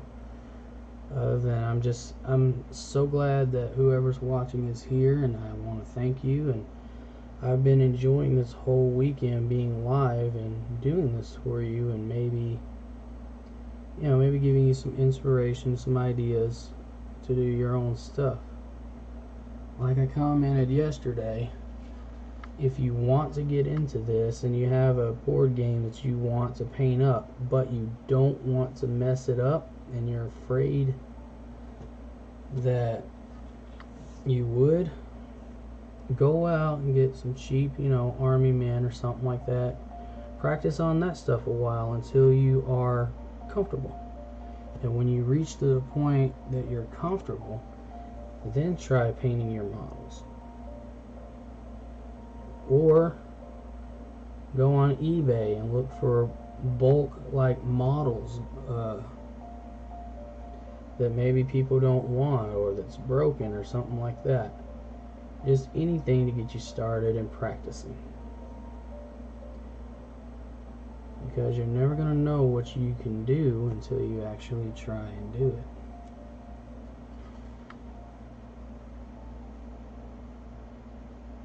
I didn't think I'd be able to do these models and these figures as good as I do. But I sat down and I tried, and I started on the Mighty Morphins, and I was very happy with what I was able to accomplish. So back to the painting. This is what the Zeo Ranger is looking looking like at the moment. This is Zeo 4 Green, better known as Adam Park, the second Black Ranger from Mighty Morphin, and a very prominent and well-known voice actor in his own right. Johnny Young Bosch was the one who played Adam, and the biggest role I know Johnny Young Bosch as is Ichigo from Bleach. So if you haven't checked that out, or checked out any of the roles that Johnny Young Bosch has voiced, check him out. He's really good at what he does.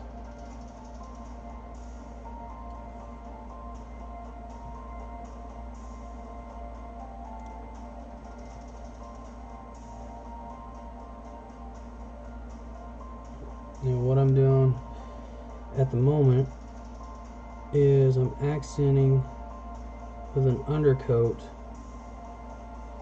of gold .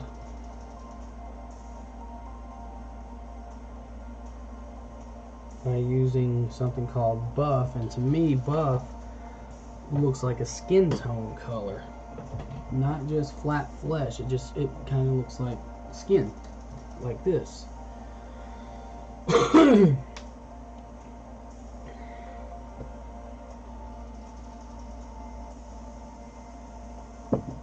So now let's grab a little white.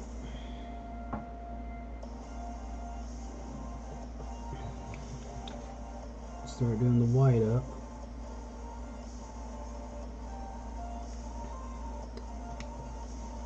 I'm out of the white that went to this set, so that's a bit of a bummer, but it is what it is.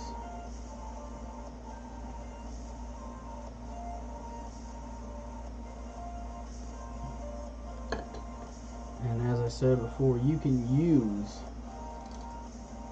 regular crafting paint. You just may have to thin it some to get it to the consistency that you want, like I just had to do right here. And the best thing to do with that is to use distilled water,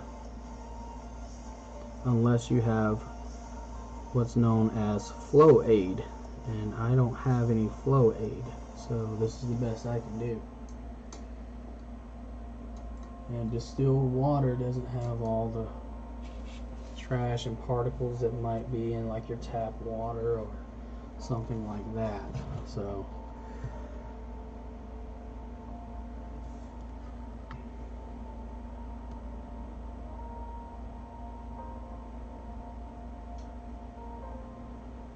as you can see, after I use a little bit of that distilled water, it flows almost like the paint from the previous set.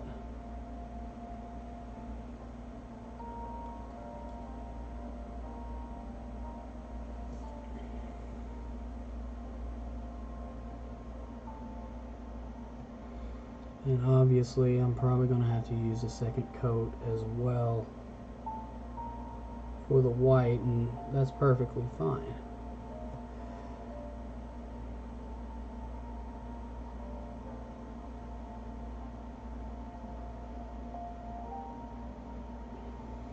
Do never be afraid to use more than one coat on your paint on your stuff.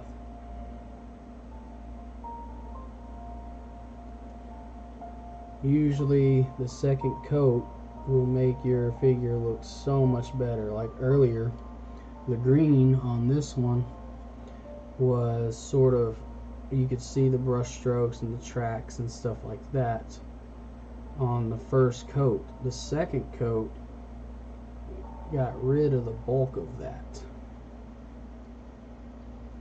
and you know, I see very little brush strokes in this green now. Very few. Same can be said for this white or any other color for that matter. That's kind of why I went ahead and started doing undertones with the gold, because the gold, when I would try to use it by itself, it would take so many more coats and it still wouldn't cover right. It would look dark instead of a shining gold. But I tried that technique yesterday, first time trying it too, on I think it was, yeah, it was on Black Brachio.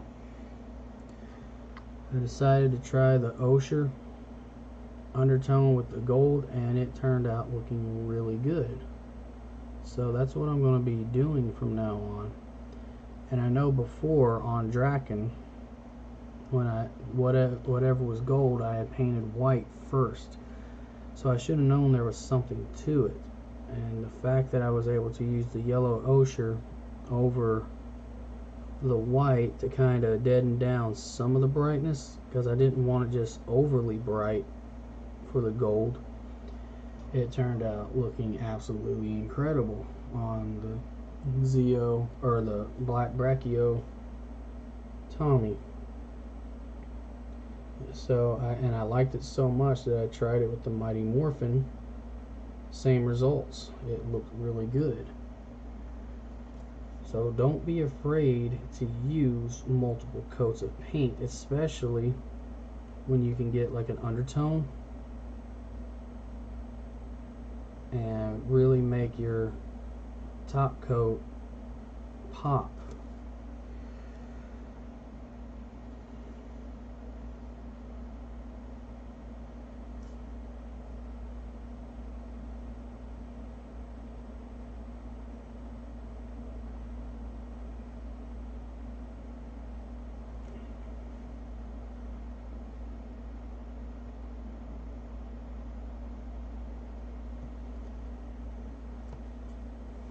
And this is such a nice pastime, especially if you're quarantined and stuff. Like my state, we can somewhat get out for essential runs, but for the most part, we're stuck.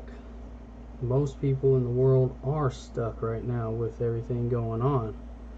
We're trying to stop the spread of this virus that has been plaguing us, and some people just aren't listening. And I guess it's because they don't take it seriously, or they're just too stir crazy to think about other people's benefit and stuff. It's a really scary time right now.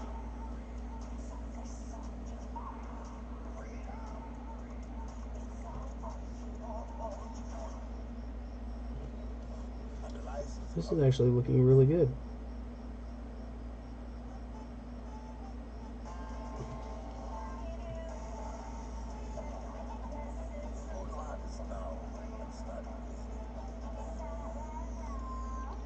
And like everything else, don't be afraid to touch up if you need to.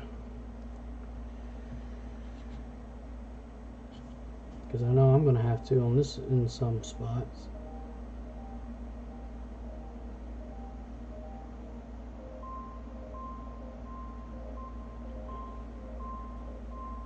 And there's nothing wrong with having to touch up and do something a little bit more, as long as you get it done right and you're happy with it. That's the main thing, is you being happy with what you do.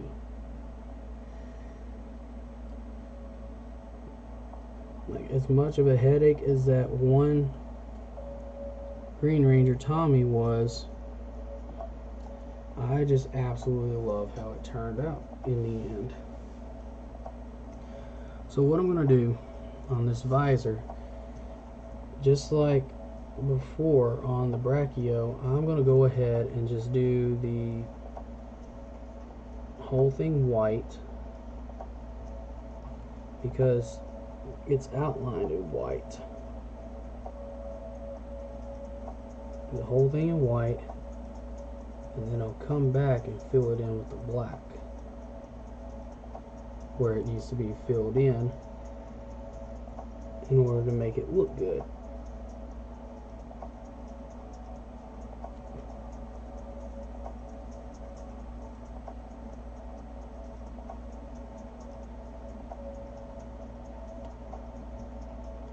So that's what our Zeo boy looks like kind of right now. I still don't know what the colors of the axes are supposed to be, so let's see, can we find that?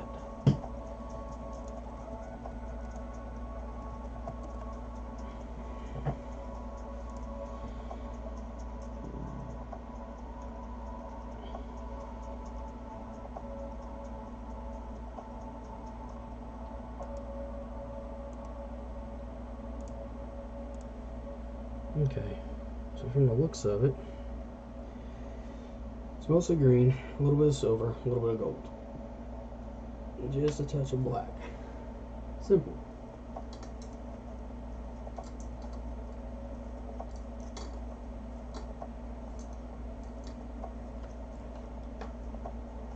So let's go ahead. I think what I want to do is go ahead and do gray.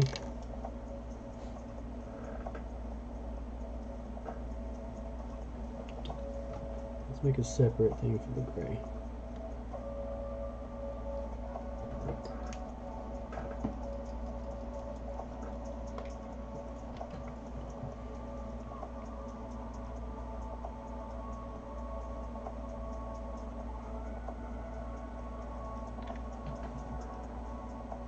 Go ahead and mix that up.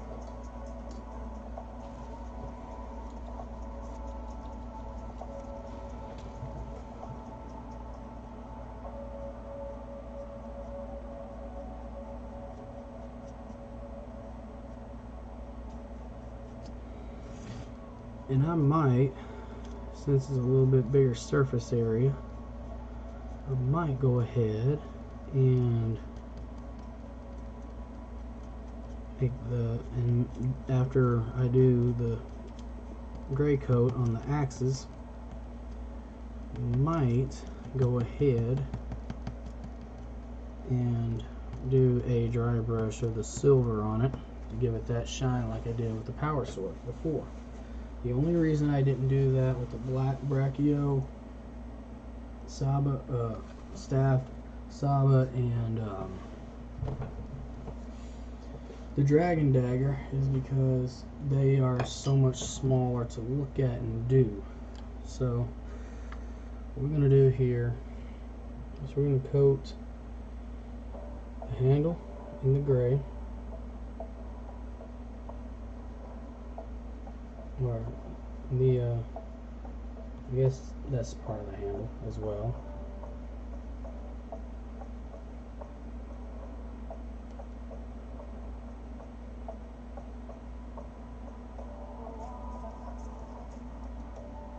Then we're going to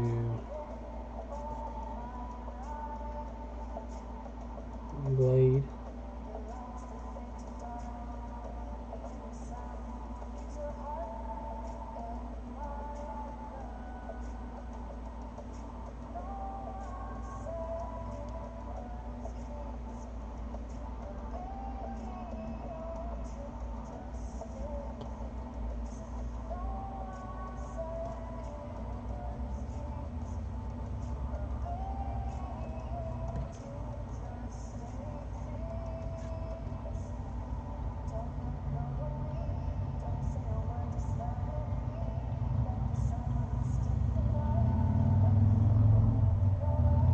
I'm just going to go ahead and do, looks like, I'll do it like so.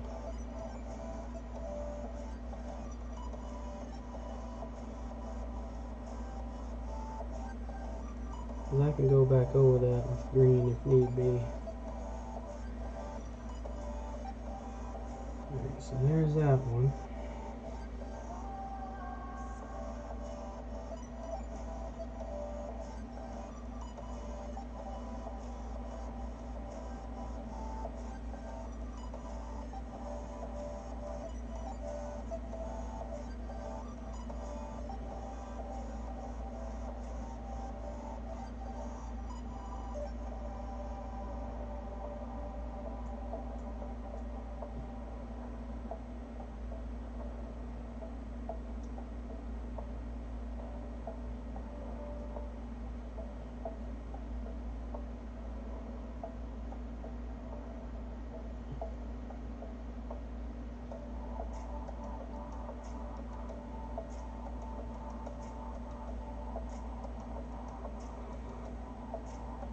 Looks like I'll get that coated.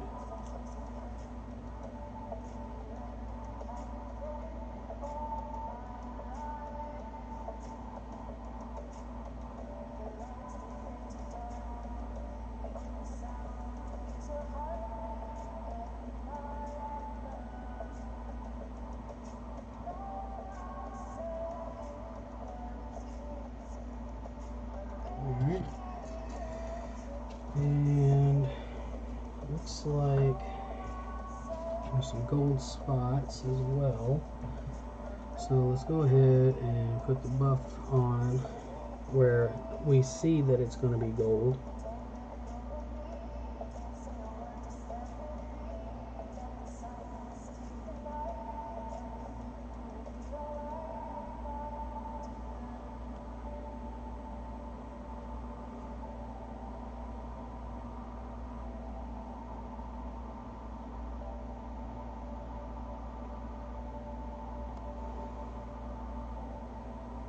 This spot here looks like it's gold.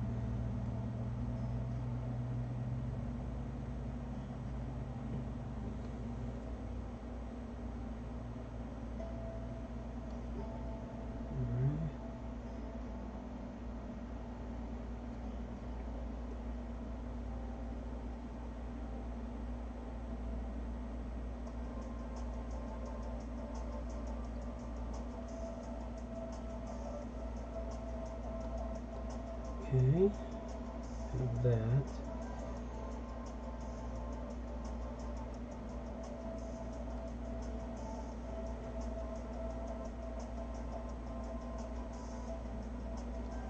Now we have the odd angle here. It's not too bad, it could be a lot worse.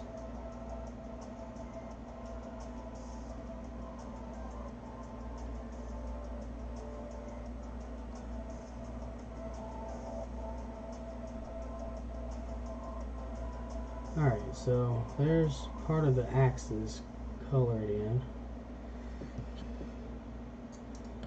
Let's grab our green and do the rest of them where I know it's green.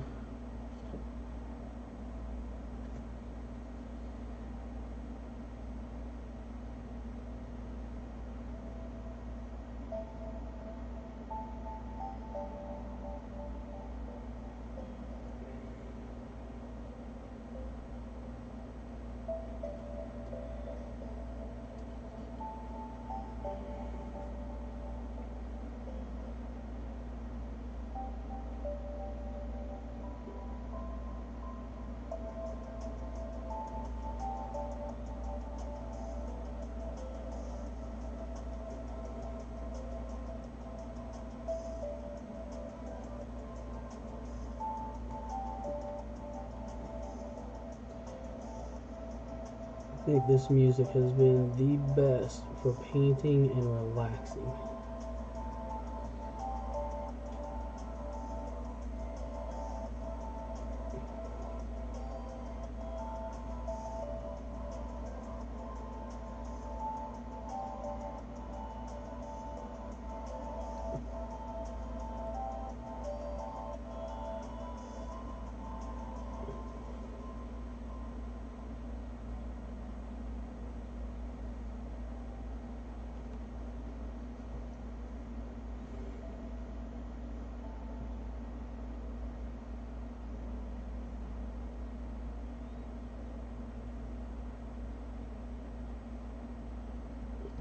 Okay.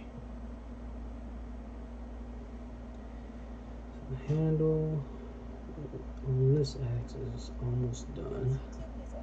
Download the app today and get a trial of Music Premium on us. Restrictions apply.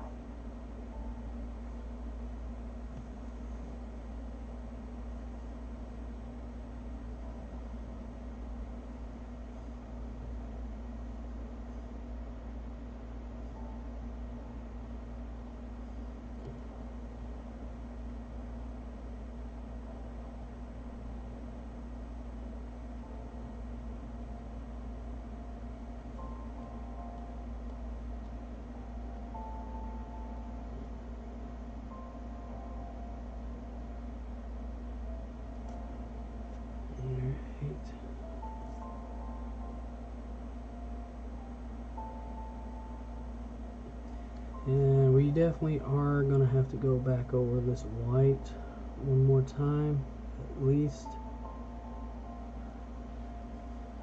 But right now, I'm focused on getting this power axe done first. This is going to go all the way down. We'll drag like so.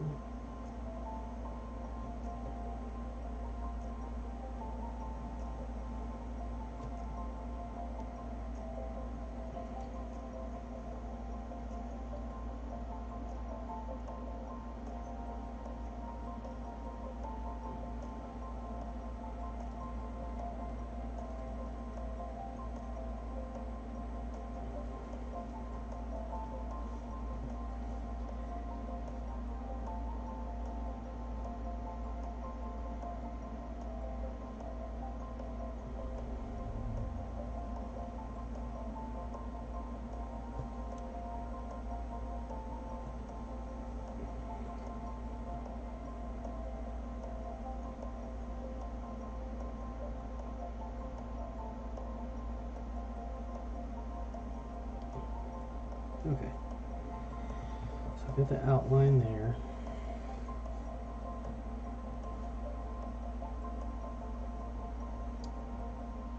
I actually put that one on the wrong spot. It's okay, I can go back and fix that.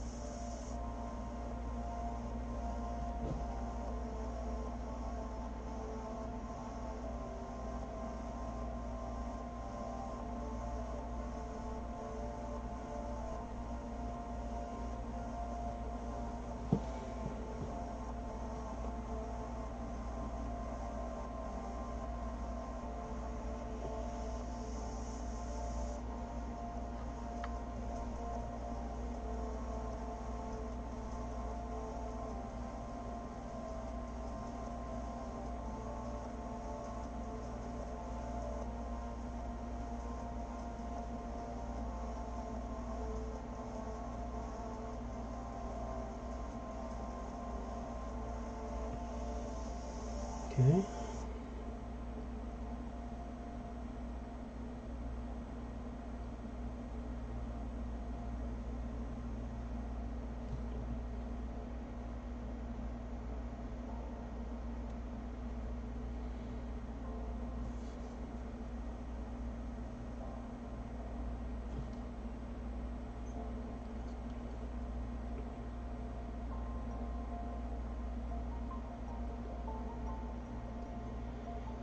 Oh, awkward angles. You know I love them.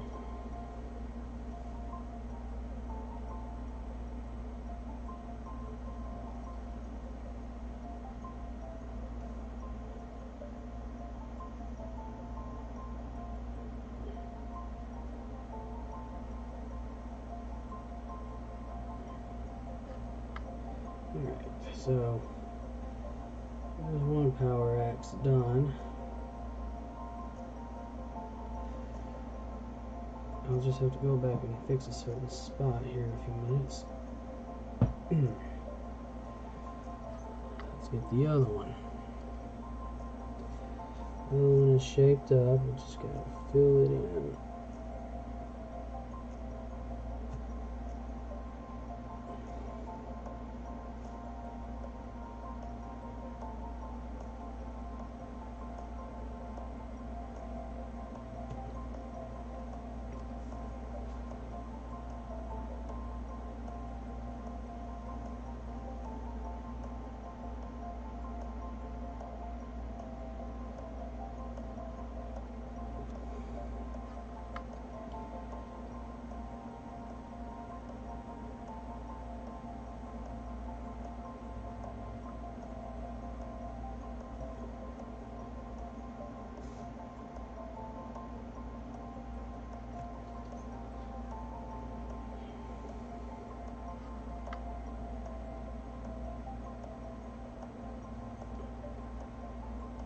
I'm actually very pleased with how this one's turning out. I hope you will be too, Stelbo, when you see this, if you see this.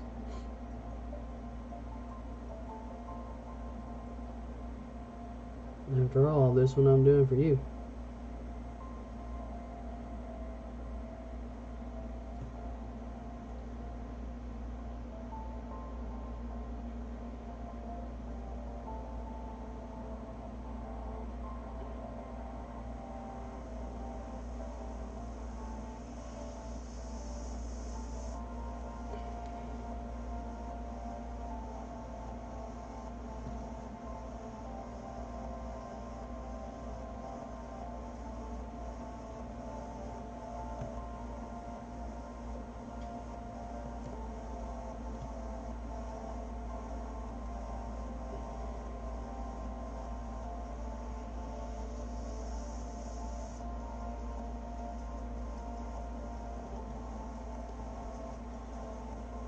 Again, Renegade Games is the ones who made this particular board game set, Heroes of the Grid, and now their expansion includes the Zeo here. This is phase 2, Zeo's Tommy, legendary Tommy pack. Just overall, a lot of really cool things they're doing with this series that is absolute gold when it comes to Ranger fans and people who just like co-op board games in general. They just have, it's just a lot of fun to play that game. So now, I mentioned earlier I made a mistake on the axis. I'm going to see if it's dry enough for me to fix it. Yeah.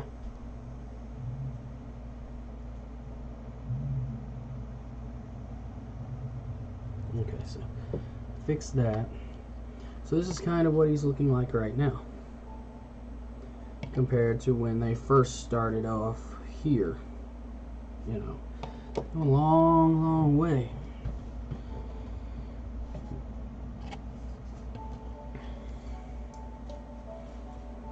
And I see some spots on the green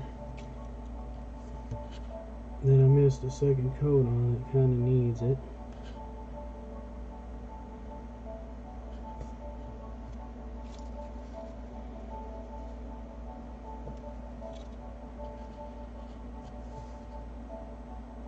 So some spots back here.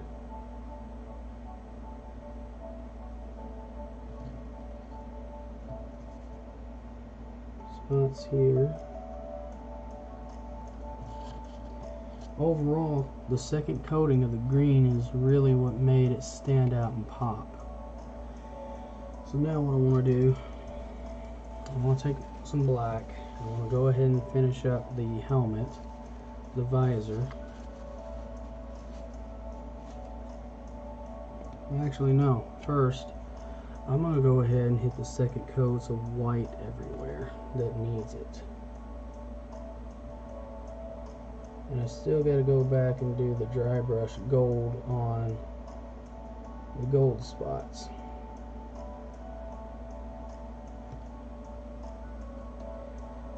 So that's going to be a thing that I'm going to be doing shortly.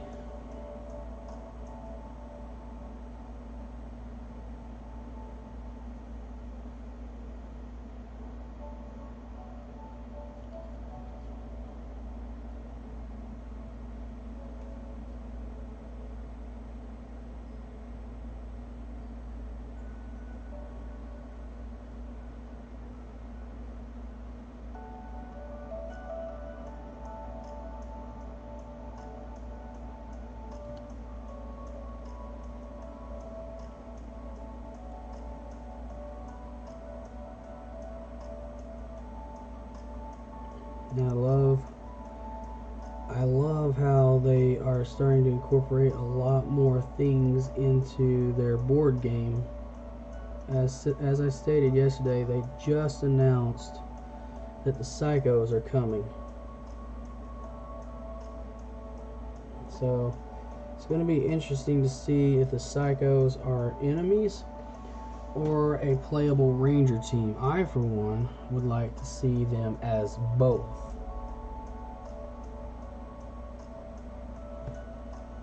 I think that would be a very interesting mechanic. Or even have that be like a 2-player mode with certain rules, where you have 2 teams of rangers that face each other. I think that'd be a pretty interesting little thing to include.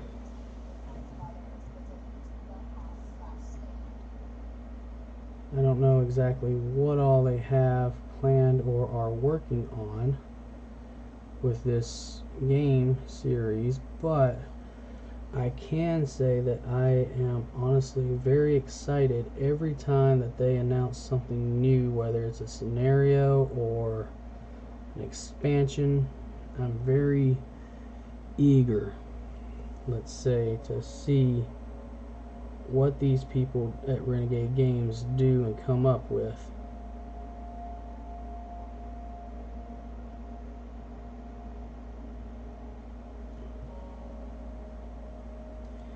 And this second coat on these gloves and the boots are just absolutely making it pop and work.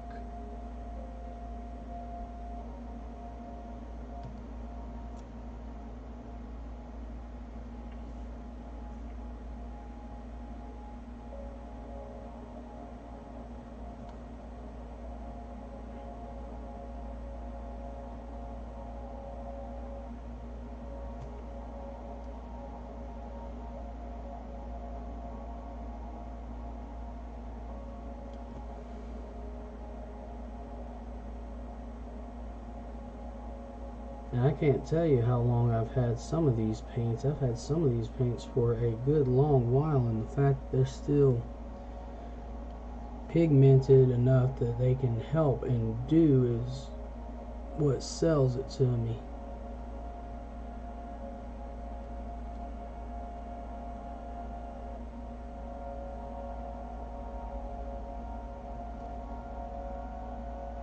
Alright, so let's go ahead and get this visor.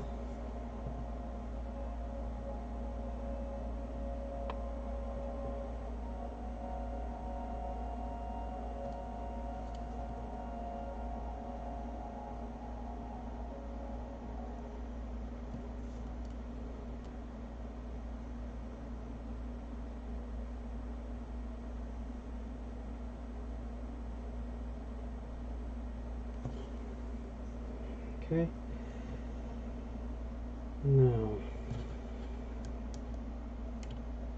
Now that that's done, let's see about those weapons on his holster. One of these kind of looks like a saber of sort. Looks like blue, a touch of black and gold, silver. So I want to say that whole thing might be blue and silver. I'll tell you what, let's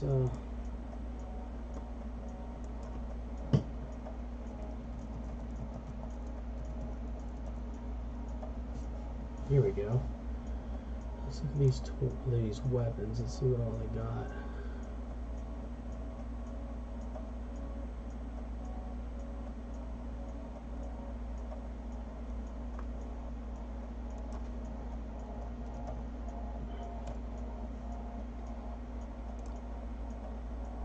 Okay.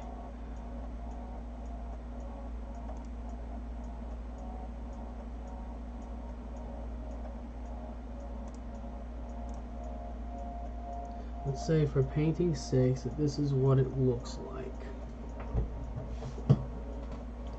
And it looks like all of them might be uniform because that's the Red Zeal 5 Ranger holding those two, and I would imagine they're the same colorations for all of them because most of their outfits in this series are uniform, so I'd imagine most of their weaponry is as well.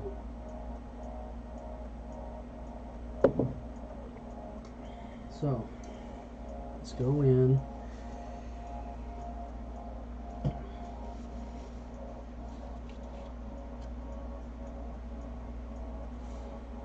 Let's just make this whole thing silver.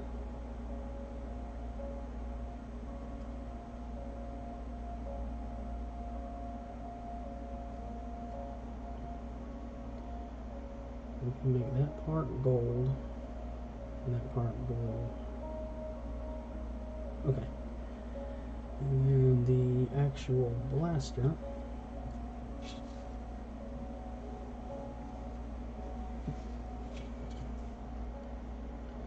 Let's go use some black.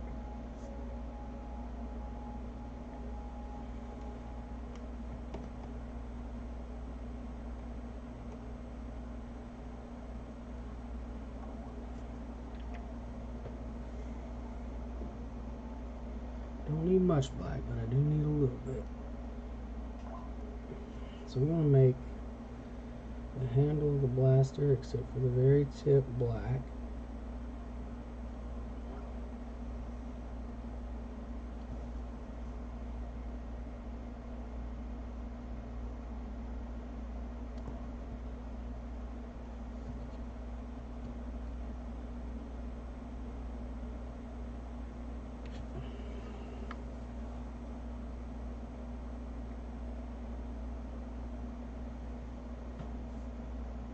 Alright.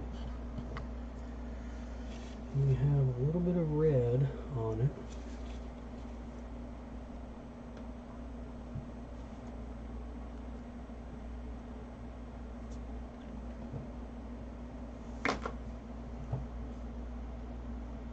First, let's go ahead and grab the white part. Let's go ahead and make this all white.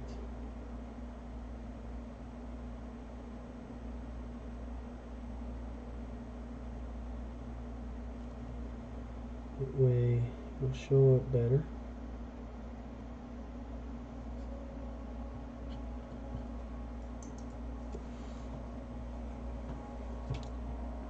And I see right here should be gold. A lot of little detail on this.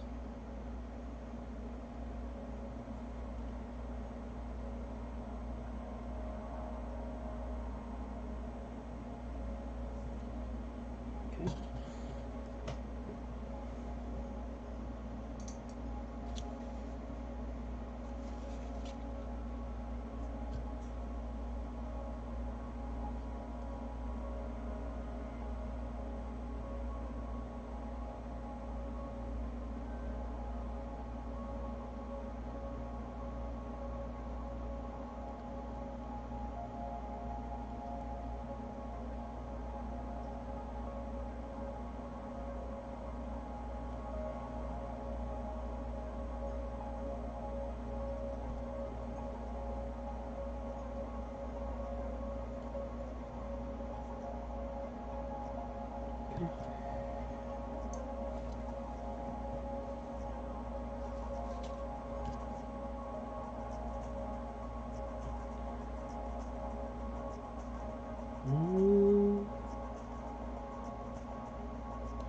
It is so small. I think I'm just going to do a straight blue on it and not even worry about any other colors. Ooh.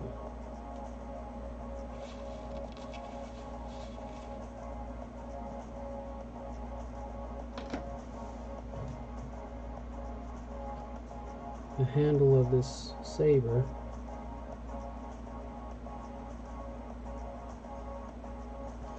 I'm just going to make it blue because it's so tiny.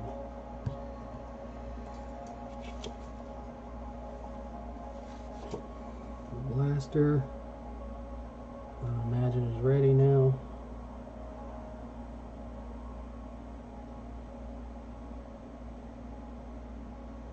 Go ahead and make make this part red where it's supposed to be.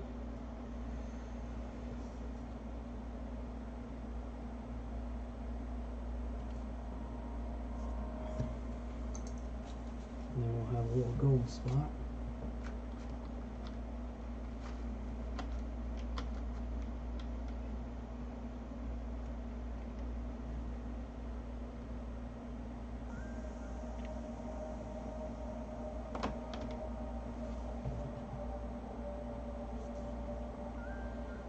Right here.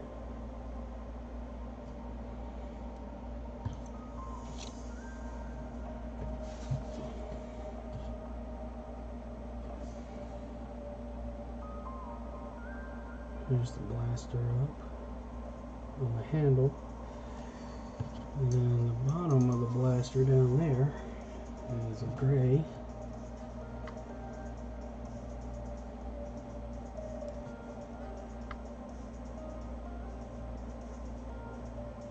And white.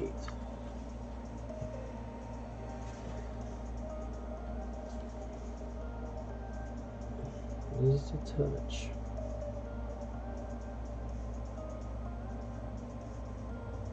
Okay. So far this is looking really good.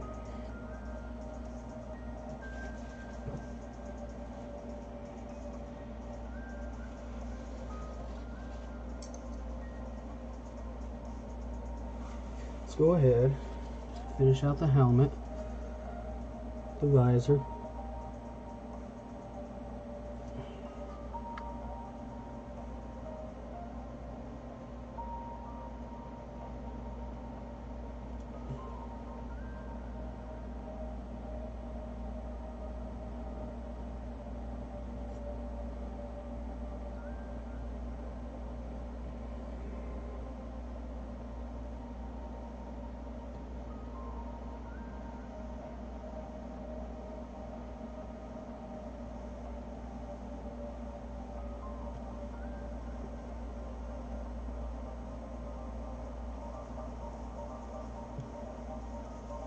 Okay. Looking a lot more like green Zeo now, yes?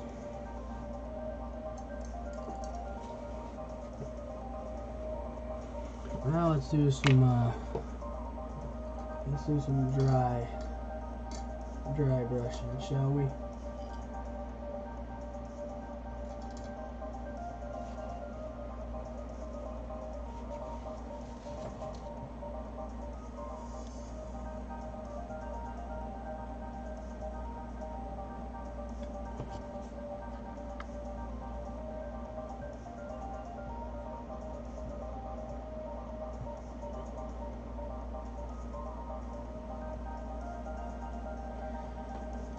Not with that brush. Not an orange handle brush.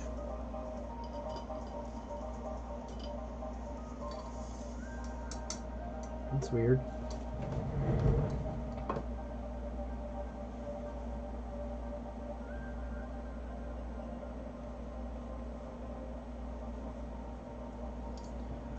This will probably be the last one I do of the day, everybody, because I still have some stuff I have to do.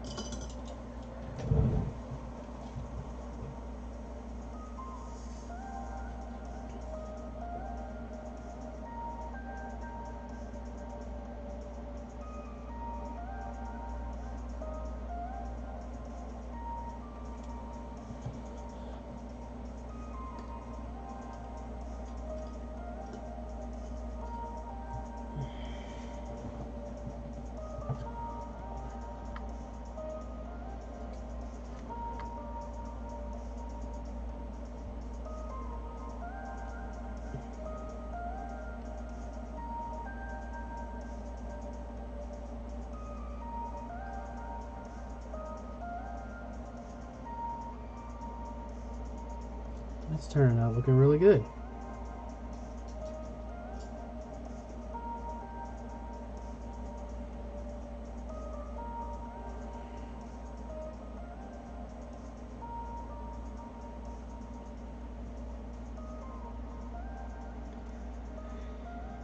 Stronger than before. Isn't that how it goes, I think? That is the perfect way to describe how this gold colors right now. Stronger than before.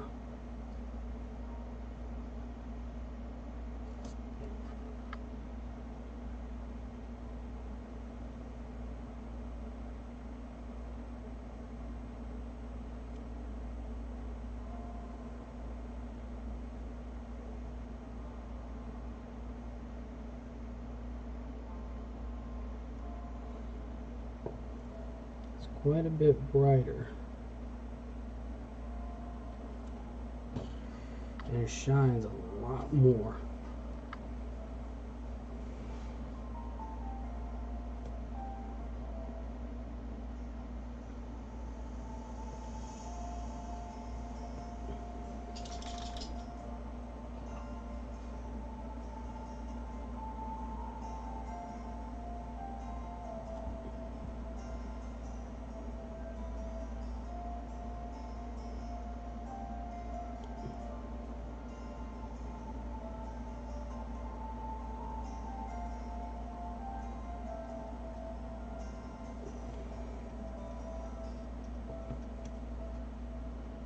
I think I'm going to leave the pouches sort of that color to sort of differentiate between what's supposed to be gold and whatnot, even though it shows that the pouches are the same color gold, I think.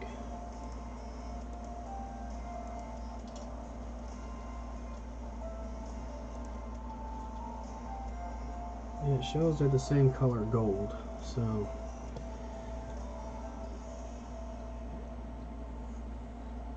we'll go ahead and do them too while we're at it.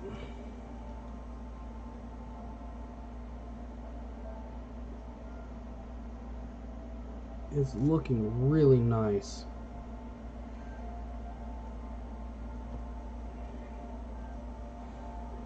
You're just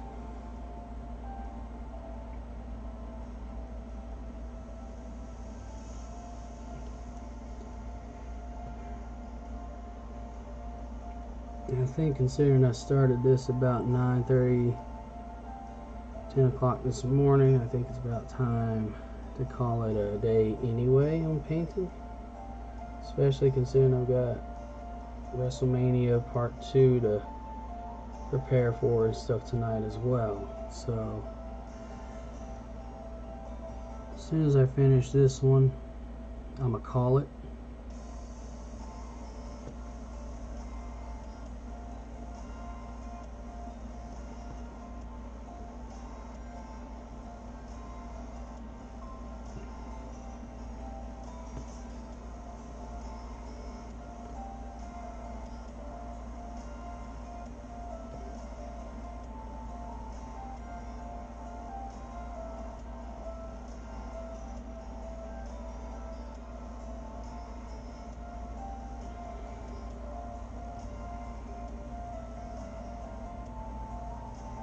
I sincerely appreciate all of those who have watched me this weekend. I hope I have taught you guys something and inspired you to do and try stuff. I am supremely pleased on how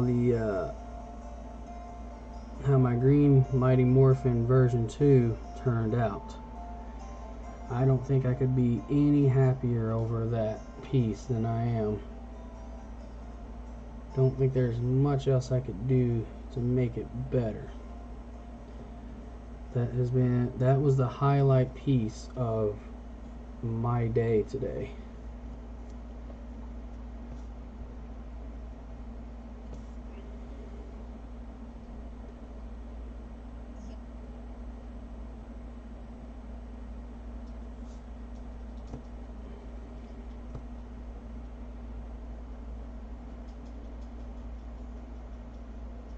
Just going over the weapon here where the gold is, or should be. That just looks absolutely phenomenal. almost done with the gold. We have to get the gloves, and then we have to get the feet, boots, feet, whatever you want to call it.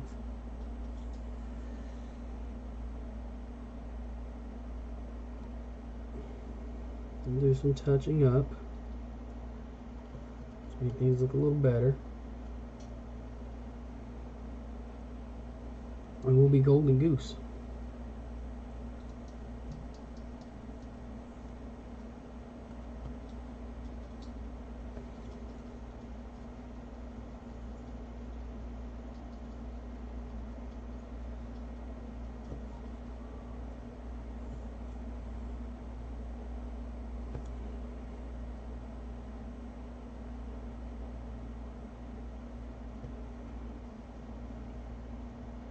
I can't give enough thank yous to Renegade Games. They've made me a very happy boy with this sort of game, because I had been thinking for a long time of trying to make a tabletop sort of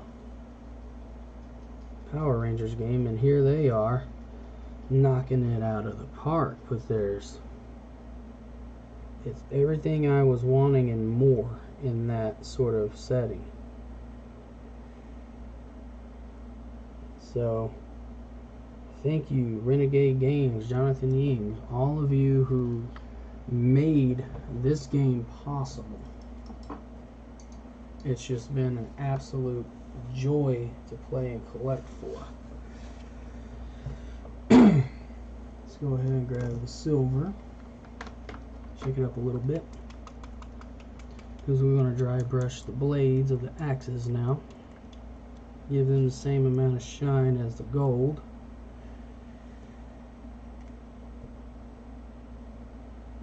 It's not going to take much.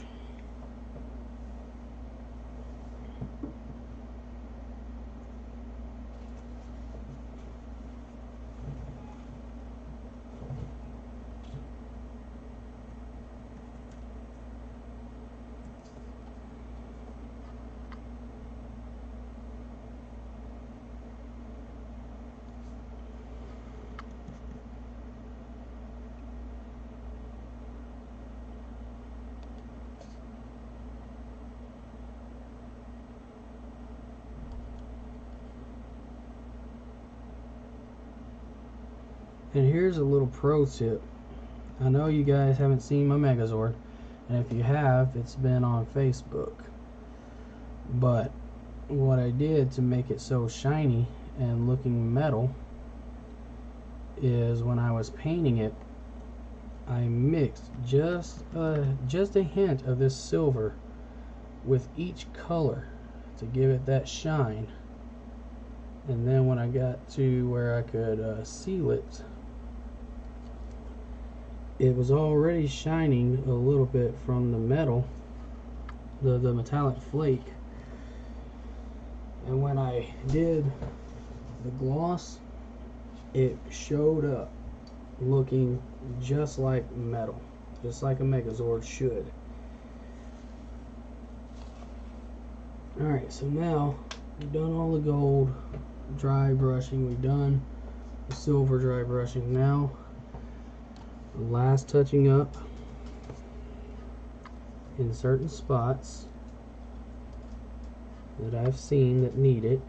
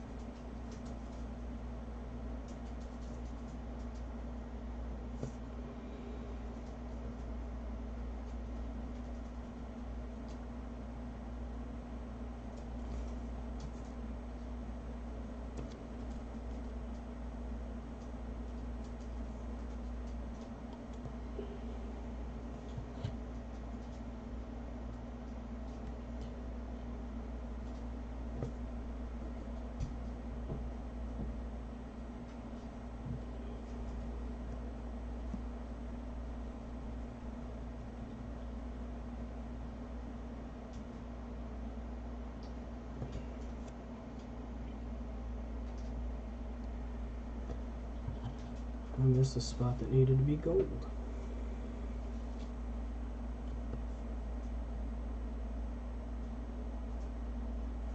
Unfortunately, just a little spot. This is why it's important to go over your work and touch up where touch-ups are needed. You never know when you might miss a small spot, like I did.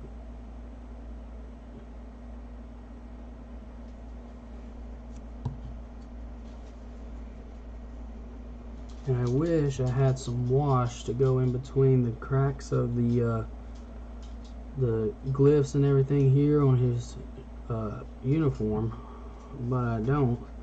And honestly, I'm not sure that I would want it because of how great and shiny it looks.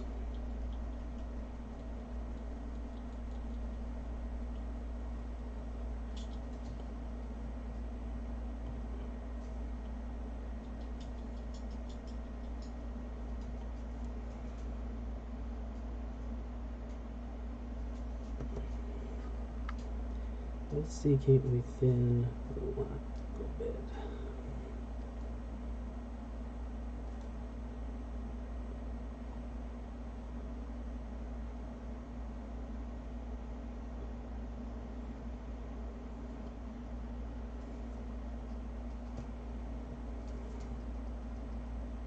Looks really good. And again, I'm going back and I'm touching up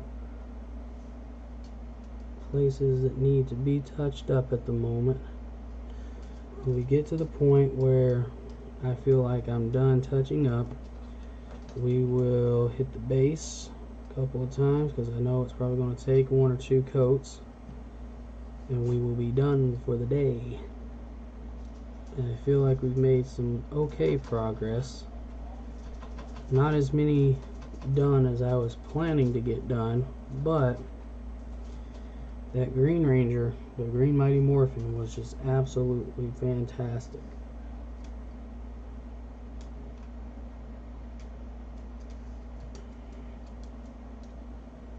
Okay, so I feel like I am pretty much done touching up.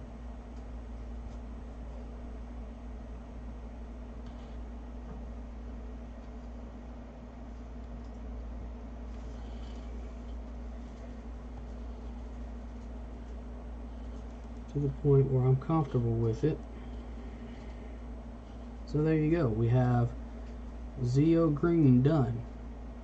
It's a little bit darker than the picture, but fact is, that's like satin or something, some kind of silk or something on his uniform.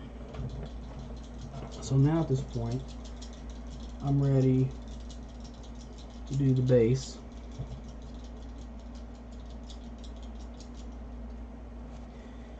And I know it's probably going to take 1 or 2 coats. I'm just going to slather it on and see what happens.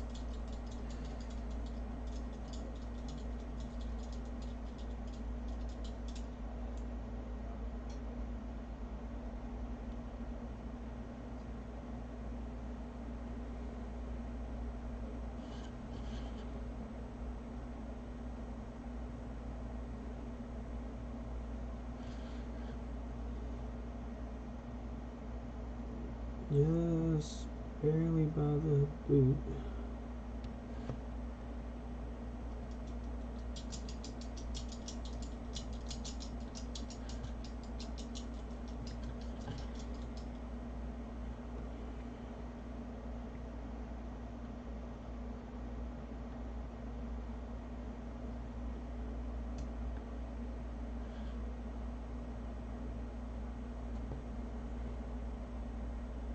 Yeah, this base is going to take maybe 1 more coat, but I might leave it at that for the sake of just getting done with it.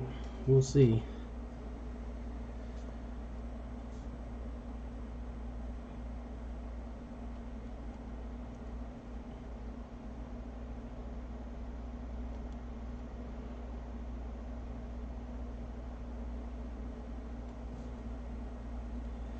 Not entirely sure what time it is, but I know it's probably a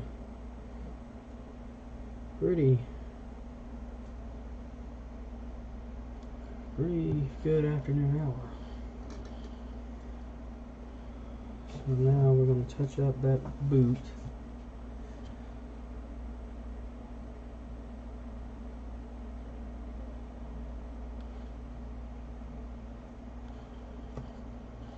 Okay. And there you have it. Aside from the very bottom of the base being done, we have our ZO4 Green Ranger, Mr. Adam Park. And I think maybe, if I'm lucky, I can pull him off like so. And go ahead and get the bottom done.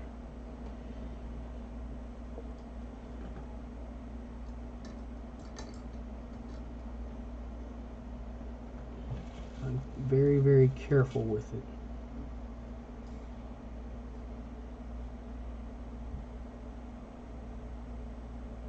That way he's done and drying, and we can get ready to do the final part, spraying and sealing, to make our boy ready for the table. So all done. The first of the ZOs.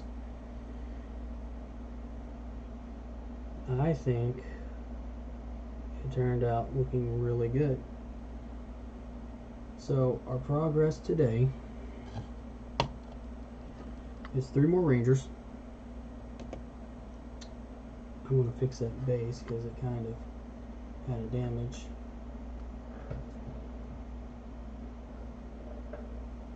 We have Evil Brachiozord, or Evil Brachio Tommy, or Cyber Tommy, Cyborg Tommy. We have Green Ranger version 2 from Bat in the Sun Productions. And we also have Adam Park Zeo Force Ranger 4. I don't want to set him down right now. I know what I can do. Just kind of do this number right here since I'm actually done painting. Just kind of set him like so.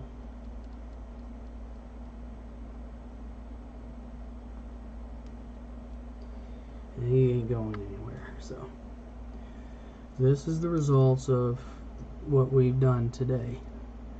And I gotta say, I'm very happy with how they all turned out, especially this one. I was very, very scared about how this one was going to turn out. Now I cannot wait to get it sealed and done up right. I'm gonna go ahead and try to fix that base for Cyborg Tommy.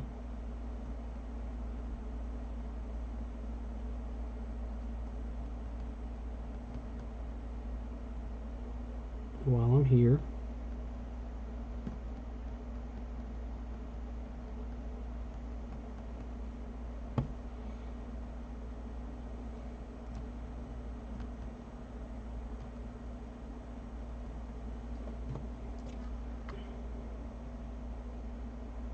It's a little bit lighter than it should be.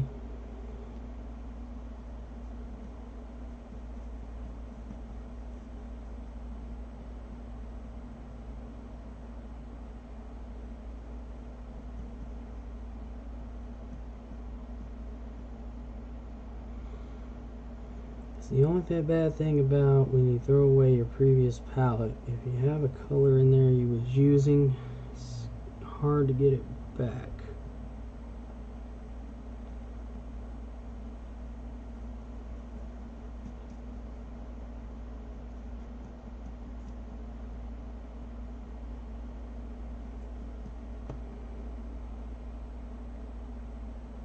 That's about right.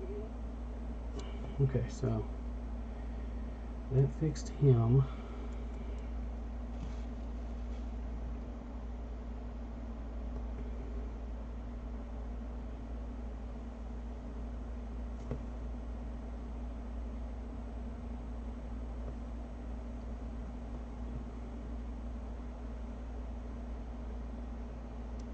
fixed his boot as well. So we got his base fixed where it kind of messed up earlier.